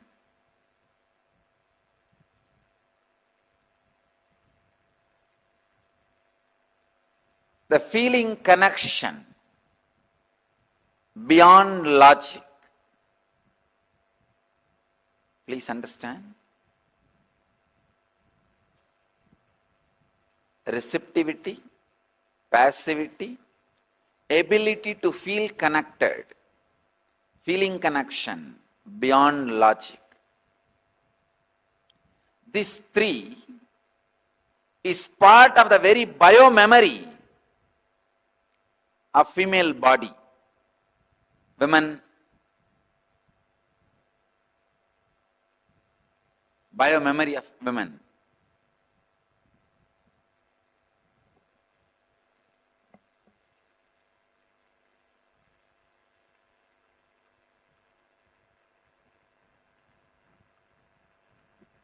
Receptivity, the ability to receive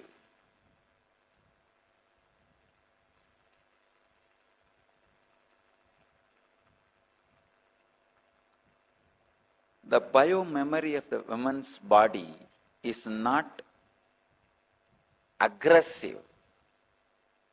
It is based on receptivity, receiving.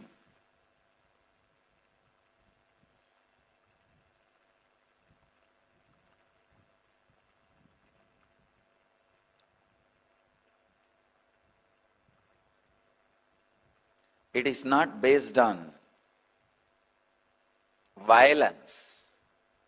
It is based on passivity.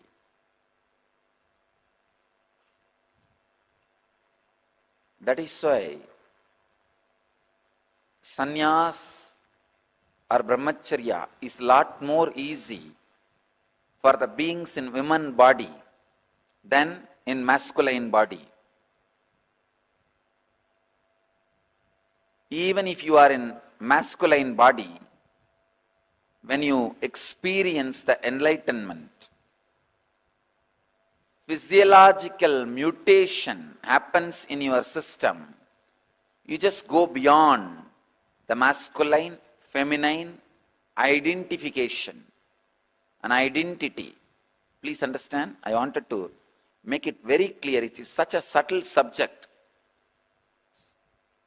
Please understand, an enlightened being is neither male nor female or child or transgender. He is beyond all this. Something unique happens in his system. Already, I have done a lot of medical researches and experiments on my body. And I am continuing further more and more researches and experiments. I'll bring it to the world in right time, in a proper context, how an enlightened body is beyond masculine and feminine. Because during the enlightenment experience, the physiological mutation happens. Please understand, during the Satori, first experience, psychological mutation happens. And during enlightenment, physiological mutation happens.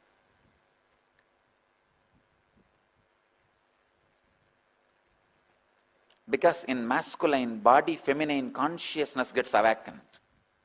It gets awakened so strongly, the physiological mutation happens. Side effects and after effects of the physiological mutation, only I have studied. For last many years I have studied successfully. Now also I am continuing to study. I will present to the world when time comes. I wanted to insist this one important thing. By nature, feminine biomemory, women's muscle memory is for receptivity, passivity, and feeling connection beyond logic. For enlightenment to be transmitted to you, you need to feel connected to something which is little beyond your logic. But masculine biomemory is in constant insecurity and fear. It is justified Men say no, we go out and do business and we are cheated, exploited. So we need to develop a shield of protection, security, and we need to think logically, okay, it is justified. I am not saying your insecure feeling is unjustified. But what to do? Enlightenment happens only when you are able to feel connected.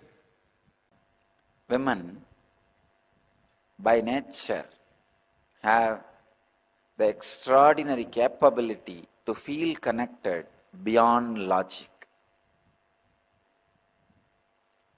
Men should evolve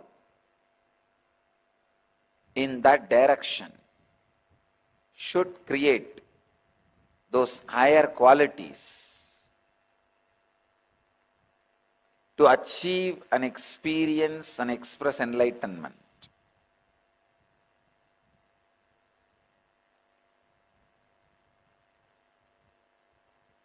Receptivity, passivity, feeling connection beyond logic are the basic requirement for you to radiate enlightenment, the complete fulfillment. When you are receptive, passive, just simple nature can give you enlightenment.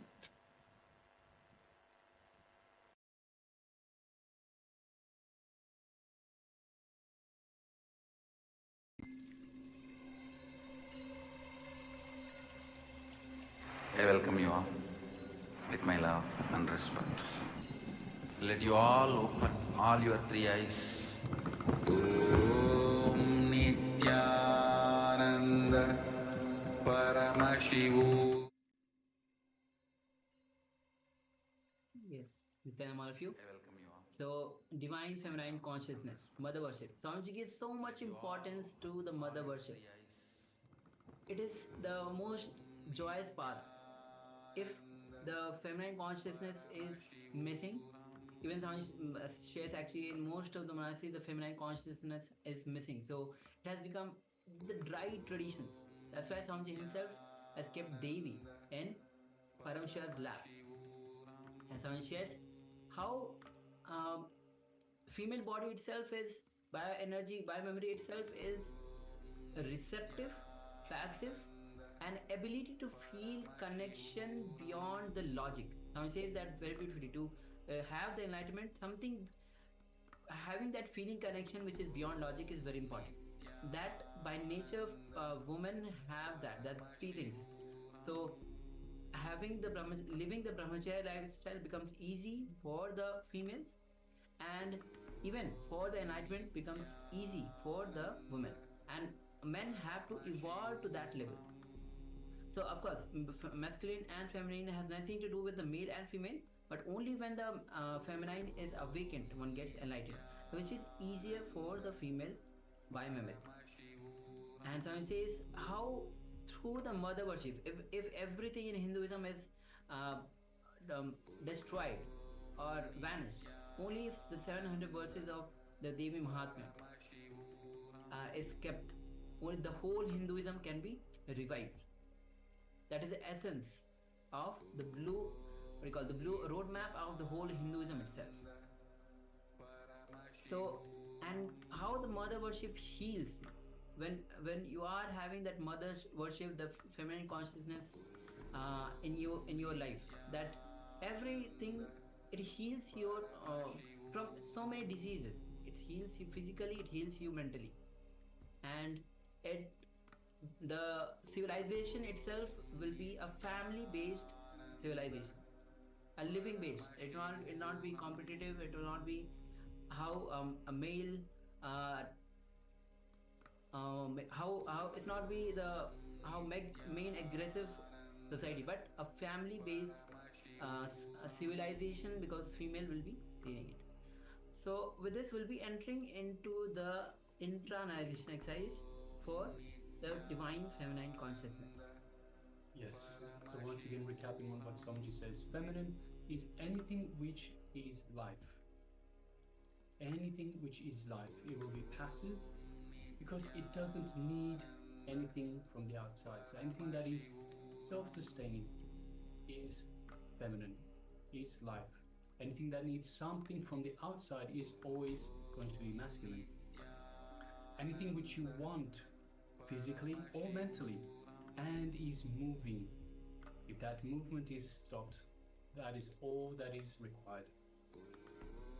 So if we just remain in the feminine consciousness, we can achieve enlightenment. It's a beautiful words by the Supreme Pontiff of Hinduism. So let me just repeat, if we can just remain in the feminine consciousness, we can achieve enlightenment. Because anything which cannot tolerate others is always masculine, because masculine energy is agitating. Feminine is passive, it is accepting, and it doesn't require anything from the outside. So now we will be entering into the internalization exercise. There's going to be 3 steps. The first step, look into your life. Understand? When you look into your life and identify the aspects of your life when you have expressed your masculine energy, means the way how you been aggressive, any quality that is masculine, being aggressive as a masculine, being even possessing, grabbing, these are a few qualities of masculine. You can just look into your life and identify the aspects of your life when you have expressed the masculine energy. So let's take a moment and enter into this step, then we'll be moving to the next step.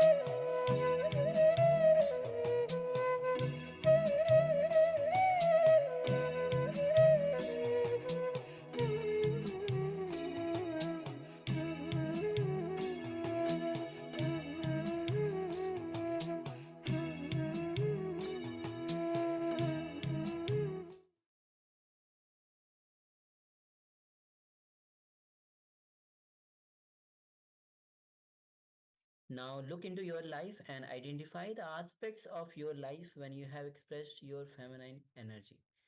Please move to the second step.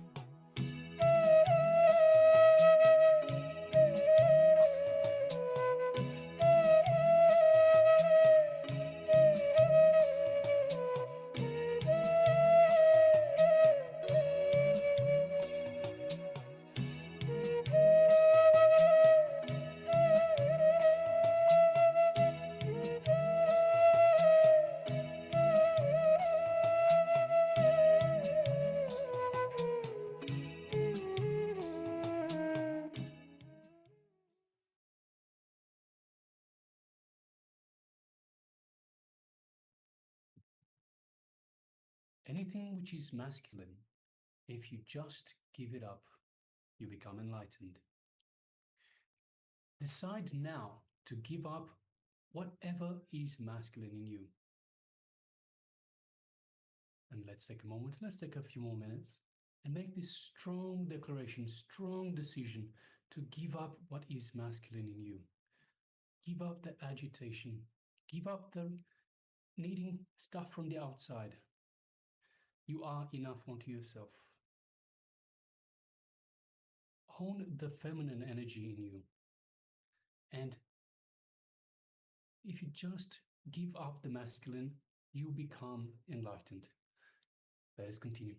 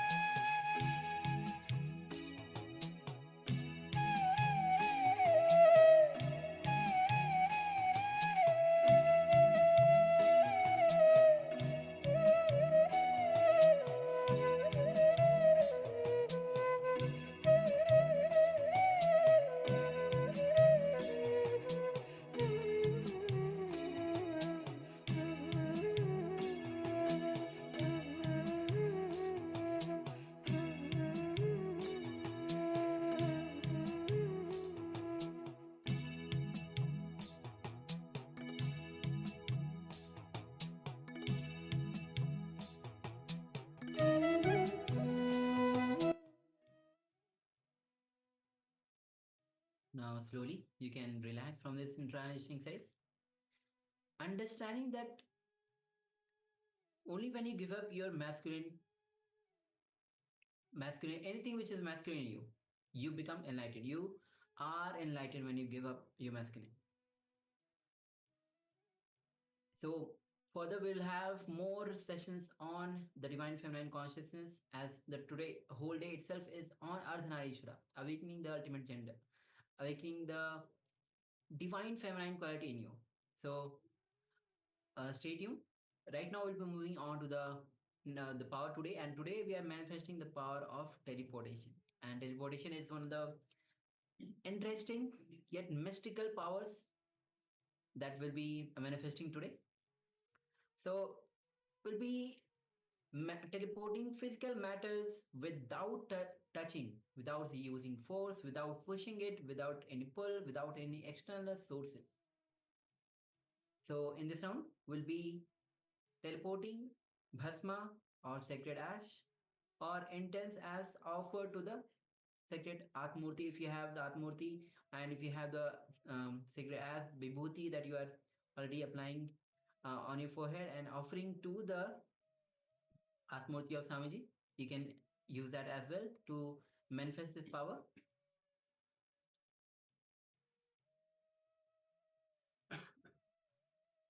Yes, so let us get ready for this power manifestation, the power of teleportation.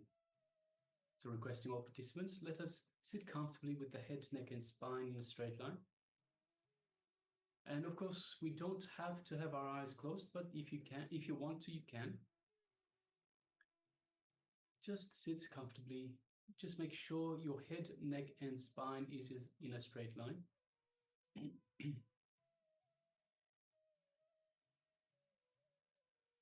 And first of all, let us gather a couple of containers. So we need 2 containers or cups or whatever you wish. It doesn't matter what they're made out of, the containers.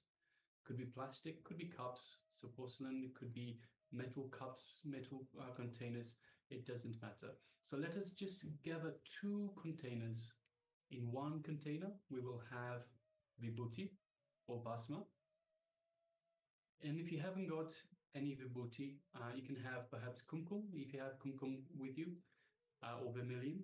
If you don't have that either, you could perhaps have some turmeric powder, some fine turmeric powder. Just make sure that it is some organic powder, something that is safe to use, and also make sure that it is a fine powder. So requesting all participants, please switch on your cameras. If you haven't got your cameras on, please switch on your cameras. We also welcome Ma Eva, that has just recently joined us. Nityanandama, welcome. Nityanandama. Welcome to this day 9 of Paramashivoham Level 1. And also with person who have joined us with the name iPhone.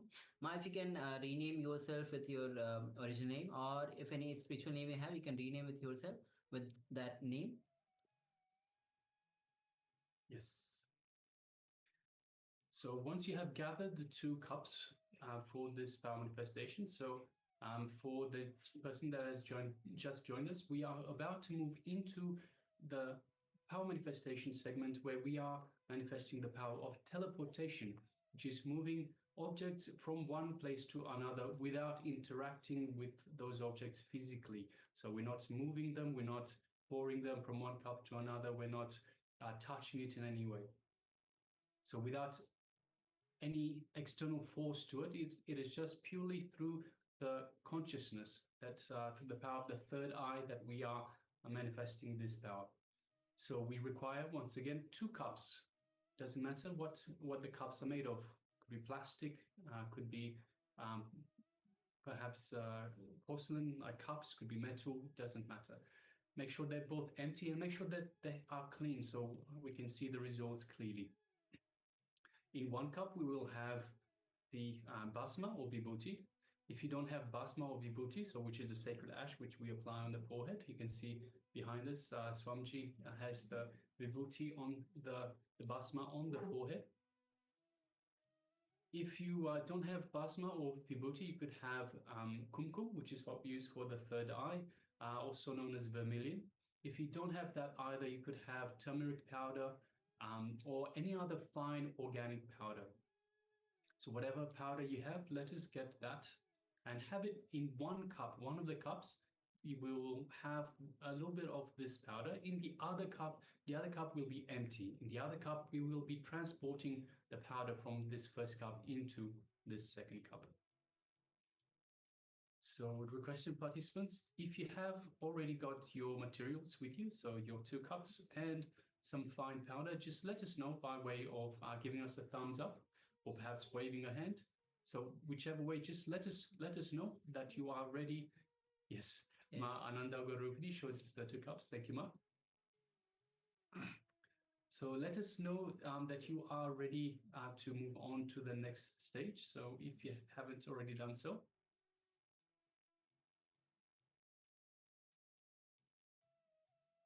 All right, so once you have these in front of you, let us sit comfortably with the head, neck, and spine in a straight line. And first of all, let us unclutch from the mind. See, the mind will tell you that it's not possible, will tell you that I can't do this, will have self-doubts. Whatever comes to the mind, any self-doubt, just drop it, just ignore it. So we unclutch by just simply becoming a witness to that thought, to that impossibility, to that judgment, to that self-doubt, whatever it might be.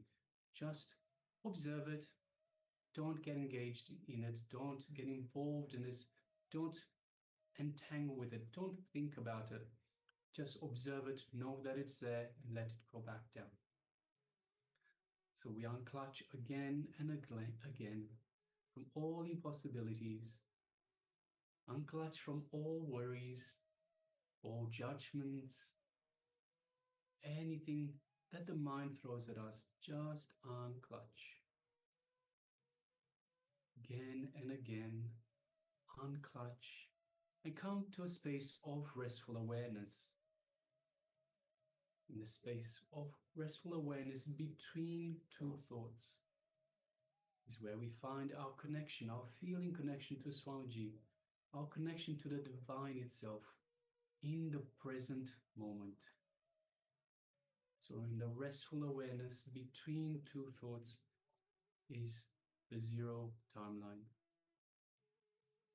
Is where we are in the present moment. We are in touch with our true self, which is the divine self.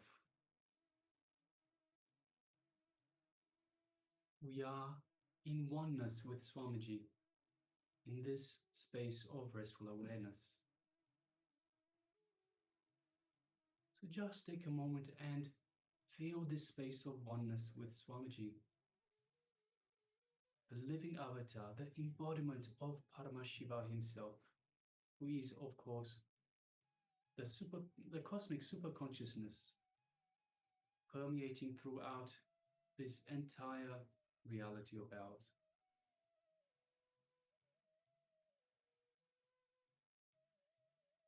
In this space of unclutching, this space of restful awareness, this connection to our true self and oneness with Swamiji, oneness with Paramashiva, we realize that we are Paramashiva. We realize that everything is possible. We are possible. Power manifestation is possible. Everything is possible.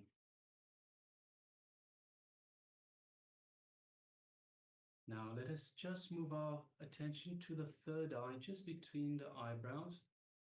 And let us visualize Swamiji's image in front of us. And through our third eye, just lightly, just like you would be gazing at a flower, at a rose, beautiful rose. Gaze into Swamiji's third eye. And as you do so, you feel this energetic connection from Swamiji's third eye into your third eye. You feel your third eye being awakened and energized.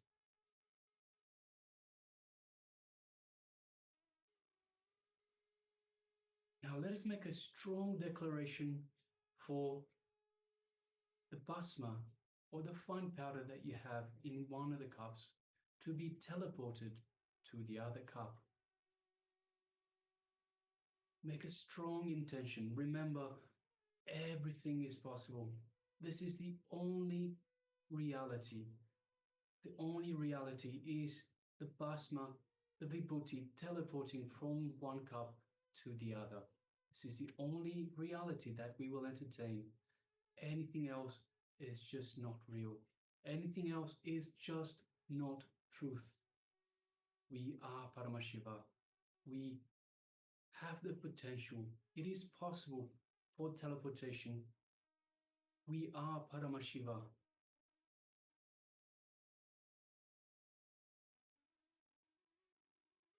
So once you've made this strong declaration, this powerful declaration, the only thing that is reality, let us start chanting the Mahavakya. Om Nityananda Paramashivoham. Om Nityananda Paramashivoham. Om Nityananda Paramashivoham. Yes, continue chanting the Mahavakya. And from this powerful connection, feeling connection to Swamiji, from this space of oneness with Swamiji, and the conscious understanding, cognition that you are Paramashiva, and keeping the declaration, the strong declaration in your third eye to teleport the powder, the vibhuti from one cup to the other. Let us now start manifesting this power of teleportation. Let us begin.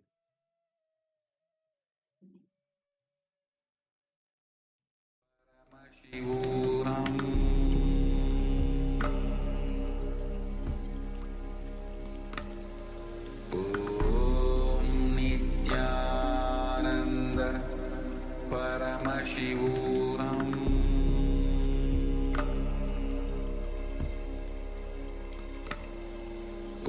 Om Nityananda Paramashivoham.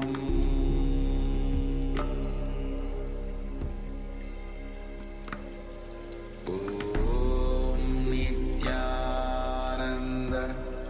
Paramashivoham.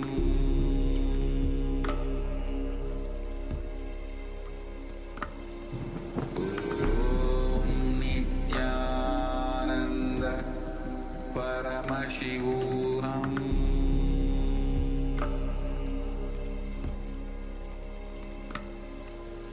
Om Nityananda Paramashivoham. Om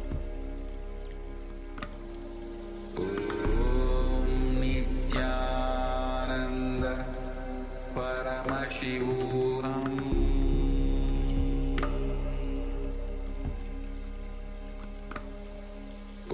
Om Nityananda Paramashivoham. Om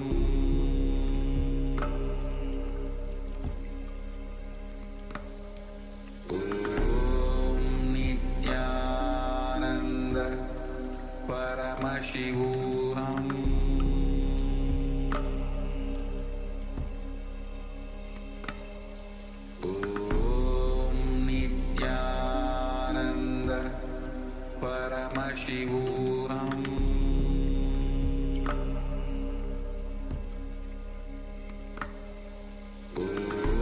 Om Nityananda Paramashivoham.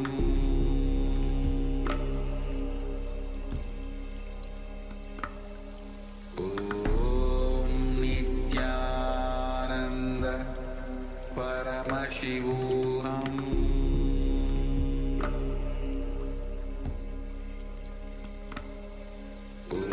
Om Nityananda Paramashivoham.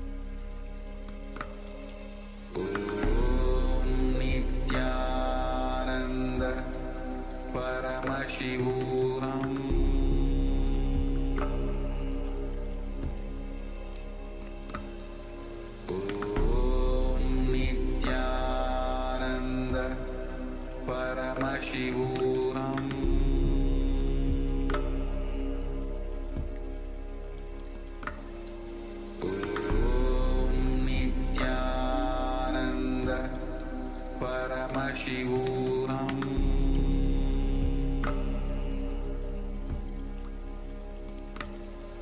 Om Nityananda Paramashivoham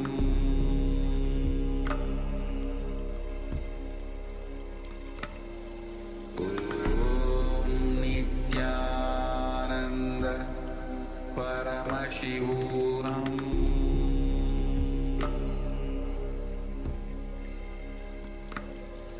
Om Nityananda Paramashivoham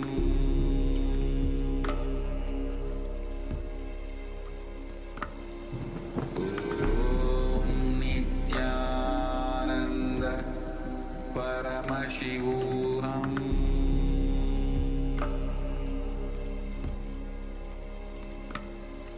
Om Nityananda Paramashivoham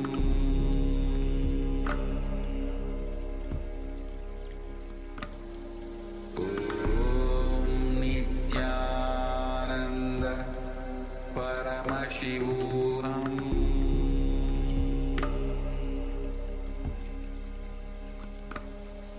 Om Nityananda Paramashivoham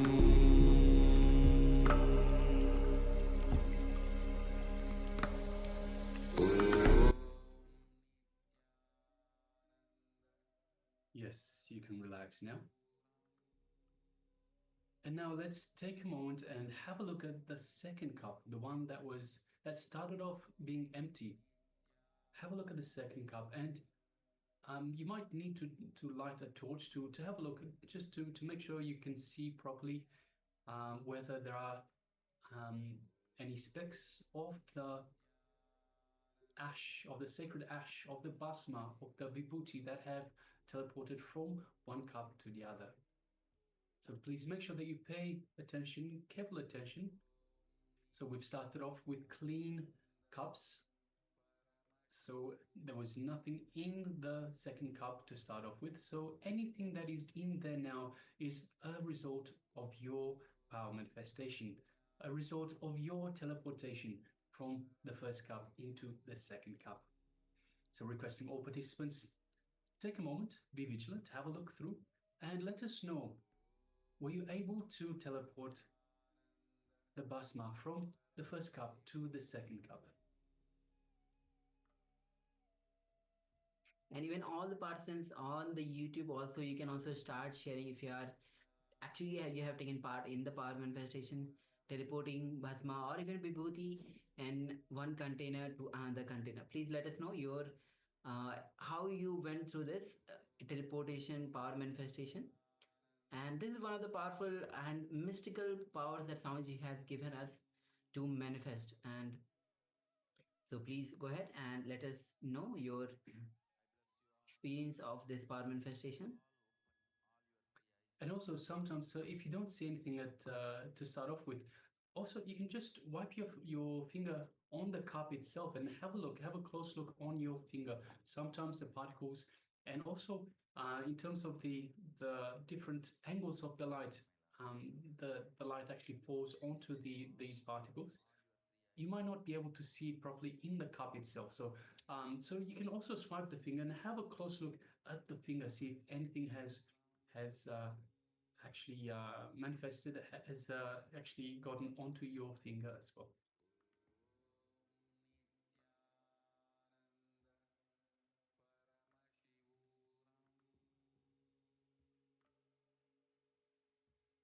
Let's have a close look, because many times even few particles will be there, so that might not be much visible with these two eyes. So you need to have a closer look. So you can use a torch, you can use even the magnifying glass to have a look if some tiny dot is there which you're not able to see properly.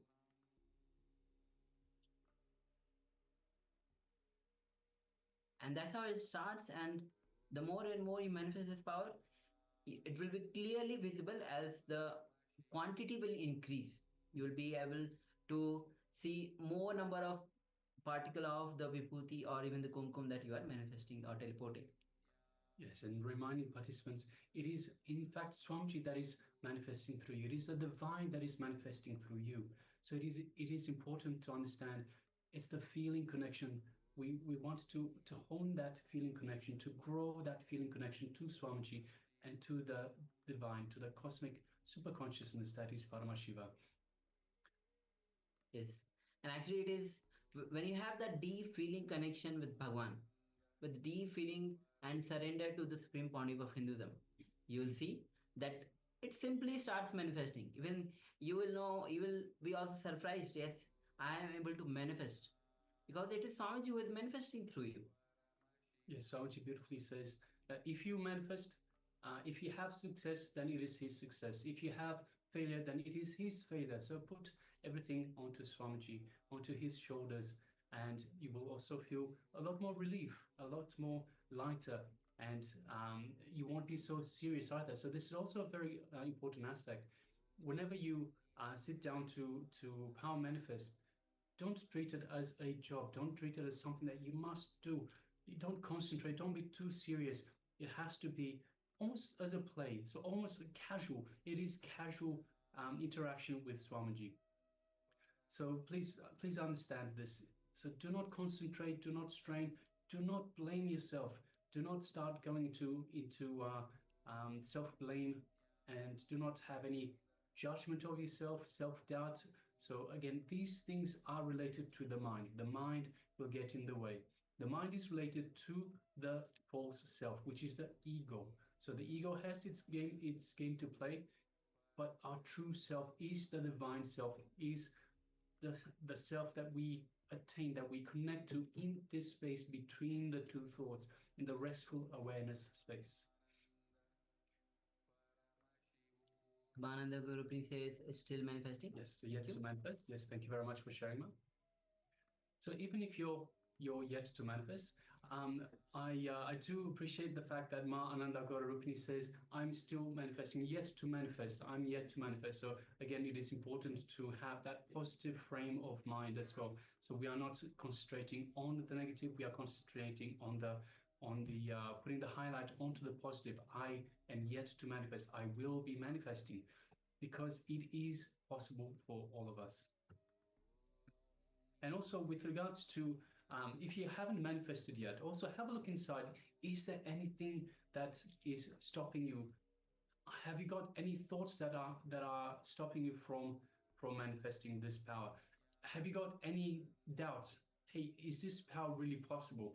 This is a magical power that shouldn't be available to humans? It is available. Please have a look inside and identify whatever is whatever beliefs that you might have, whatever thoughts that might be stopping you from manifesting this power. We are Paramashiva. Understand this. We are Paramashiva. Everything is possible. Everything is available to us. Paramashiva is available to us. Swamiji is available to us. So have a look inside. Is there anything that is stopping you from your connection to Swamiji, to Paramashiva? Is there anything stopping you? Anything that's telling you, hey, this is not possible. Hey, I can't do this. Anything like that, we have to complete with. We have to identify and complete, because anything is possible. And this is why we have the young kids that pick it up so easily, because they haven't been conditioned by society. They haven't been told by society, hey, this is the box that you are in. You can only go from here to here. This is the problem that we have as adults. We have already been told that this is our limits. These are our boundaries. But the children don't have these boundaries. As soon as you tell them, hey, you can do this, they sit down and they do it. Straight away, they do it. Whether it's teleportation, whether it's third eye vision, any power at all, they just simply do it, because they know that it is possible. That is the only reality they are entertaining. And we have to do exactly the same thing. So we have to drop these limitations that have been imposed on us by society. Just drop the limitations and open up the possibilities. Also, another group is shares. I have yellow inside two of my knees, but I'm not sure if it was yellow before. Yes, many times even when I was manifesting the teleportation power, I had the same thing, I was not sure, but actually just after that, started. Actually, I was manifesting the power of gold flakes. So that was in my mails. Then slowly, after a few minutes, it started to come up more on my visible on my hands, so the more particles came. Actually, that was very much due to the presence of Swamiji himself. So it's Swamiji who's manifesting through us. So yes, And of course, you'll have more opportunities during today. You'll have more opportunities to teleport. So let us go to the next segment for now, and we will come back to the teleportation in a little bit. So next we have the next segment. Yes, so next we'll be having revelation by Swamiji on the power of intuition, and Swamiji will lead us to the feminine consciousness on the Matrubhava. So Swami says that life is miracle. Every incident that happens in our life can be a miracle if we are aware of it. And when the third eye is awakened, when you are in that space, intuition will be your lifestyle, Swami says. And later Swami will be revealing on the mother worship and how mother worship is a unique gift from the Vedic tradition itself and how it heals you in so many ways. So please come to the space of listening and let's.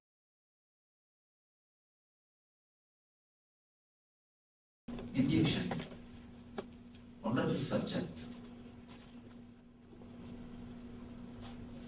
In the modern day, again and again, you ask the successful CEOs how they took the major decisions, or the decisions which turned their life, which is the main reason for their success. Again and again, their answers surprises us. Again and again, they say something beyond intellect happened in them that gave them the energy or the gut, you can say the guts, to take this decision. Not only with successful CEOs, even with scientists. The other day I had the chance to have a lunch with Dr. Charles Towns, who is a Nobel Prize winner. He did a big research and gave a breakthrough in the field of laser and measure. I asked him, "Sir, how could you do this? How you were able to do? How it happened to you?" He said, "Beautiful way. I was just sitting in a park in Washington, D.C. Suddenly something happened. Like a revelation.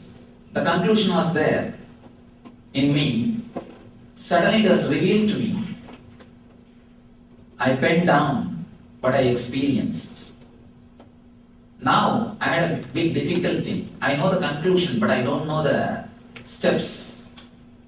I was not able to present this to anybody else because I know only the conclusion. I don't know the steps." He says something like revelation happened to me. And not only with Dr. Charles Towns, again with Einstein. Einstein says, whatever new thing has happened through me is just based on intuition, not based on intellect. And he says a beautiful saying. I brought that saying for you. One of his quotation. "The intuitive mind is a sacred gift, and the rational mind is a faithful servant. We have created a society that honors the servant and has forgotten the gift." See, what is the prerequisite? Let me give that prerequisite. You see, after the intuition, you will feel very good about it, very beautiful about it. inside your body, you will feel as if you had a beautiful rest, bliss, or whatever you call ecstasy, or you will be at ease with yourself. If you are at ease with yourself, bubbling, if you feel like dancing, then you can be sure you had intuition. Or you had only instinct, not intuition. You don't have to think intuition is a gift. You can work for it. It can become part of your life. Yogis have again and again said it is a science. See, the spontaneity has nothing to do with data which you collect. It is something to do with the way in which you process the data. The same data, same information can be processed in many ways. Intuition is all about how you process and how you come to the conclusion beyond your intellect.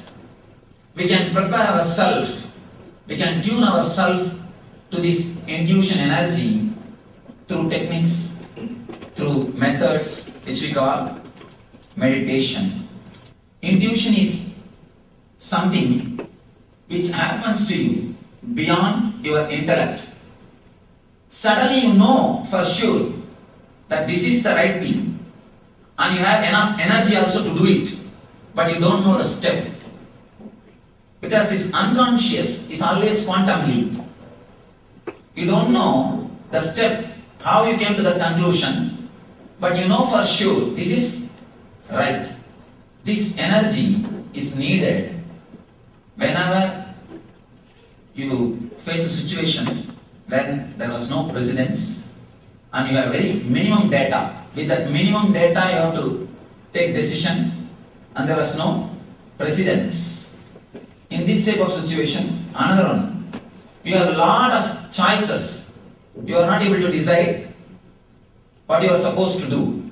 In this type of situations, the intuition energy can help you. The intuition power can give you the courage or give you the right choice. People ask me how to differentiate something. With intuition, you will feel tremendously energetic, alive. With instinct, you will feel you are drained. Whenever you decide without using intellect and feel drained, be very clear, you are working in instinct level. When you have the intuition, when you experience intuition, not only you get the intellectual clarity, not only you get the answer, you get enough of power to execute it.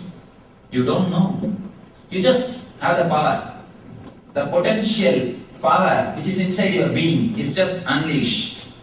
You open up and just like that you start expressing it. You start executing it. This can help to reduce the stress and to decide spontaneously. If you are given appointment to yourself, you can always feel some part of your being wants to express, wants to do something more than what you are doing. But we never give chance or the time to that part, to that portion of our being. We are so much caught up with intellect. We think intellect is ultimate. But again and again, yogis prove something more than intellect is possible. And any discovery or invention, you can see the role of intuition is always there. Whether it is Einstein or Newton also, he had something beyond his intellect. See, every one of our garden, apple falls, but none of us have become Newton. Something beyond mind has happened to him. Something more than intellect has happened to him, which can happen in every one of us. It is not that it can happen only to Newton or Einstein. It can happen to every one of us. If we can tune ourselves to that energy. Tuning ourselves to that energy is what I call meditation. 2-3 days is more than enough to tune yourself to this intuition. As and now we are using our unconscious energy either in instinct level or in intellect level. It can be tuned and you can use it in the intuition level. You make the decisions, creativity, whatever you call. With a little bit of, I can say, silence in your inner space, you will be able to look beyond your fear and greed. If you can look things beyond your fear and greed, I tell you, you will be more productive. You will achieve what you want to achieve in a much more simple way, in a much more beautiful way, without so much of struggle.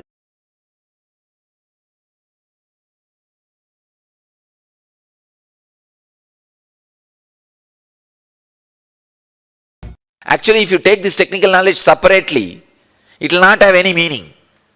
Creation, maintenance, destruction, people into illusions. These are the 5 activities of Brahma, Vishnu, Rudra, Ishana, Sadashiva. His throne is made out of these 5 energies. 4 are sitting as 4 pillars, 5 cosmic energies. What exists is feminine. Whatever is masculine in you, whatever is feminine can't be killed. That is life source, source of life. There are many things which is not source of life, is jada, matter, mental attachment, corruption in your consciousness or inner space, anything feminine. If you renounce, you are enlightened. Which is masculine, give up, you are enlightened. You have 2 parts. One is the life which pulsates in you, which is living energy in you, which is shining as a light in your eyes, which is giving you the feeling of that I am. That is what is called consciousness. And there is something else is added, your mind, your body, for the sake of movements, to do what you want. That part which is added is masculine. That is why the masculine part is always aggressive, restless, rajasic. Anything which is restless in you is masculine part. Anything which is passive and alive, please understand, anything which is alive will be passive. Anything which is alive will be passive. It will not interfere, it will not be restless, it will not be moving. Chala means moving. Achala means life. Anything which is life will be passive, because it does not need anything from outside. Only if you need something, you will be restless. If you need something from outside, you are not feminine. You are not feminine. Please understand. When you purify yourself, that is why I said, women has more possibility for feminine consciousness. Just because you are a woman, don't think you are already female. You are already experiencing feminine consciousness. No. If you are restless for something of the outer world, you carry masculine energy in you. Carrying a pure passiveness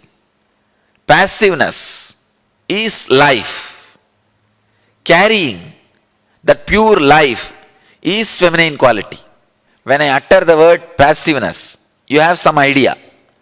Maybe a little bit of mixture of laziness, that is okay, no problem. Feel that passiveness is like a patch, you are carrying it in this area. Carry that passiveness, that feminine mood in this area today whole day. You will understand what I am talking. From now, whatever you visualize as a feminine consciousness, see, the moment you listen to the word feminine consciousness or passive life energy, you have some idea. Carry that mood, that idea in your heart today whole day. You can even nothing wrong. You can visualize you are a woman body. Just remove the male body, you can visualize yourself as a Devi. Even if you are carrying woman body, visualize yourself as a Devi. Means pure feminine consciousness. Pure feminine consciousness. Passive life. Understand? Society is male-minded. Restlessness. That is why life is always described as restlessness. Especially the Western mind-based society. Life means restlessness. A lot of life is happening here.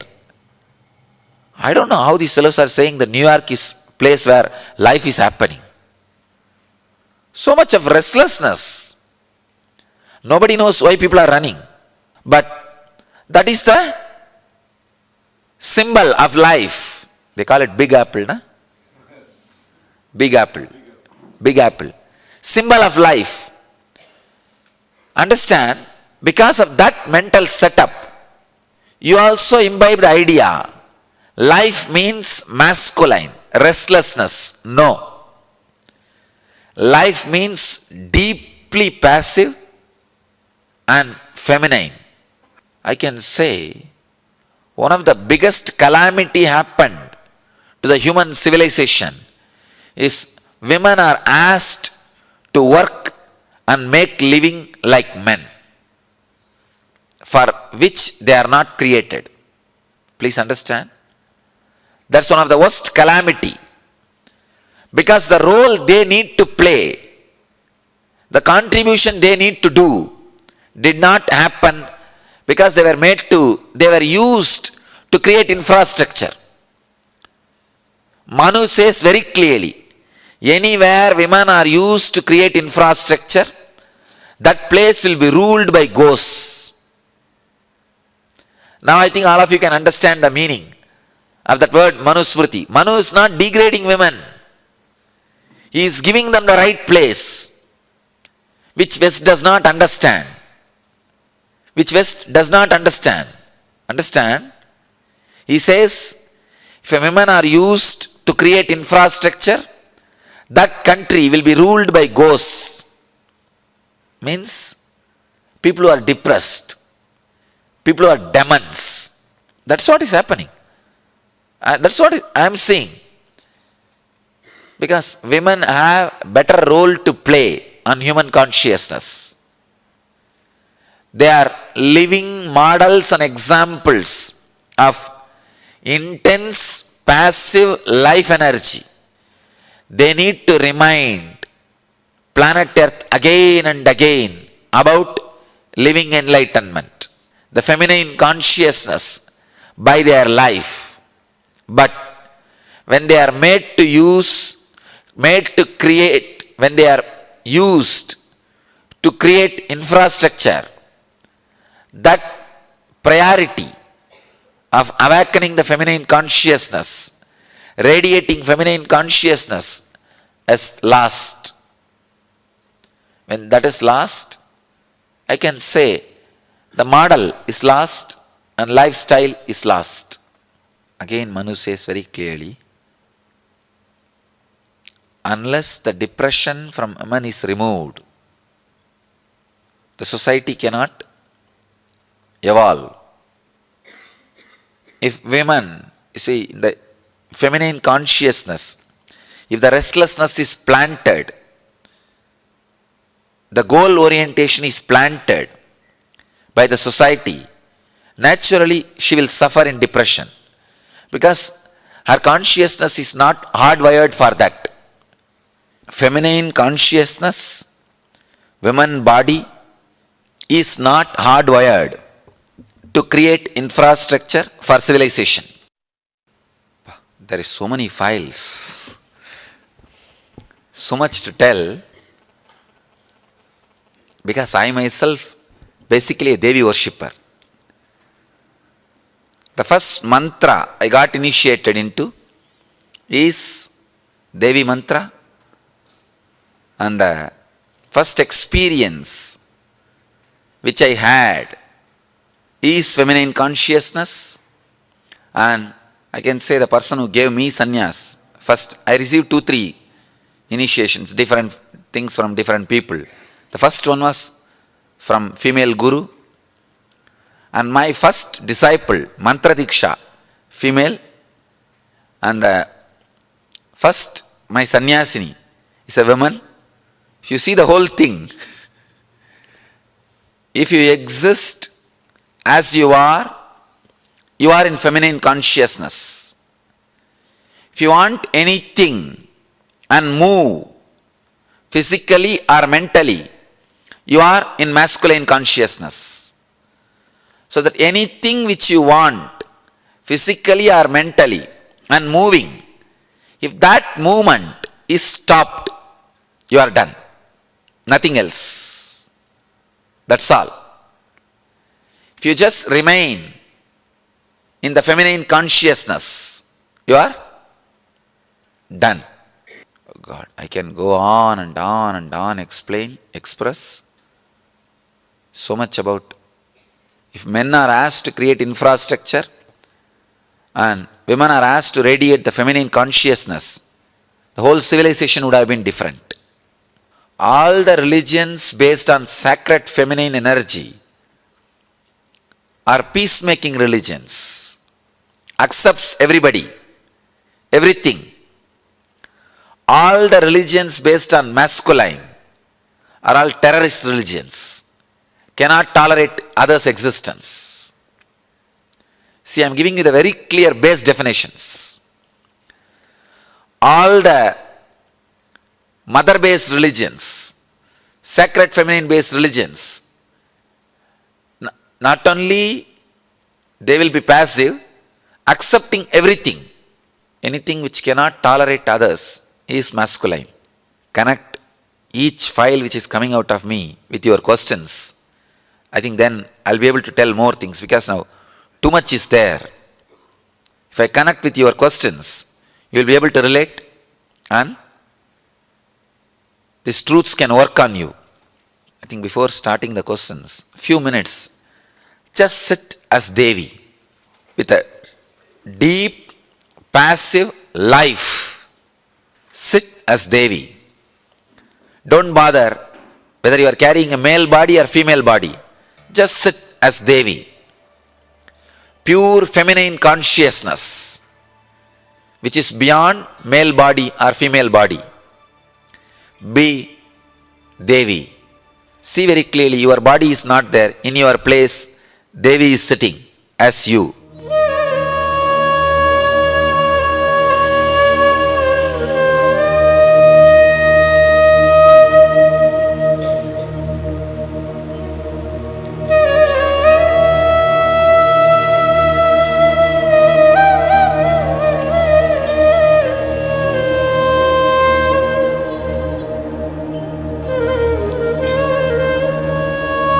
Just sit as Devi.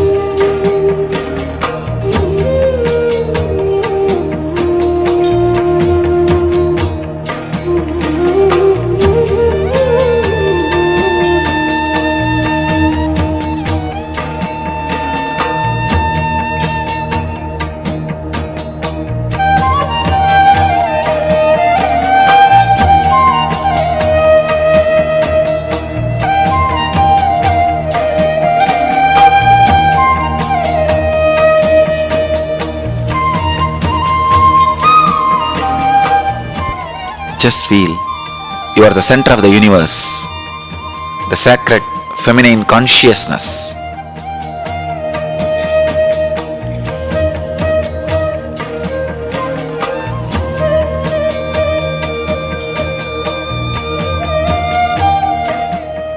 Devi herself.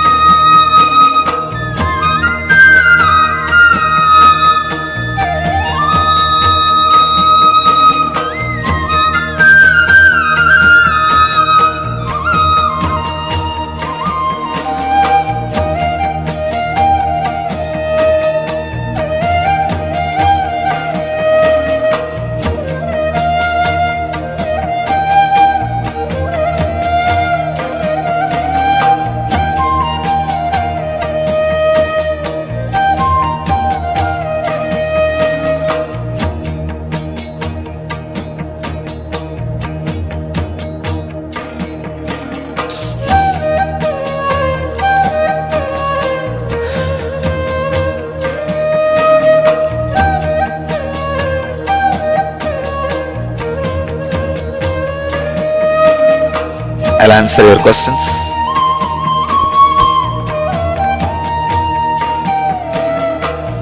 Swamiji, could you please explain about the science of Chandra Namaskar and how it awakens feminine energy? I can say Chandra Namaskar is the posture, physical movements to awaken feminine consciousness. It really balances. It's a physical level help. But we'll go into the deeper levels. Today I'm really in mood and right subject. What is male, female part of Maya? Maya does not have female part. Because male created the spiritual literatures, they projected Maya as female. Maya does not have female part. Feminine part is life. How do we see female part in Brahma, Vishnu, Shiva without their wives? Actually, the description I gave, the throne, without the female part, they are all Shava, Preta. With Devi sitting, only then they are Brahma. Can we say Nirvikalpa Samadhi, Sagaja Samadhi are expressions of feminine energy? Nirvikalpa Samadhi and Sagaja Samadhi is nothing but the pure feminine consciousness. Devi, please explain working on infrastructure. Means the carrier consciousness is put inside you, you see. In the Vedic civilization, women never have to be carrier oriented. Now you also carry the stress of finding a job, maintaining a career, and making whatever is needed for life, and creating infrastructure. You understand? Foolish way, this is what is taken as equal rights. It is not. Right to be what you are is equal right. Right to be what you are is equal right. Not, and the male chauvinistic society is so cunning, it just started exploiting you. If you do this, you are equal to us. That's where the whole problem is. So the carrier-based mental setup is what I call being used for infrastructure. Feminine energy is creation. Then why not use women for creating infrastructure? Please understand, feminine energy is life, passive life. The passive life creates intelligence for work to happen. But they are made as workers. There's a big difference. So the source of intelligence is not used.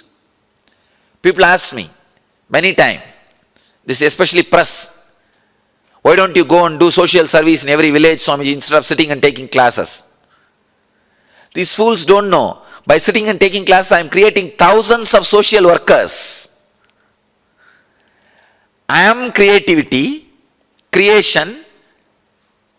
If I go and do social service in some villages every day, I'll be able to manage 2 villages, 3 villages.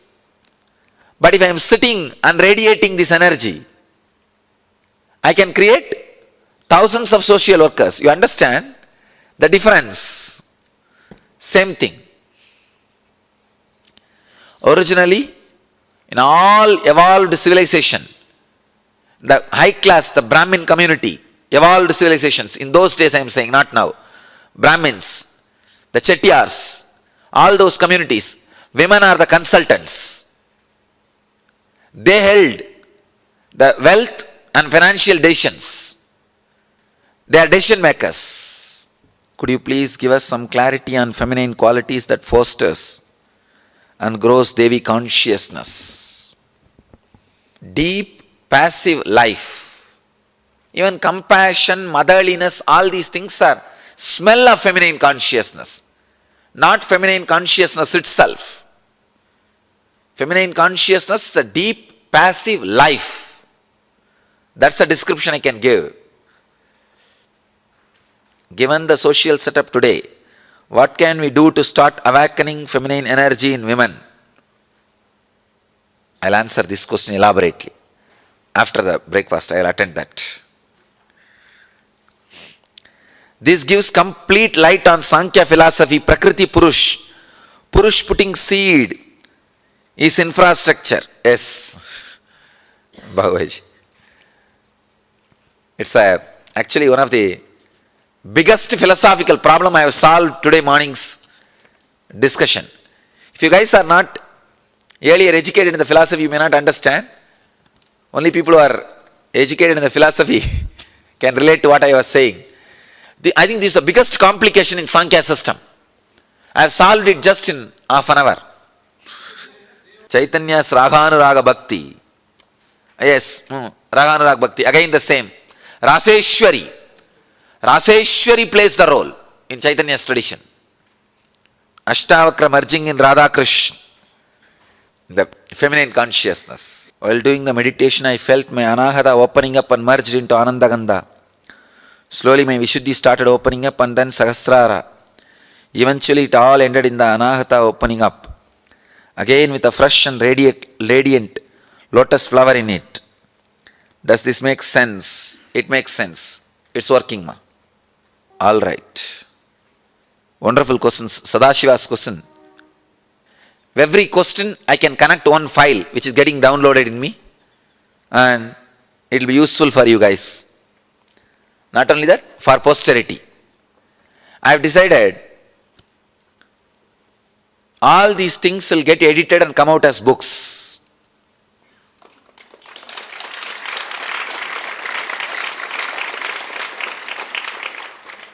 He's asking, Swamiji, would you please talk about Mother Chandi as we are on the feminine topic? Not only I will talk today evening, we will have some Chandi. I will chant Chandi for you guys.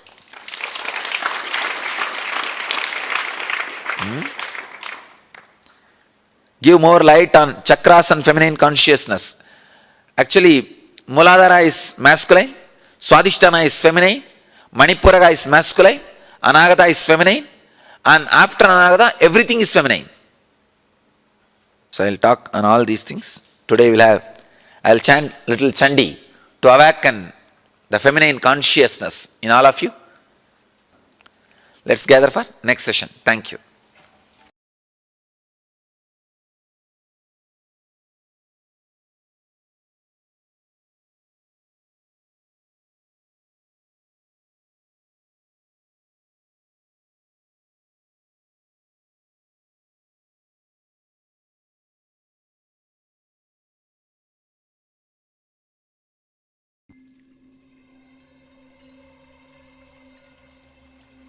I welcome you all with my love and respect.